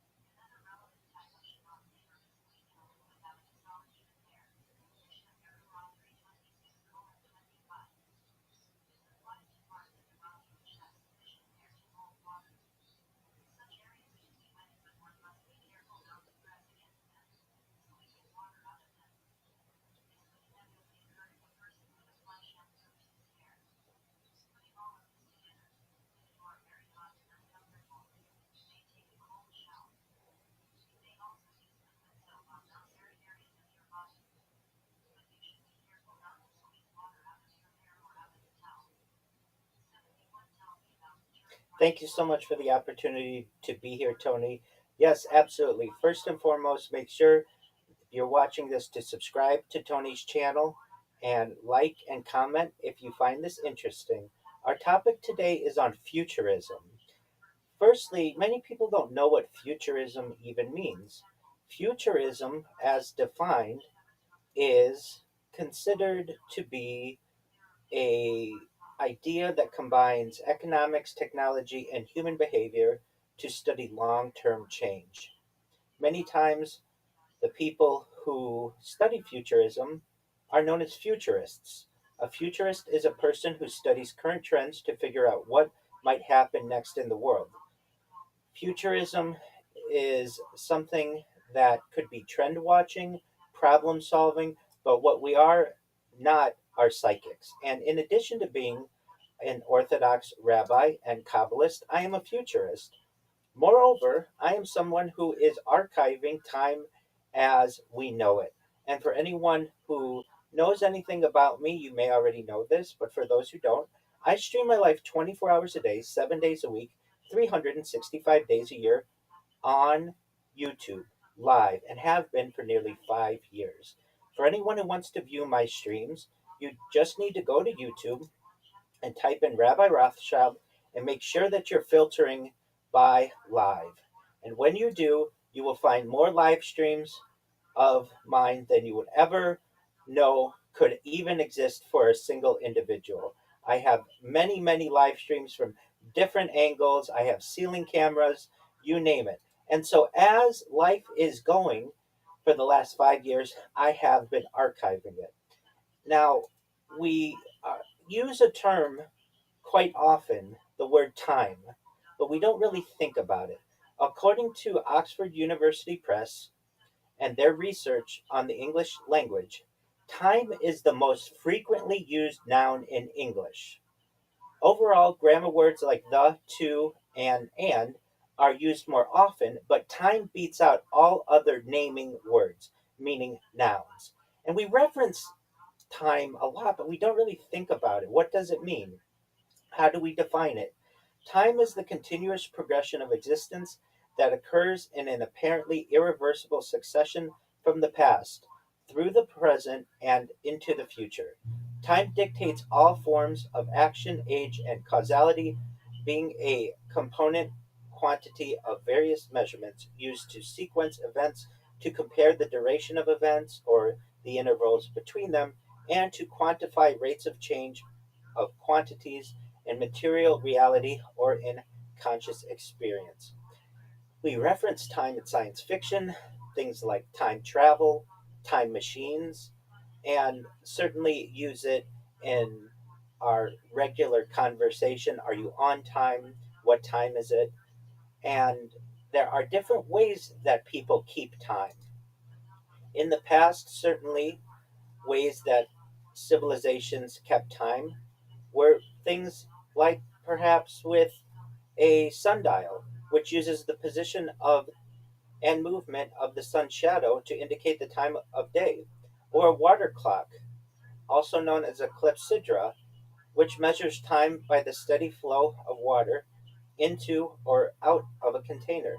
Of course, there's an hourglass, which measures a fixed interval by allowing sand to fall through a narrow opening. There are candle clocks that use the predictable burning rate of a marked candle to measure elapsed time. Incense clocks, which use slowly burning incense, often with calibrated markings to measure periods of time. Oil lamp clocks, which use gradual consumption of oil to estimate the passage of time. Astronomical clocks, which uses mechanical mechanisms to represent astronomical cycles, sometimes including the sun, moon, planets, and stars. Mechanical clocks, which many of us have in our homes, that use gears, weights, springs, and an escapement mechanism to maintain regular intervals. Pendulum clocks uses the regular swing of a pendulum as its timekeeping reference. Spring driven clocks store energy in a wound spring and releases it through a regulating mechanism, which are common in watches.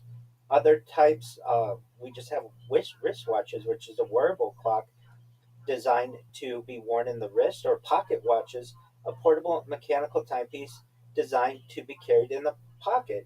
And as we move into the modern age, of course, the digital clock becomes much more common, which displays time electronically using numbers rather than traditional clock hands. Of course, the electric clock uses electrical power to operate a timing mechanism or maintain oscillations. And we get into more specific, more accurate clocks, like a GPS clock, which determines extremely precise time using signals from GPS satellites, or an atomic clock, which uses extremely stable atomic transitions as the fundamental reference for measuring time. There are cesium clocks and rubidium clocks, hydrogen maser clocks, optical atomic clocks, astronomical timekeeping, which determines time from Earth's rotation and observations of celestial objects. Of course, we have biological clocks, which use biological rhythms within our natural state, such as circadian clocks and circadian cycles, to regulate an organism's perception and synchronization with time. And of course, we have network time or internet clocks, which synchronizes computers and digital systems using network based time protocols and highly accurate reference clocks. Moreover, there are some advanced, very advanced clocks that I'd like to reference before we start.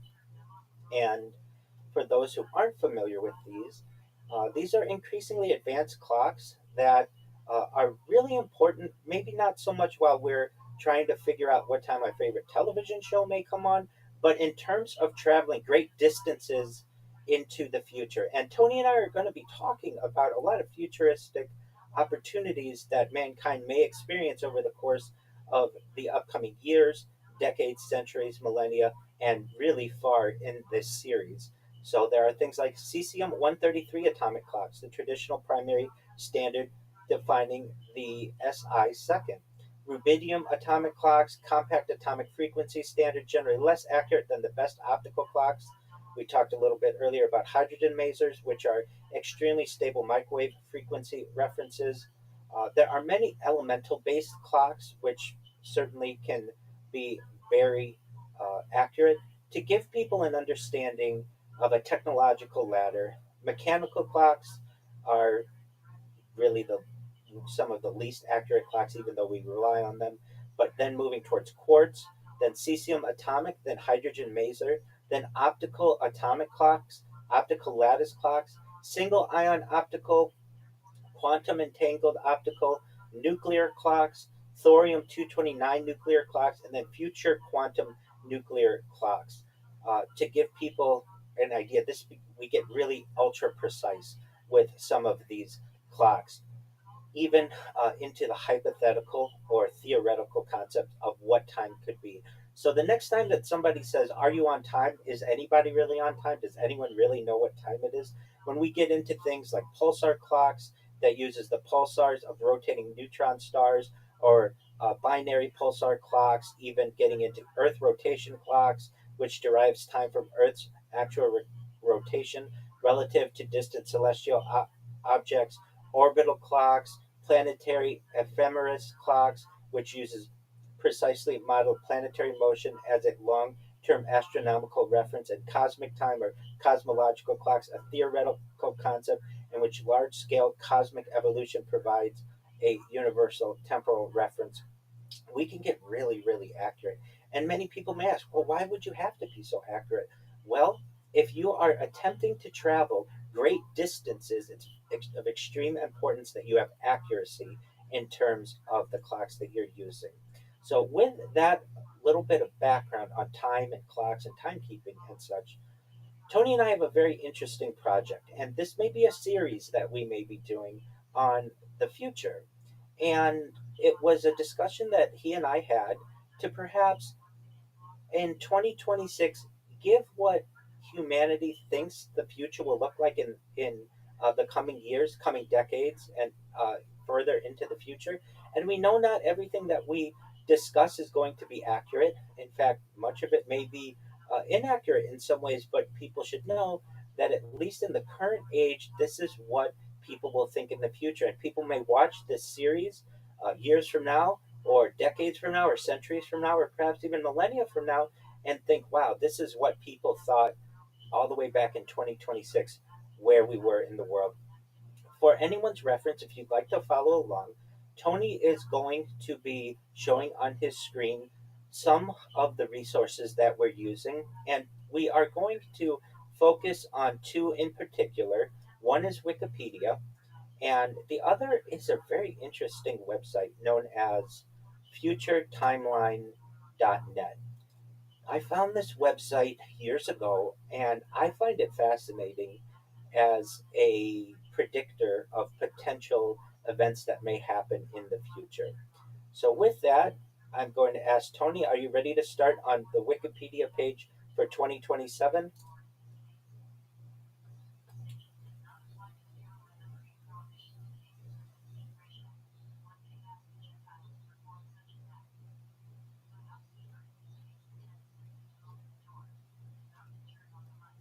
Excellent.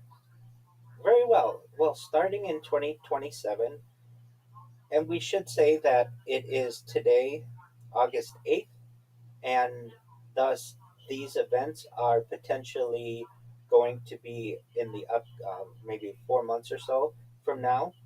We should have January 15th to 25th. The 2027 Winter World University Games are scheduled to be held in China. From January 20th to February 7th, the 2027 African Games will be held in Cairo. January 30th, 2027, the 2027 German presidential election is scheduled to be held. March 7th, if not triggered earlier, the next Estonian parliamentary election will occur no later than this date. March 19th to September 26th, the 2027 World Horticultural Expo is scheduled to be held in Yokohama, Japan. April 18th, the 2027 Finnish parliamentary election is scheduled to be held, as well as the 2027 French presidential election. In May of 2027, we will have the 2027 Eurovision Song Contest that is scheduled to be held in Bulgaria. On May 1st, if not triggered earlier, the next Serbian presidential election will occur no later than this date. May 15th to August 15th, Expo 2027 is scheduled to be held in Belgrade, Serbia. June 6th, the 2027 Mexican legislative election is scheduled to be held. June 16th through 27th, Istanbul, Turkey will host the 2027 European Games. June 19th through July 17th, the 2027 Africa Cup of Nations is scheduled to be hosted in Kenya, Uganda, and Tanzania.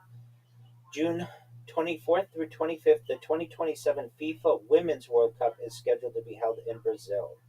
June 25th through July 4th, the 2027 Military World Games will be held in Charlotte, North Carolina, in the United States. July 16th through August 1st, Lima, Peru will host the 2027 Pan American Games. And from July 24th to August 8th, the 2027 Pacific Games is scheduled to be held in Tahiti. July 25th, if not triggered earlier, the next Greek parliamentary election will occur no later than this date. August 1st through 12th, the 2027 Summer World University Games will be held in South Korea. August 10th, the 2027 Kenyan general election is scheduled to take place. August 22nd, if not triggered earlier, the next Spanish general election will occur no later than this date. August 27th through September 12th, the 2027 FIBA Basketball World Cup is scheduled to be held in Qatar. September 1st, Pope Leo is expected to celebrate his Golden Jubilee of religious life and be honored.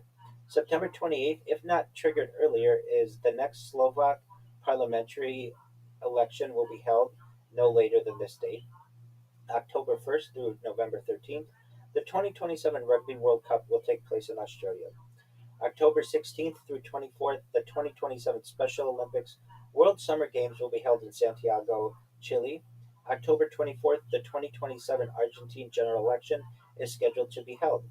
October 27th through November 4th, the 2027 Commonwealth Youth Games will be held in Malta.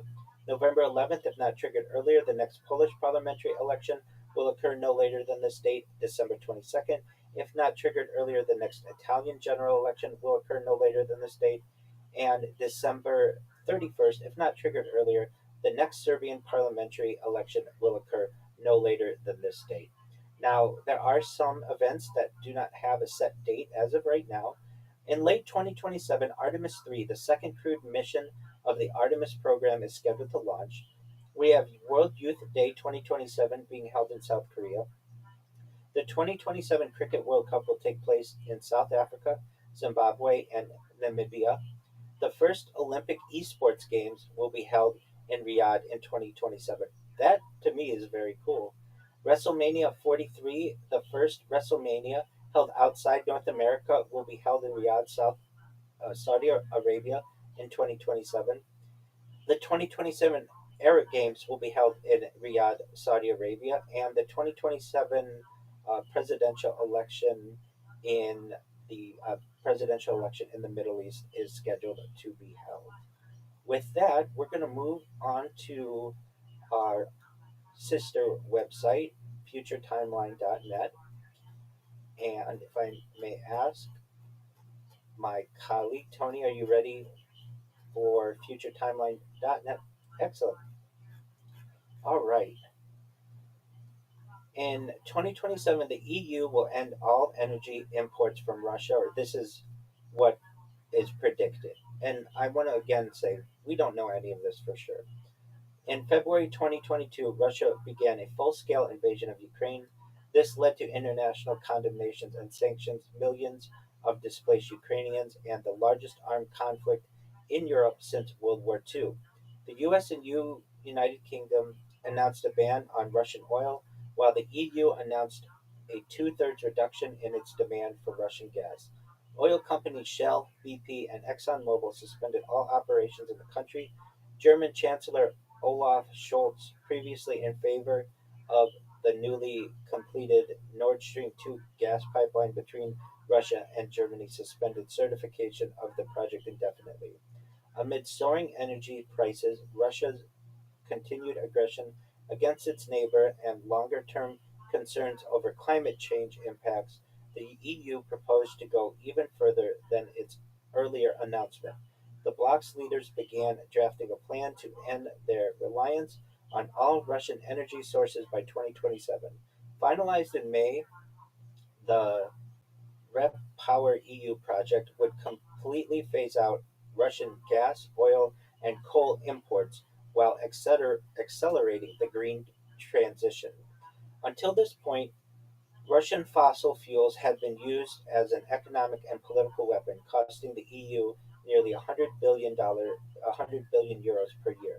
The bloc depended on Russia for about 40% of its gas, 27% of its oil, and 46% of its coal imports. The REPower EU plan included measures to boost energy savings, diversify energy supplies, and accelerate the rollout of renewable energy, all of which could strengthen economic growth, security, and climate action for Europe and its partners. The energy saving aspect included raising the energy efficiency target for the European Green Deal, a set of policy initiatives by the European Commission approved in 2020, from 9% to 13%. Fiscal measures included reduced VAT rates on energy efficient heating systems, building insulation, and appliances. The energy diversification aspect would ensure the EU worked with reliable and trusted international partners to minimize supply disruptions. In addition to new gas pipeline deliveries and LNG imports, this included major developments with hydrogen continuing beyond 2027. Finally, and most notably, the REPower EU project called for a massive scaling up of renewables.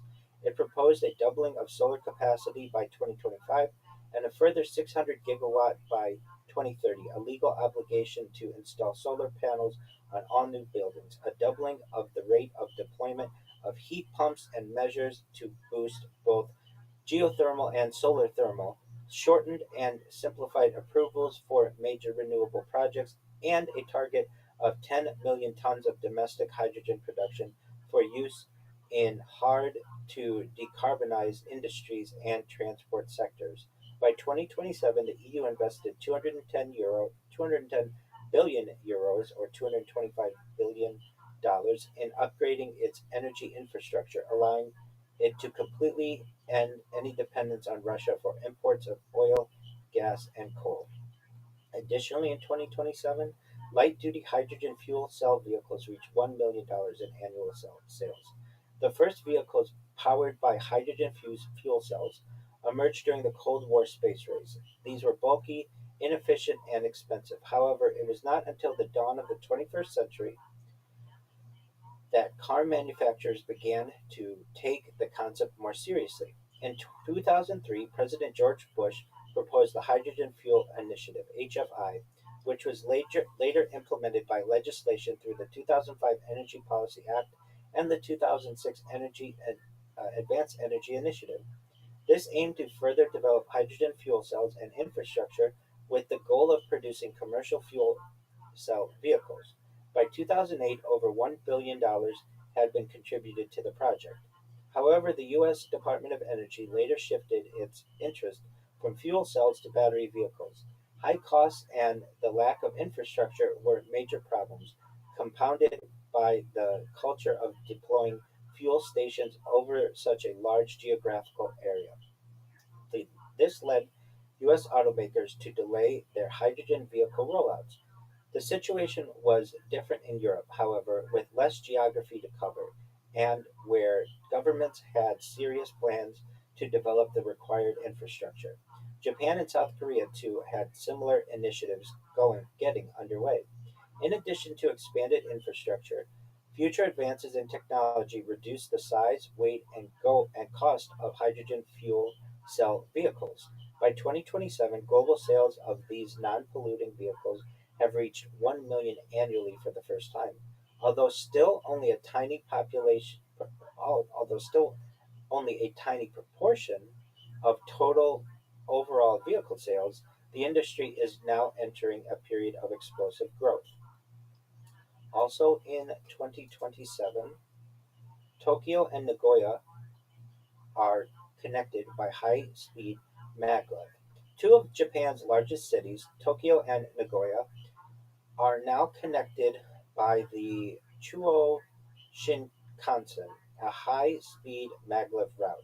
This 178-mile, 286-kilometer line runs beneath the Japanese Alps, the Akaishi Mountains, at speeds of up to 313 miles per hour, or 505 kilometers per hour, enabling journey times of just 40 minutes. Built by the Central Japan Railway Company at a cost of 9 trillion yen, or $115 billion, the route will be extended to Osaka by 2045. The launch of the Nancy Grace Roman Space Telescope. Go ahead.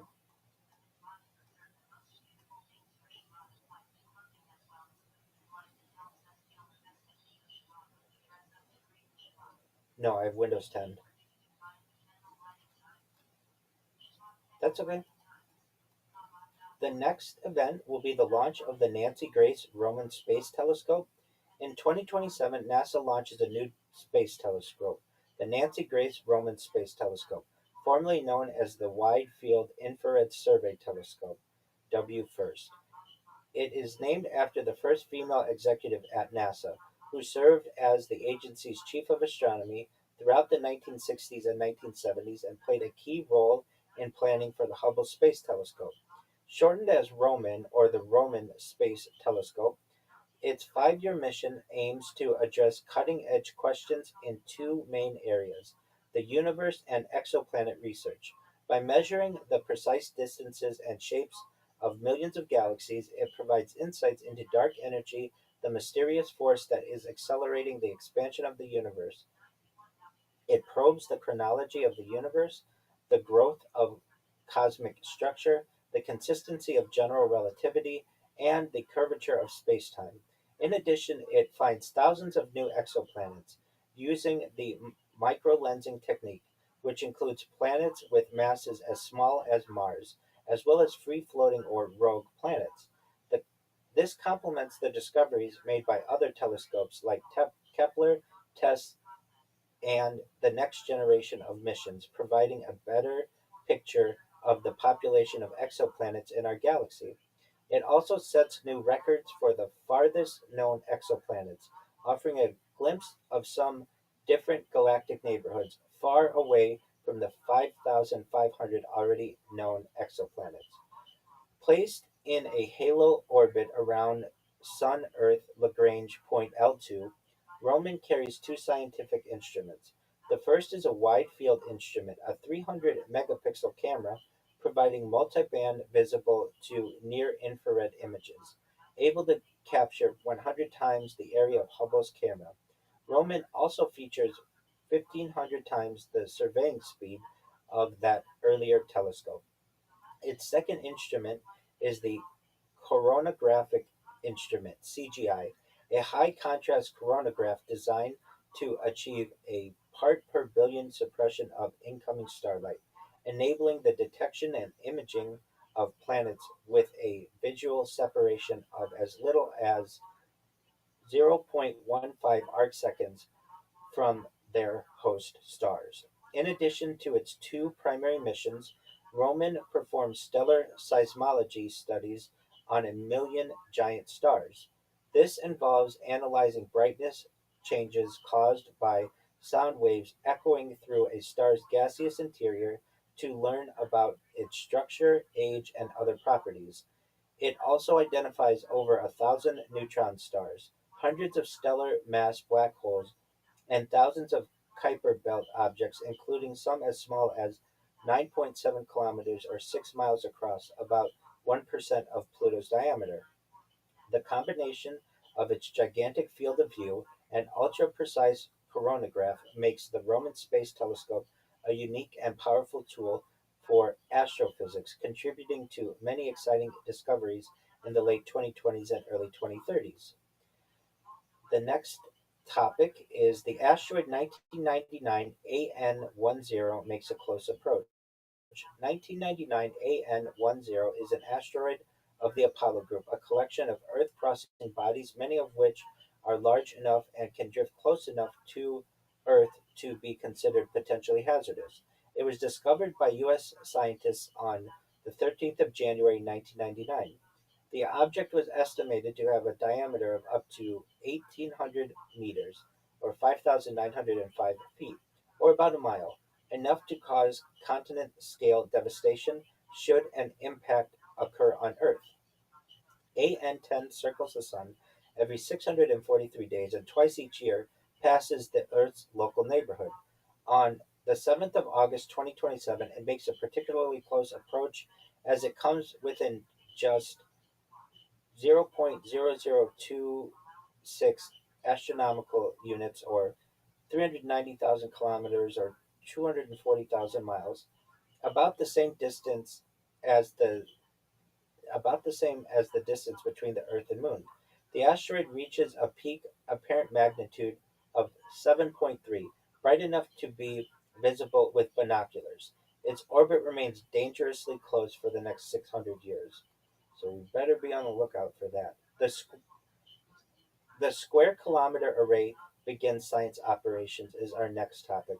Humanity's view of the universe is greatly expanded with the completion of a major new observatory, the Kilometer Array (SKA) is a radio telescope with a combined collecting area of approximately 1 kilometer. It operates over a wide range of frequencies and its size makes it 50 times more sensitive than any other comparable instrument. By utilizing advanced processing technology, it can survey the sky more than 10,000 times faster than ever before. With additional stations extending to a distance of 3,000 kilometers from a concentrated central core, it continues radio astronomy's tradition of providing the highest resolution images in all of astronomy. First light is achieved in 2027, and the telescope is fully operational by 2030. Direct flights from Sydney to London and New York. In 2027, Australia's national airline, Qantas, begins Project Sunrise flights. The new service, described as the final frontier of long haul travel, enables direct non-stop flights from Sydney to New York and to London and New York, connecting Eastern Australia to major global cities without the need for intermediate stopovers. The Sydney London journey takes about 20 hours, making it the world's longest regularly scheduled commercial passenger flight. Despite the extreme distance, the non-stop service cuts total travel time by up to 4 hours compared with previous routings that required at least one layover, while also reducing the physical and psychological burden of multiple takeoffs, landings, and airport transfers. Qantas had already taken a major step toward ultra long haul travel in March 2018 when it launched non-stop flights from Perth to London. That route ended the long standing gap between Europe and Oceania, marking the first time all inhabited continents, excluding Antarctica, were connected by direct commercial flights. Project Sunrise extends the achievement to Australia's east coast, representing one of the final milestones in a century long expansion of air travel. The scale of this progress becomes especially striking when viewed historically. Qantas carried its first passenger in 1922 aboard an Avro 504 biplane on a short domestic flight within Queensland.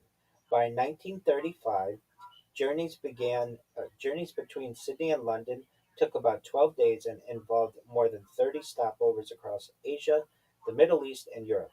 Advances in aircraft performance, navigation, and global infrastructure steadily reduced travel times over subsequent decades, culminating in direct intercontinental routes spanning nearly half the planet.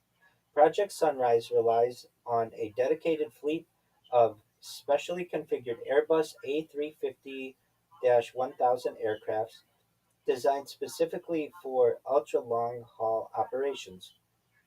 Qantas receives its first aircraft in late 2026 following delays linked to aircraft certification, supply chain disruptions, and the complexity of modifying fuel systems and cabin layouts for journeys lasting more than 20 hours. These factors push the start of commercial services from an original 2025 target into 2027. Each Project Sunrise aircraft features an unusually low seat count of 238, prioritizing passenger comfort over capacity. Cabin interiors reflect extensive medical and scientific research into long duration flight, incorporating improved lighting, increased seat pitch, quieter cabins, and a dedicated well-being zone that encourages movement and stretching during flight. Advanced HEPA filtration systems refresh the cabin air every 2 to 3 minutes, removing more than 99.9% of airborne particles. As part of this climate strategy, Qantas commits to offsetting the net emissions of Project Sunrise flights from day one, consistent with its longer term target of reaching net zero carbon emissions by 2050. With services now underway, Project Sunrise marks a defining moment in the evolution of commercial aviation, shrinking global distances while pushing aircraft endurance to its practical limits. User replaceable batteries are mandated in the EU is another event that we anticipate taking place in 2027. During the 2010s, manufacturers of smartphones, tablets, laptops, and other devices increasingly made batteries non-removable. When Apple introduced new MacBooks with sealed-in batteries, it greatly improved their battery life and established a trend that other companies soon followed. The Samsung Galaxy S5, released in 2014, became one of the last flagship phones with a removable battery, after which permanently built in non replaceable batteries became the norm. Several motivations lay behind this change. For instance, without the need to accommodate a removable battery compartment, designs could be simpler and devices made both slimmer and lighter. Batteries could take on different physical forms and be larger, charge more quickly, and handle much greater number of charge cycles. However, this trend met resistance due to the inconvenience and number of potential issues. If sealed-in batteries failed, it would require sending the device back to the vendor or technician, causing significant delays for users. In some cases, the battery swelled over time. It might damage sensitive components of the device. If, in some cases, if the battery swelled over time, it might damage sensitive components of the device. Users criticized what they increasingly saw as a form of planned obsolescence, while environmental campaigners also noted its contribution to the growing mountains of e-waste. These and other problems led to calls for regulation to reverse this trend. In 2023, responding to these concerns, the European Union proposed a mandate for user replaceable batteries in all devices by 2027. New rules would cover the design, production, and recycling of all rechargeable batteries sold within the EU, stipulating that for portable batteries used in devices such as phones, tablets, and cameras, consumers must be able to easily remove and replace them. This would require a significant design rethink by manufacturers. Additionally, the European Parliament had plans for non-rechargeable batteries had a, the additionally the European Parliament had plans for non-rechargeable batteries with a phase out to be decided on by 2030. And I would just like to take a moment and compliment the EU for this policy. It does seem to make technology better. Next, 2D barcodes are ubiquitous in retail. The first traditional barcode was invented in the 1940s by Norman Joseph Woodland and Bernard Silver, two graduate students in Philadelphia in the United States. Their original design consisted of a series of concentric circles that could be read by a scanner using ultraviolet light. In the 1960s, Woodland and Silver refined their design and developed the modern barcode, consisting of a series of lines and spaces of varying widths. They also developed a scanner that could read the barcode using visible light, and a system for assigning unique identification numbers to products. This would later become known as the UPC, the Universal Product Code. In 1972, the UK supermarket chain Sainsbury's introduced a barcode system to help manage inventory more efficiently using the UPC. In 1974, a pack of Wrigley's chewing gum became the first product to be sold with a barcode when scanned at a supermarket in Ohio in the United States. Barcodes soon became an integral part of the retail industry, used to identify and track products in stores and warehouses around the world. In 1994, Toyota subsidiary Denso Wave invented the first 2D barcode, embedding data on both the horizontal and vertical axes as a way to track vehicle parts during the manufacturing process. The quick response QR code, which the company developed, saw widespread adoption in Japan, alongside many other types of 2D barcode, also known as matrix codes. In contrast to linear, one dimensional barcodes, this new format could represent far more data per unit area. Whereas a standard barcode typically only had 12 to 20 digits, a QR code had capacity for more than 4,000 alphanumeric or 7,000 numeric characters. More significantly, however, the number of possible combinations became astronomically higher. UPCA, the most common of 1D barcodes, had about a trillion 10 to the 12th possible combinations. The initial version of QR codes, released in 1994, featured 21 by 21 modules, black and white squares, which increased to 177 by 177 with version 40 in 2015. This enabled 10 to the 9,403rd possible combinations, more than the total number of atoms in the known universe, ensuring that humanity would never run out of codes. After gaining popularity in Japan, QR codes and other 2D barcode formats began spreading to countries around the world. In the 2010s, they became even more widely used due to the prevalence of smartphones with cameras and code scanning capabilities. The COVID 19 pandemic of 2020 further increased their appeal as a touchless system to display information. With 2D barcodes already widespread in manufacturing, warehousing, logistics, healthcare, and other industries, attention now focused on the retail sector to make its older barcode system fit for the 21st century. These efforts included Sunrise 2027, proposed by GS1 US, a nonprofit standards organization, along with initiatives in other countries aiming to have all shops and point of sale POS terminals set up and ready to accept 2D barcodes. By 2027, this upgrade is largely complete. The use of 2D barcodes in retail offers more data capacity, interactive capabilities, enhanced tracking and traceability, and cost effectiveness. For instance, more information can be stored about a product such as nutritional content, ingredient lists, and allergen information. This can be crucial for customers with dietary restrictions and allergies and helps promote transparency and trust between customers and food producers. The codes can be used to create interactive experiences for customers, such as providing recipes, games, or discounts and loyalty rewards.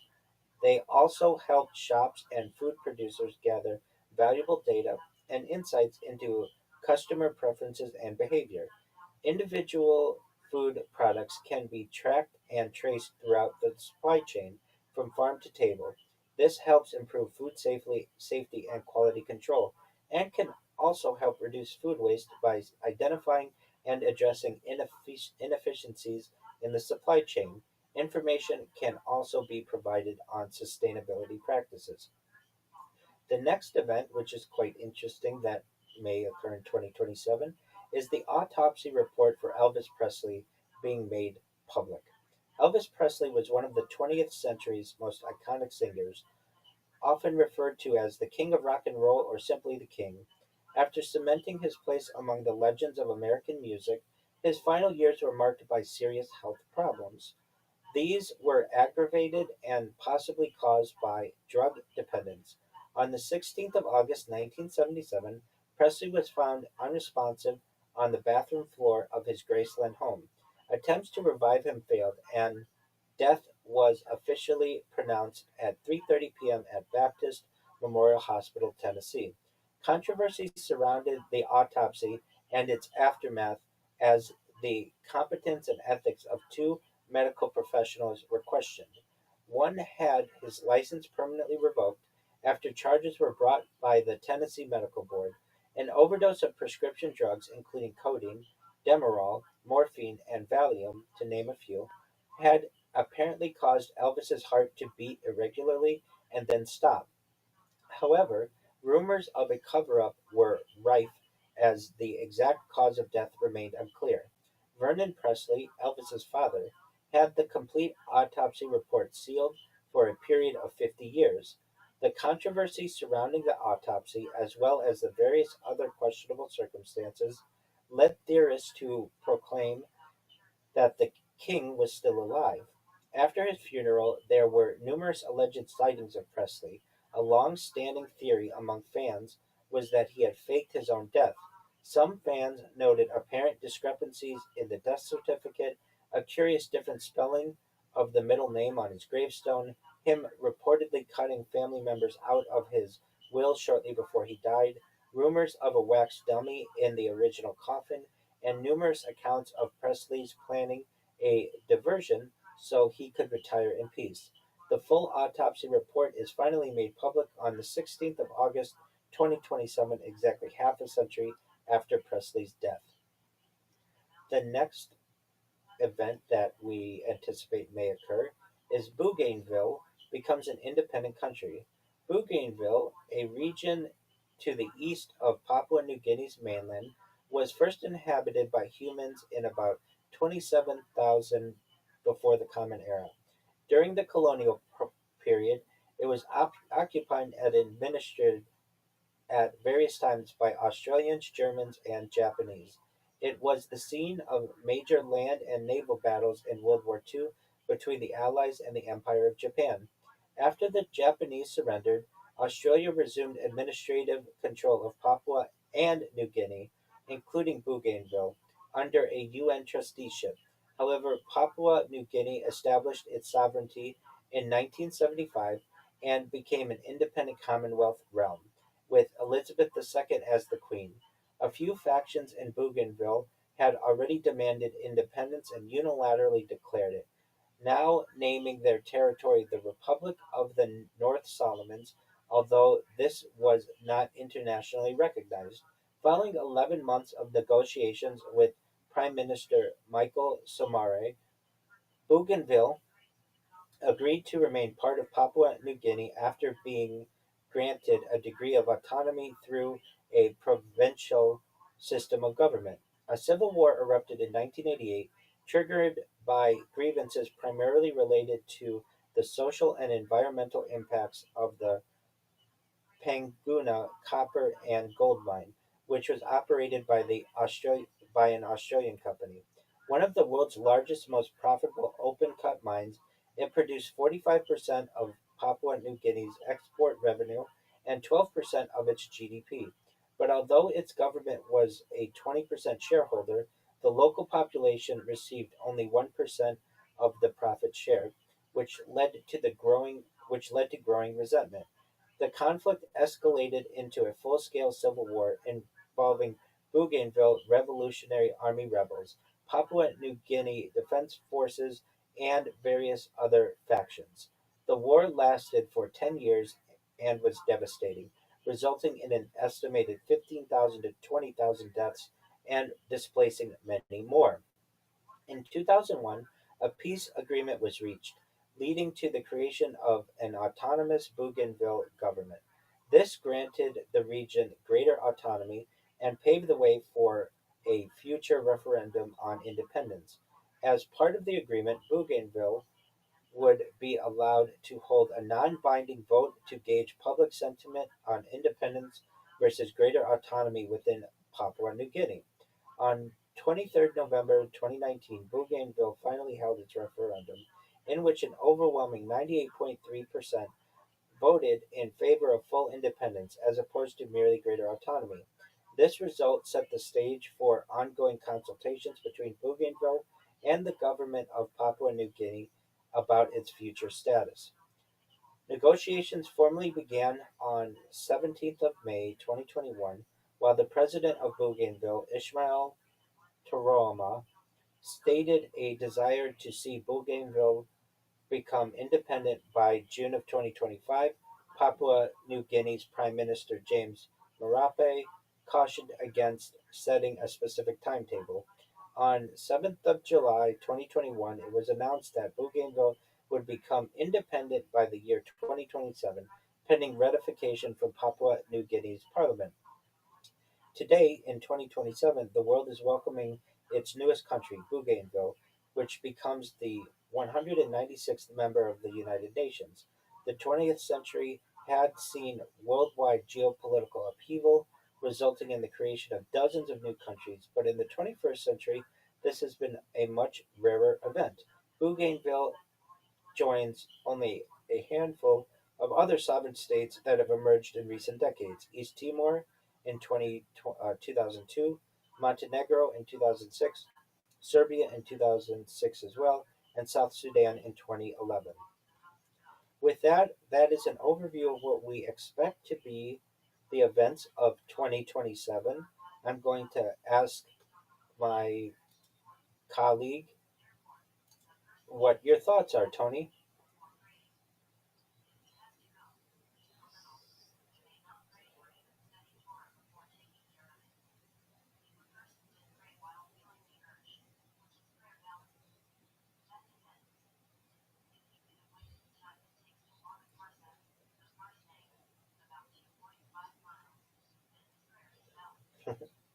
I agree with you.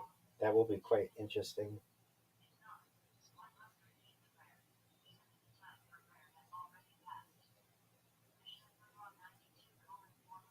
Yeah, I agree with you there as well.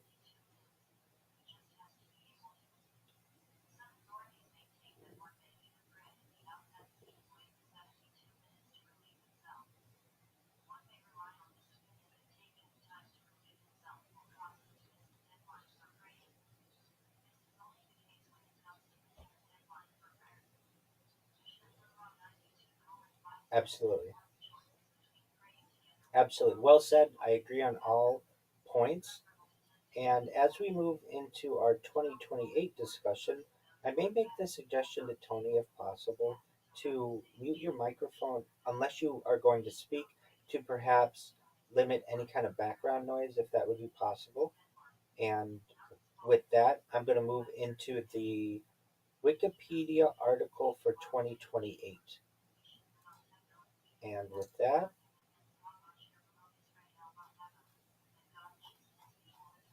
yes. Oh, yeah, definitely. Big time.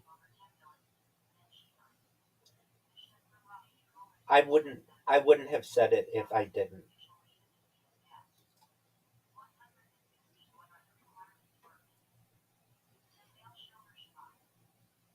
All right,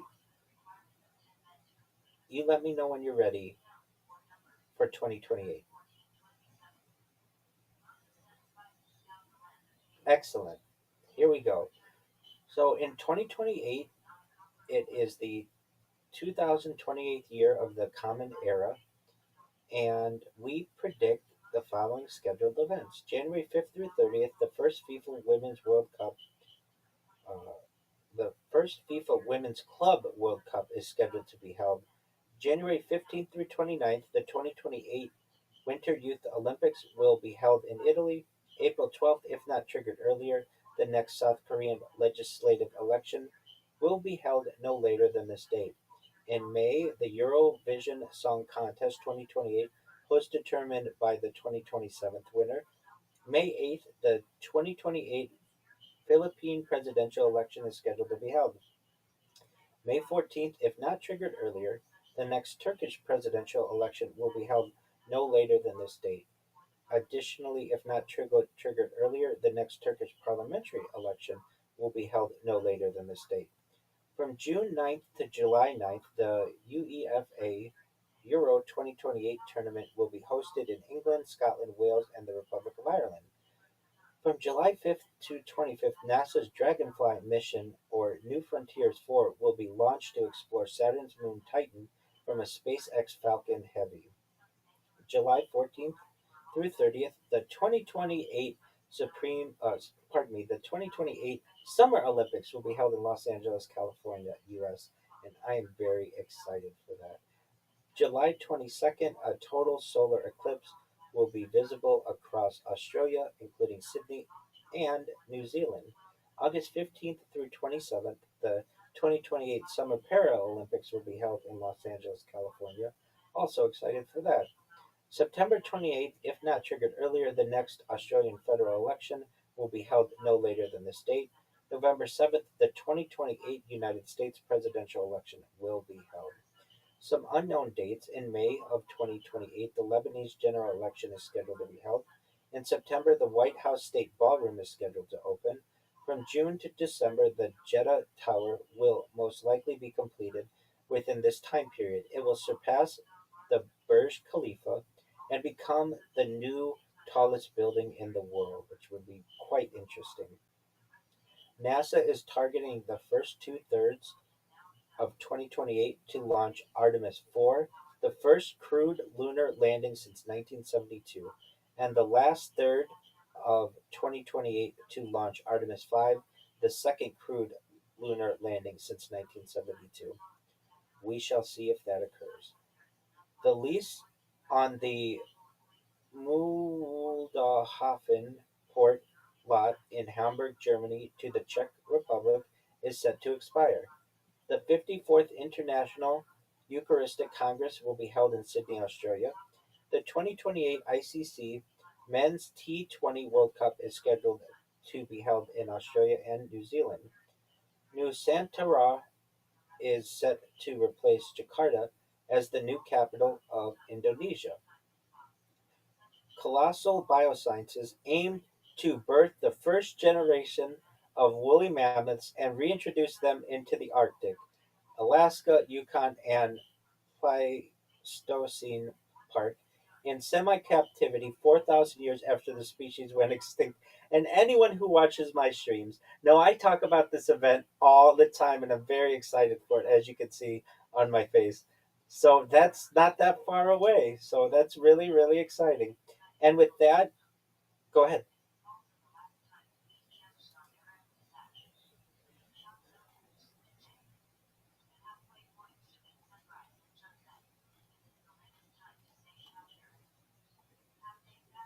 That's fantastic. Okay, so 2028, mark your calendars, friends. We're gonna have the first Czech astronaut in 2028, correct? Second Czech astronaut. Okay, excellent.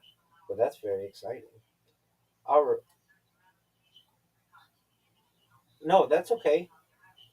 That's okay. Let's no pun intended. Let's check on that. So we'll check astronaut first and second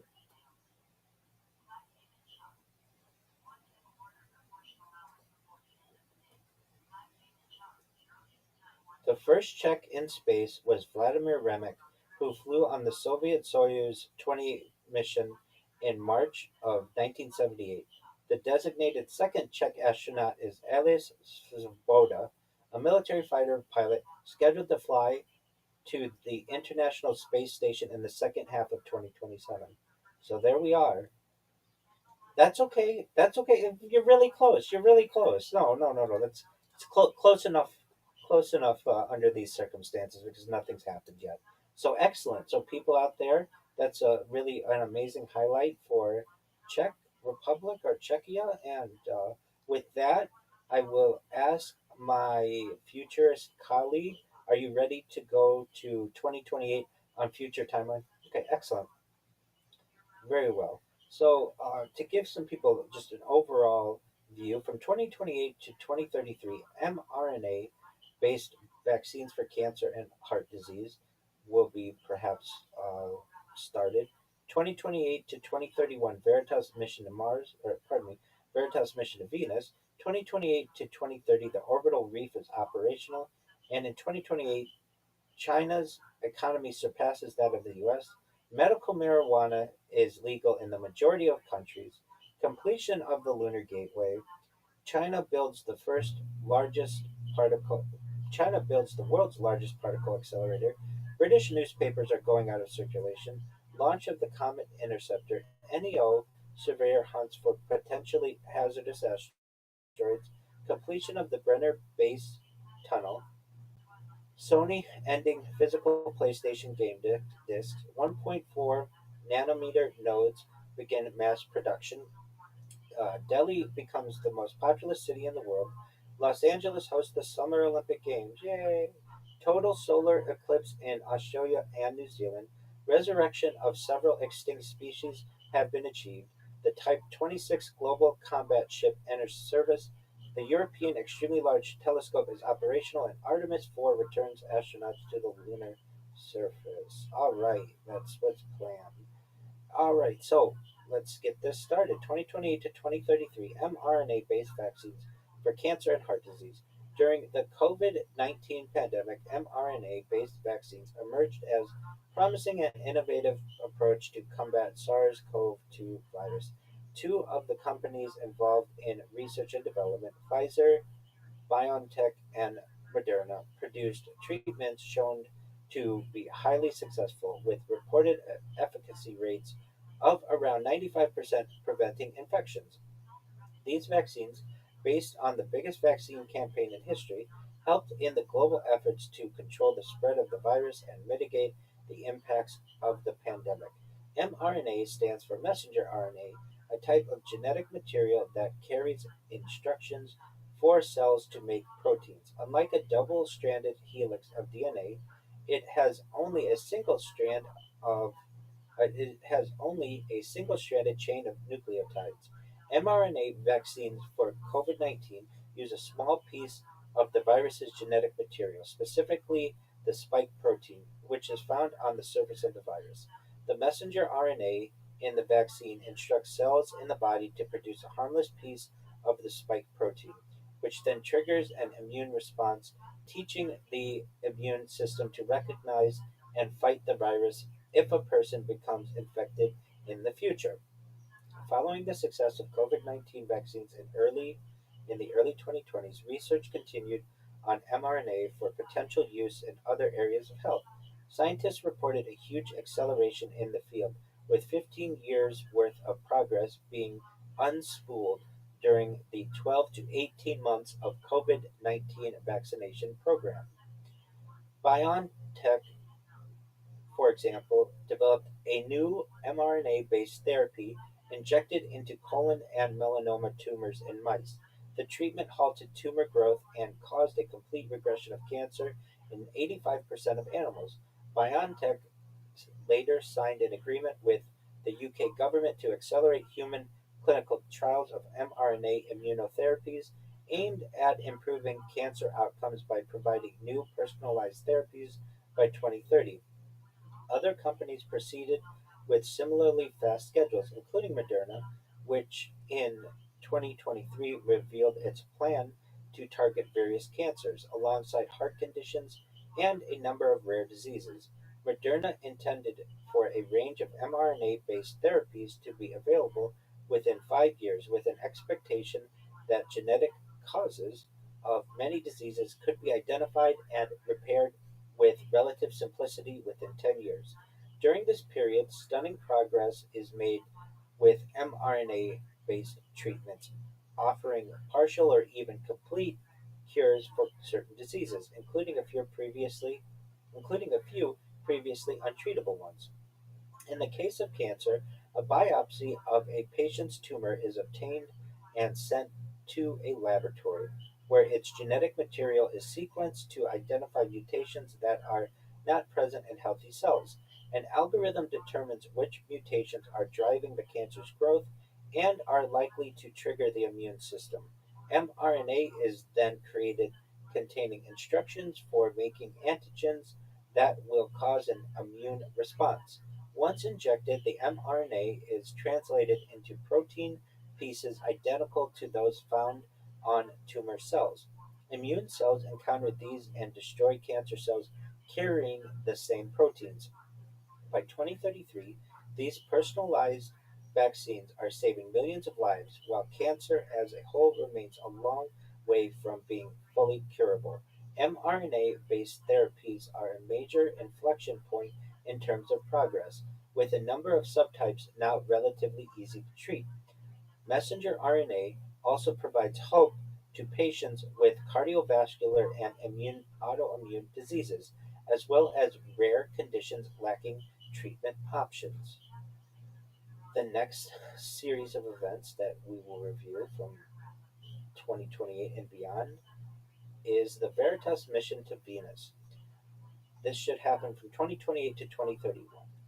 While several more recent spacecraft had used Venus to perform gravity assists, it has been decades since Magellan, NASA's last dedicated mission to orbit and study the planet, which launched in 1989 and operated until 1994. After this long gap, the agency had been keen to update its knowledge of Earth's twin. Venus emissivity, radioscience, INSAR, topography, and spectroscopy. Veritas is a 3 year mission conducted by NASA to study Venus in higher detail than ever before. In June 2021, it became one of two Venus missions selected for NASA's Discovery program in the late 2020s and early 2030s, the other being the Da Vinci Plus probe. Veritas produces global high resolution topography and imaging of Venus's surface and generates the first maps of deformation and global surface rock type, thermal emissivity, and gravity field. It provides a more accurate estimate of Venus's core size and information about features that lie below the planet's surface, such as fault lines. The combination of topography, near infrared spectroscopy, and radar image data provides new knowledge of Venus's tectonic and impact history, gravity, geochemistry, the timing and mechanisms of volcanic resurfacing, and the mantle processes responsible for them. Veritas also reveals insights into Venus's wetter and cooler past. Much of the probe's data is of relevance to exoplanet science and understanding how planets beyond our solar system evolve. While the earlier Magellan probe had a spatial resolution of 200 meters, Veritas can generate image details as fine as 30 meters, a nearly sevenfold increase. Meanwhile, altimetry measurements are improved by as much as 60 times. On board are two scientific instruments, the Venus Emissivity Mapper (VEM) and the Venus Interferometric Synthetic Aperture Radar (VISAR). The spacecraft the spacecraft operates until 2031. From 2028 to 2031, the orbital reef is operational. The orbital reef is a low Earth orbit (LEO) space station designed by Blue Origin and Sierra Nevada Corporation.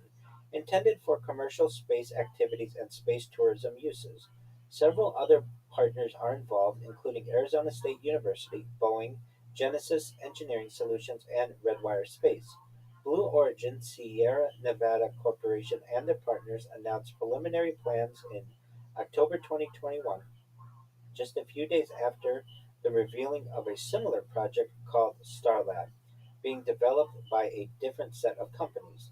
While Starlab had a volume of 340 meters cubed and support for up to 4 people, the Orbital Reef's design featured a much larger internal space of 830 cubic meters, supporting up to 10 occupants in futuristic models and huge windows. The large size would allow the orbital reef to host a range of activities such as scientific research, industrial manufacturing, exploration system development, and exotic hospitality. The zero G environment and access to a vacuum could also provide filming opportunities for advertising and movies.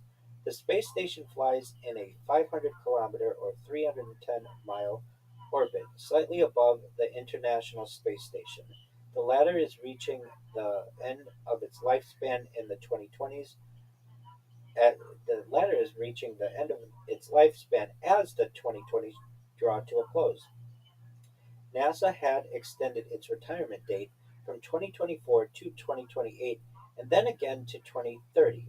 The agency is now preparing for a transition to a commercial replacement with lower costs, more flexibility, and improved technology. Blue Origin used its recently developed heavy lift orbital launch vehicle, the New Glenn, for assembling the orbital reef's core modules and utility systems. The remaining structures are now being fitted as the station becomes fully operational. Together, the orbital reef and smaller Starlab are able to fully replace the internal volume of the ISS with funding from NASA. In addition to the station itself, a new suitless single person spacecraft has been developed by partner Genesis Engineering as an alternative to traditional spacesuits used during spacewalks. Those who visit the orbital reef can take advantage of this pod like craft with greater maneuverability, two robotic arms, and larger field of view. So, for the people out there who are interested in the orbital reef, save 2 seats for both Tony and myself because we want to visit that in the future, perhaps. The next, absolutely, the next event in 2028, China's economy will surpass that of the United States. In 2028, China overtakes the United States in gross domestic product and becomes the world's largest economy. This milestone has occurred earlier than some expected, due in part to the impact of the COVID 19 pandemic. The virus responsible for COVID 19 had first been identified in Wuhan, China in December 2019. It spread rapidly, helped by the Chinese New Year migration and Wuhan being a transport hub and major rail interchange. With cases growing exponentially, major disruption began to emerge in early 2020 and many Chinese cities went into lockdown. As the virus spread to other countries, the World Health Organization declared a public health emergency of international concern in January and a pandemic in March of 2020. Initially, COVID 19 had been a major crisis for China. However, its authoritarian government imposed strict measures throughout the country, allowing it to bring the outbreak under control by the second quarter of 2020. While many berated the Chinese government for its delayed response and censorship of related information during the opening stages of the outbreak, few would doubt the success of China in essentially defeating the virus. By contrast, most other countries around the world had lengthy catastrophic experiences with COVID 19, wreaking severe economic damage. The US recorded its millionth case by April 2020, and this had mushroomed to over 23 million by January 2021, with nearly 400,000 deaths, the most of any country. Although vaccines began to emerge, partisan divides regarding the outbreak and a laxer approach to preventing infections meant that the crisis would persist for many months to come. The US and other major economies had negative growth for that year, which China achieved, while achieved positive GDP growth of 2% in 2020. China's 14th five-year plan from 2021 to 2025 involved a dual circulation strategy, with plans for both external and domestic demand working together.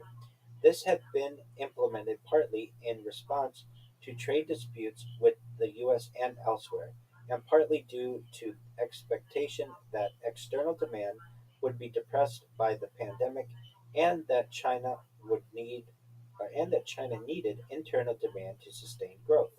President Xi stated his aim as being to fully bring as President Xi stated his aim as being to fully bring out the advantage of its, meaning China's super large market scale and potential of domestic demand to establish a new development pattern featuring domestic and international circulations that complement each other. With skillful management of the pandemic and damage to long term growth in the West, the relative economic performance of China exceeded many analysts' earlier forecasts. China saw average economic growth of more than 5.5% a year during this time. By the end of its 14th plan period in 2025, it had comfortably met the threshold for a high income economy, defined by the World Bank as a gross national income per capita of about $12,536 or more. Although its growth has slowed to 4.5% a year during the second half of the 2020s, China's GDP is overtaking the US by 2028. It continues to widen the gap between itself and the US during the early 2030s, though at a slower rate of less than 4% a year. Longer term demographic and other problems in China enable the US to regain its position as the world's largest economy by the end of the century. Medical marijuana is legal in the majority of countries. The cannabis plant had a long history of medicinal use dating back thousands of years. Its usage remained controversial and taboo in many cultures. However, not until the late 20th century and early 21st century did it start to gain wider acceptance and legality as an option for treating health issues. Due to production and governmental restrictions, little research had been conducted into the safety and efficacy of cannabis for medicine.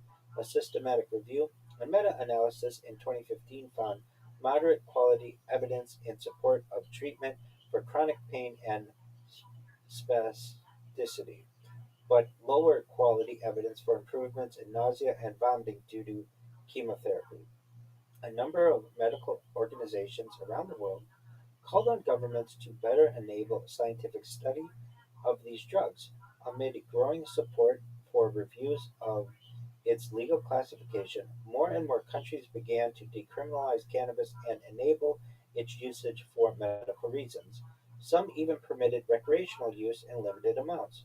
Uruguay became the first country to legalize the whole process from cultivation to sale, distribution, and consumption. Nearly 20 states in the United States had legalized recreational use by 2020, though it remained illegal at the federal level. Public opinion polls reflected this ongoing trend. In 1990, almost 80% of adults believed marijuana should be illegal. By 2020, that figure had declined to just 32%. The strongest support came from millennials, an increasingly influential voting bloc, with 76% in favor of legalization compared to 63% for baby boomers and just 32% for the silent generation. By 2028, the majority of the world's countries allow cannabis derived treatments for medical use. A total of 45 countries had made it legal by 2020, and this figure is approaching 110. The products can be administered through a variety of methods, including capsules, lozenges, tinctures, dermal patches, oral or dermal sprays, cannabis edibles, and vaporizing or smoking dried buds. The global medical cannabis market size is undergoing a compound annual growth rate of 23% during this decade, valued at 6.8 billion in 2020. It reaches 53.9 billion by 2030. The number of countries allowing recreational use of marijuana has also increased, though at a slower rate. From just 5 in 2020, it had quadrupled to nearly 20 by 2028, but will not reach a majority until the 2050s. And I would like to call on the world, as medical marijuana is becoming more and more legal, to not forget the people who have been put in jail because of these perhaps outdated laws, and to clear their names. Moving on to the next topic, we have completion of the Lunar Gateway. The Lunar Gateway is a successor of the aging International Space Station. Whereas the International Space Station was placed in orbit around the Earth, the International Gateway is close to the Moon. The partners involved in its construction are similar to the ISS, the Canadian Space Agency, European Space Agency, Japan Aerospace Exploration Agency, and NASA. The gateway is developed, utilized, and maintained in collaboration with commercial and international partners as a staging ground for lunar surface operations, both robotic and crewed, and for eventual travel to Mars. By sending people and cargo to and from cislunar space, those involved in the project gained the knowledge and experience necessary to venture to the Moon and beyond. Originally, NASA had intended to build the Gateway as part of an asteroid redirect mission, but later canceled the mission. An informal joint statement on cooperation between NASA and Roscosmos was announced in September 2017. However, in October 2020, Roscosmos stated that the program would be too US centric for Russia to participate in, and in January 2021 confirmed that it would not take part in the LG LG. NASA commissioned studies by private companies into affordable ways to develop the station's power and propulsion elements. These private companies were Boeing, Lockheed Martin, Orbital ATK, Sierra Nevada, and Space Systems Loral.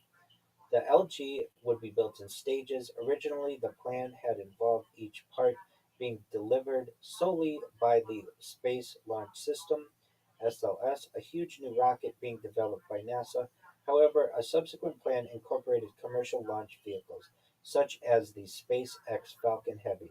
The latter would also carry supplies to the LG using a new craft called the Dragon XL, similar to the commercial cargo program for the International Space Station, to support crewed missions there and to the lunar surface. The international partners involved in the LG plan for its construction to occur gradually from 2024 to 2028, with delivery of four main components: power and propulsion element (PPE), serving as the main command and communication center of the LG. The PPE can generate 50 kilowatts of solar electric power for its ion thrusters, which can be supplemented by chemical propulsion. An S-band communication system provides a radio link with nearby vehicles, and it can also function as a space tug, transferring a spacecraft from one orbit to another. Alongside the habitation and logistics outpost, see below, the PPE is the first component of the LG to be delivered, launched by SpaceX on a Falcon Heavy in 2024. Habitation and Logistics Output (HALO), a crew cabin for astronauts visiting the LG. Its primary purpose is to provide basic life support needs for the visiting astronauts and to enable preparation for trips to the lunar surface. In addition to environmental controls and energy storage, it features space for science and storage, data handling capabilities, and docking ports for visiting vehicles and future modules. The Halo is delivered in 2024. International Habitation Module (IHAB), an additional habitation module built by ESA in collaboration with Japan. Together, the IHAB and HALO provide a combined 125 cubic meters, or 440 cubic feet, 4,400 cubic feet of habitable volume for the station. Delivery of the IHAB occurs in 2026. This component also includes a large robotic arm contributed by Canada's Space Agency. European system providing refueling infrastructure and telecommunications.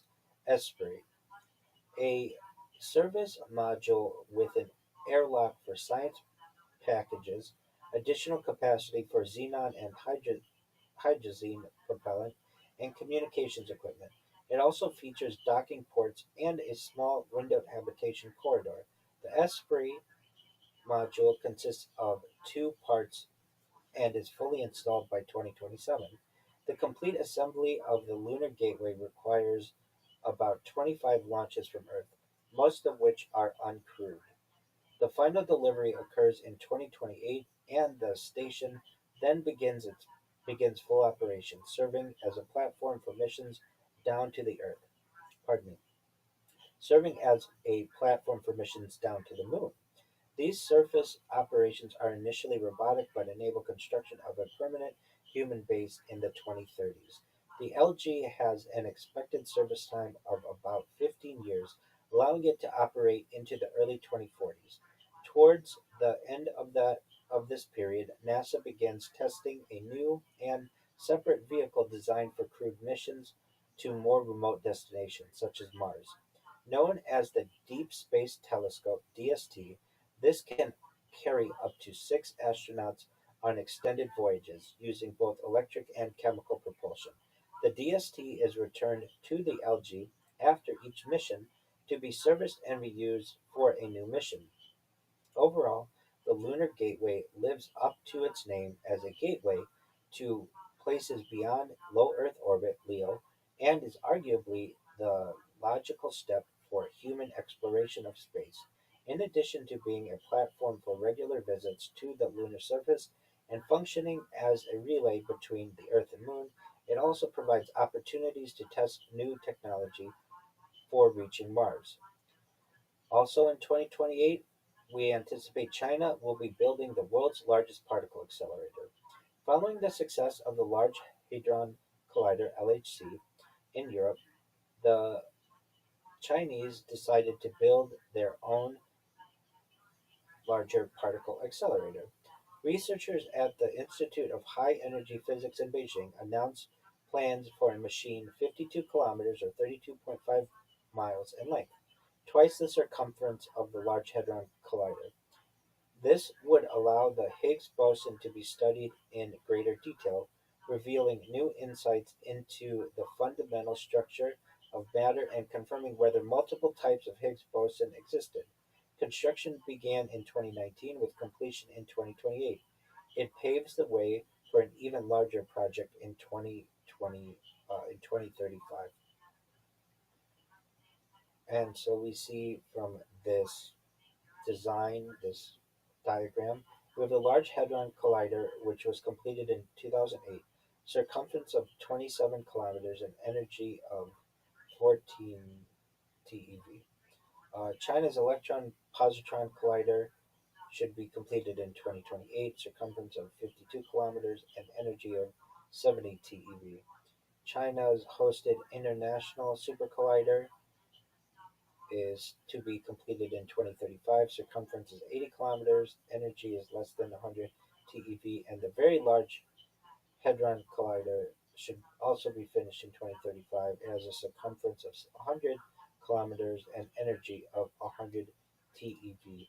And for those people who are wondering what TeV means, we are going to make sure that everyone is aware, especially those people watching us in the future.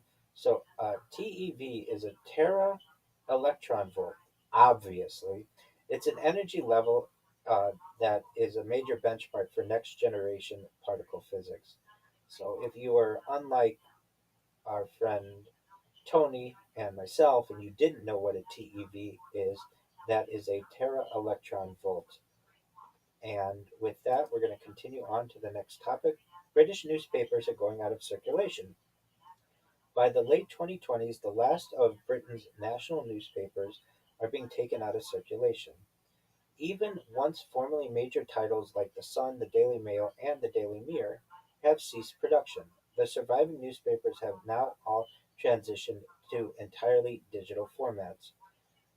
The printing industry had a long history. The printing industry had a long history in Britain. The first printing press was invented by William Craxton in 1476. This led to further developments in mechanical movable type and a huge increase of printing activities over subsequent centuries. During the 1600s, various publications would spread both news and rumors, such as pamphlets, posters, and ballads. The English Civil War from 1642 to 1651 of the Common Era greatly increased the demand for news. Among the first real newspapers were the Oxford Gazette, dating to 1665, Barrow's Worcester Journal, 1690, and Daily Courant, 1702. By the 1720s, there were 12 London newspapers and 24 provincial newspapers. The first English journalist to achieve national importance was Daniel Defoe, who lived from 1660 to 1731. During the 18th and 19th centuries, the Industrial Revolution allowed production methods to be improved, print runs to be greatly increased, and newspapers to be sold at lower cost. Circulation of the Times rose from 5,000 copies in 1815 to 10,000 in 1834 and 40,000 by 1851, about 80% of the entire market. The period from 1860 to 1910 was considered a golden age of newspaper publication, with further technical advances in printing and communication, combined with a more professional style of journalism and prominence of new owners. Socialist labor and trade union papers began to proliferate. In 1896, the Daily Mail was first published and became the first daily newspaper aimed at the newly literate lower middle class market, resulting from mass education, combining a new retail price with plenty of competitions, prizes, and promotional gimmicks. It was the first British newspaper to sell 1 million copies a day. Two other halfpenny papers to emerge included the Daily Express and the Daily Mirror.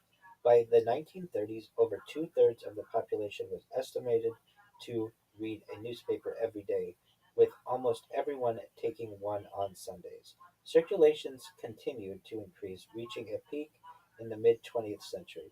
From the 1960s onwards, however, sales began to decline. In an effort to attract more readers, some tabloids, including The Sun, the Daily Mirror, and Daily Star, began publishing images of topless women. The 1980s saw the introduction of computer based typesetting and full color offset printing. The reporting of stories became ever more sensationalized and controversial as the fall in sales continued through the 1990s and into the 21st century. The rapid rise of the Internet, providing instant and free access to information, accelerated the decline of the newspaper industry. A major factor was the emergence of smartphones, tablets, and other handhelds, web enabled devices becoming cheap and widely available. By 2015, none of the remaining UK papers had a daily circulation above 2 million. The overall circulation of newspapers declined by 6.6% in 2014, with further declines in the following decade, resulting in the end of printed national newspapers in Britain. The next event that we anticipate is the launch of the Comet Interceptor. Comet Interceptor is a mission by the European Space Agency (ESA) to rendezvous with a comet originating from the outer solar system that has now begun to approach the Sun.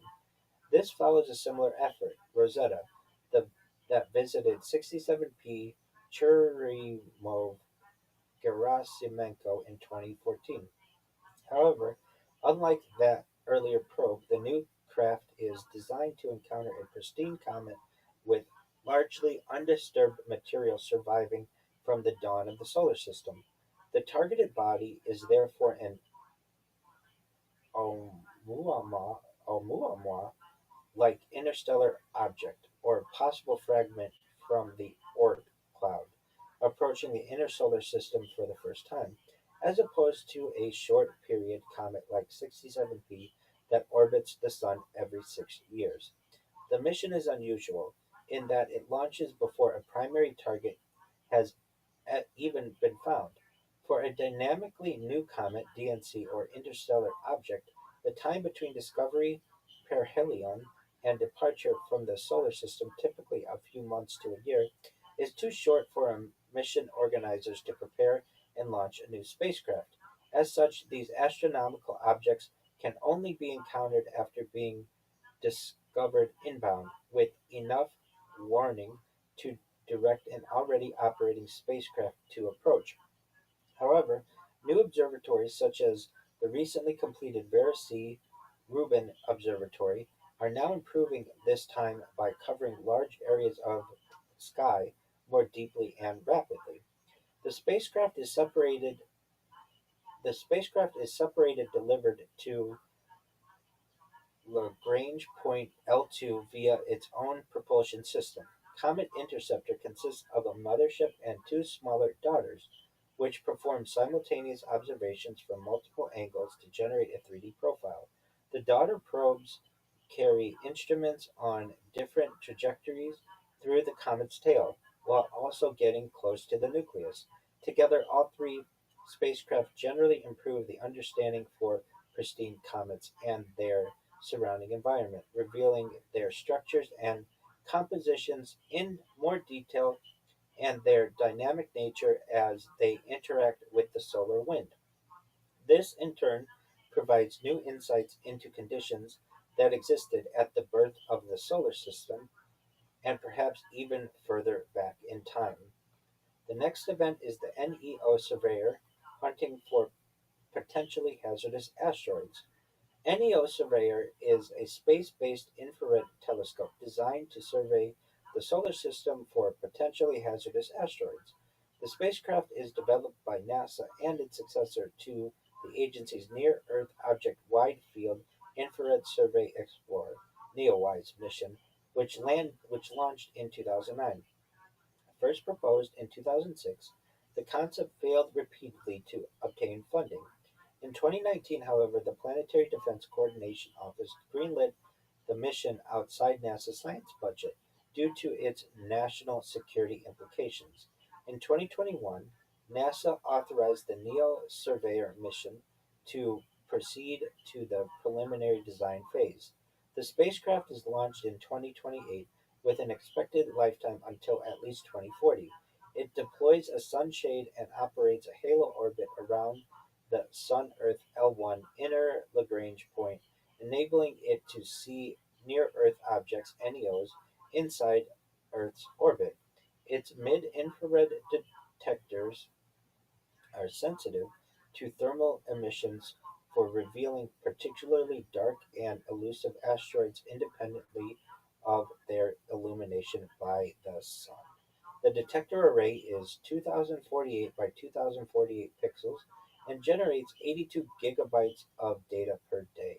The telescope's orbit allows fast downlink speeds to Earth. Its mirror is 25% larger than that of its predecessor.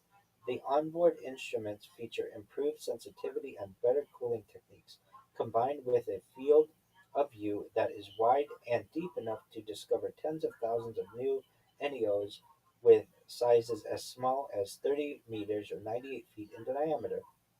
This continues the exponential trend of cumulative discoveries in recent decades and leads to over 90% of asteroids 140 meters or larger being identified and tracked, helping to improve planetary defense capabilities.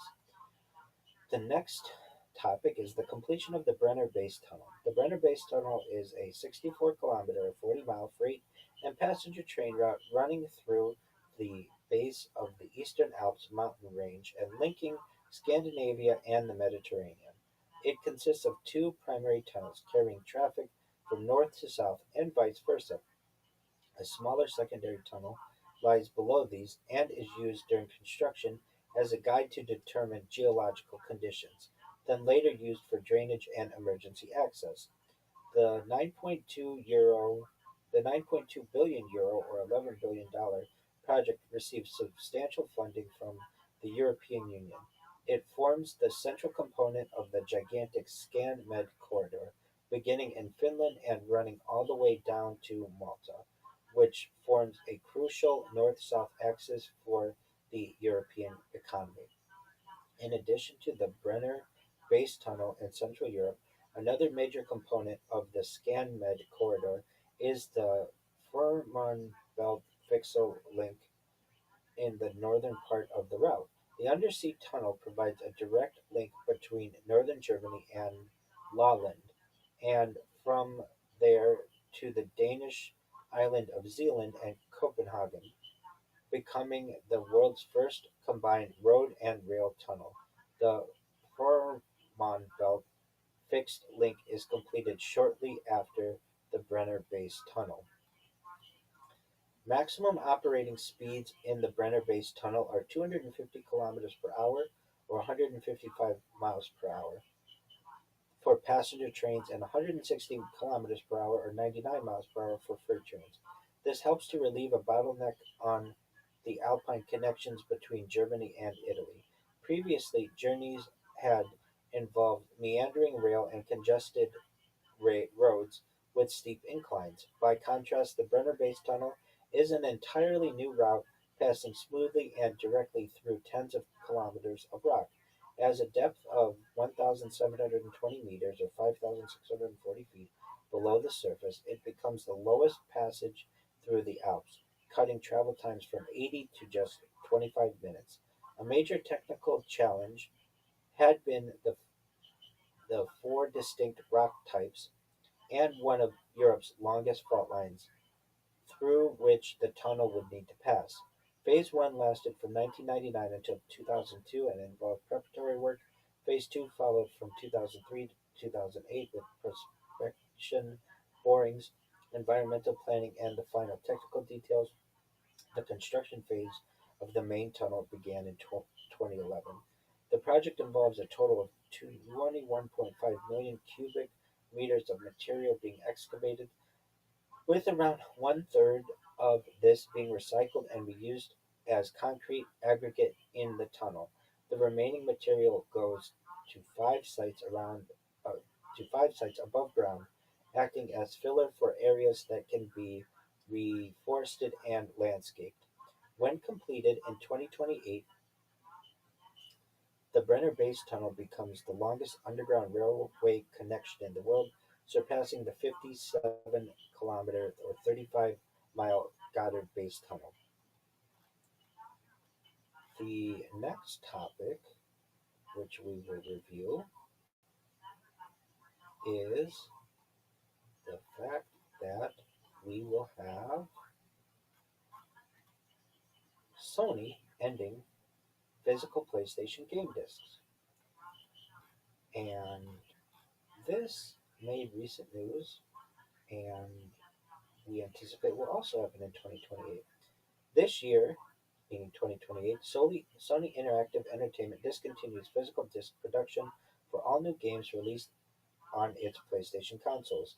New titles are now only sold in digital formats via the PlayStation Store and participating retailers, ending more than 3 decades in which boxed PlayStation games normally contain physical media. The change reflects a long-running shift in consumer habits. Digital download subscriptions and cloud saves, live service updates, and large day-one patches had already made discs less central to console gaming during the 2010s and 2020s. For customers still purchasing from retailers, download codes replace discs, leaving any remaining blue plastic cases as little more than packaging for a digital license. For retailers, collectors, and preservationists, the decision marks a symbolic turning point. Without discs for new releases, ownership becomes increasingly tied to online accounts, storefronts, and licensing agreements, raising fresh concerns over long-term access, resale rights, and future preservation of video games. The next event, which we will cover, is 1.4 nanometer nodes beginning mass production. In semiconductor manufacturing, the 1.4 nanometer process is the next die shrink following the 2 nanometer process node. In recent years, the names of these process nodes have become more of a marketing term rather than the actual dimensions of components. Nevertheless, the latest generation enables a further advance in miniaturization and the cramming of ever more transistors onto computer chips.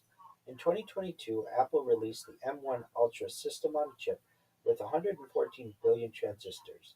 By 2028, several more doublings in density have occurred, with high end CPUs and GPUs now packing around 400 billion transistors per die. Multi chip modules that stack or tile several such dies together are beginning to approach the 1 trillion transistor landmark. These improvements also bring lower power consumption and higher efficiency. Taiwan Semiconductor Manufacturing Company (TSMC) begins volume production of its 1.4 nanometer class process in 2028, following its 2 nanometer generation in 2025. Intel's 14A node reaches a similar stage around this time, although the company faces increasingly difficult competing although the company faces increasing difficulty competing with TSMC at the leading edge. Meanwhile, Samsung trails slightly with mass production of 1.4 nanometers expected in 2029 as the company focuses on improving 2 nanometer yields and maximizing profitability from its earlier nodes. These and other companies continue researching new ways to scale down, including gate all around transistors, backside power delivery, and further refinements in extreme ultraviolet lithography (EUV). More experimental approaches such as graphene nanomesh, carbon nanotubes, and two-dimensional materials are also being explored for the next decade. The challenge of miniaturization is becoming so great that a radical new paradigm may soon be needed to maintain the trend in computing power. The next topic that we will cover is Delhi becoming the most populous city in the world. By 2028, Delhi has overtaken Tokyo to become the most populous city in the world. The Japanese capital had held this title since 1955, but during the early years of the 21st century, it began to reach a plateau. After peaking at 37 million, the city actually went into decline from 2020 onwards. The Indian capital, by contrast, was surging ahead. Home to some 29 million people in 2018, Delhi expanded to reach 37.2 million just a decade later. India, as a whole, had recently surpassed China to become the most populous country on the planet. There are many challenges associated with rapidly growing urban areas, especially in low income and lower middle income countries. These include the provision of adequate housing, transportation, water, and sanitation. Waste management and sanitation, energy, and other vital infrastructure, as well as employment and basic services such as education and healthcare. However, India's workforce is young and dynamic. Its economy is expanding fast and on course to rival the other superpowers by 2040. One surprising area in which Delhi will soon benefit is the environment. For many years, the World Health Organization had ranked Delhi as the most polluted city on earth. In the 2010s, poor air quality caused 2.3 million deaths in India each year, almost the same as from tobacco use, costing 3% of the country's gross domestic product. However, towards the end of the 2020s, traditional petrol and diesel cars are being phased out in favor of electric vehicles. Widespread use of solar and other renewables is also making a difference now, with almost 60% of India's electricity being generated from non-fossil fuels. Furthermore, as part of its commitment to the Paris Climate Agreement, India has pledged 6.2 billion to reforest 235 million acres, or 95 million hectares of the country by 2030. The vast project will soon increase India's forest coverage from 21% of total land to 33%. Next is Los Angeles hosting the Summer Olympic Games. From 21st of July to 6th of August 2028, the 34th Summer Olympics are held in Los Angeles, California. This event is the fifth Summer Games to be hosted in the United States and third in Los Angeles, following St. Louis in 1904, Los Angeles in 1932, Los Angeles in 1984, and Atlanta in 1996. Los Angeles also becomes the third city after London in 1908, 1948, and 2012, and Paris in 1900, 1924, and 2024 to have hosted the Olympic Games on 3 occasions. The 2028 Games are spread across 4 areas, each highlighting the different geographical features of the city: Long Beach, South Bay, Downtown, and Valley Sports Park. Travel between venues is made easy thanks to LA's extensive system of highways and public transport, with many improvements and upgrades having been made since the 1984 Games. By 2028, $88 billion worth of expanded subway, light rail, rapid bus transit, and express lane projects are operational, connecting all sports parks, the airport, the game center, and every corner of LA. We'll believe it when we see it. The Olympic and Paralympic Village is based at the centrally located UCLA campus, close to the city's cultural and entertainment attractions. All Olympic and Paralympic sports are within 40 minutes of the village. The opening and closing ceremonies are each, for the first time, staged across 2 different stadiums.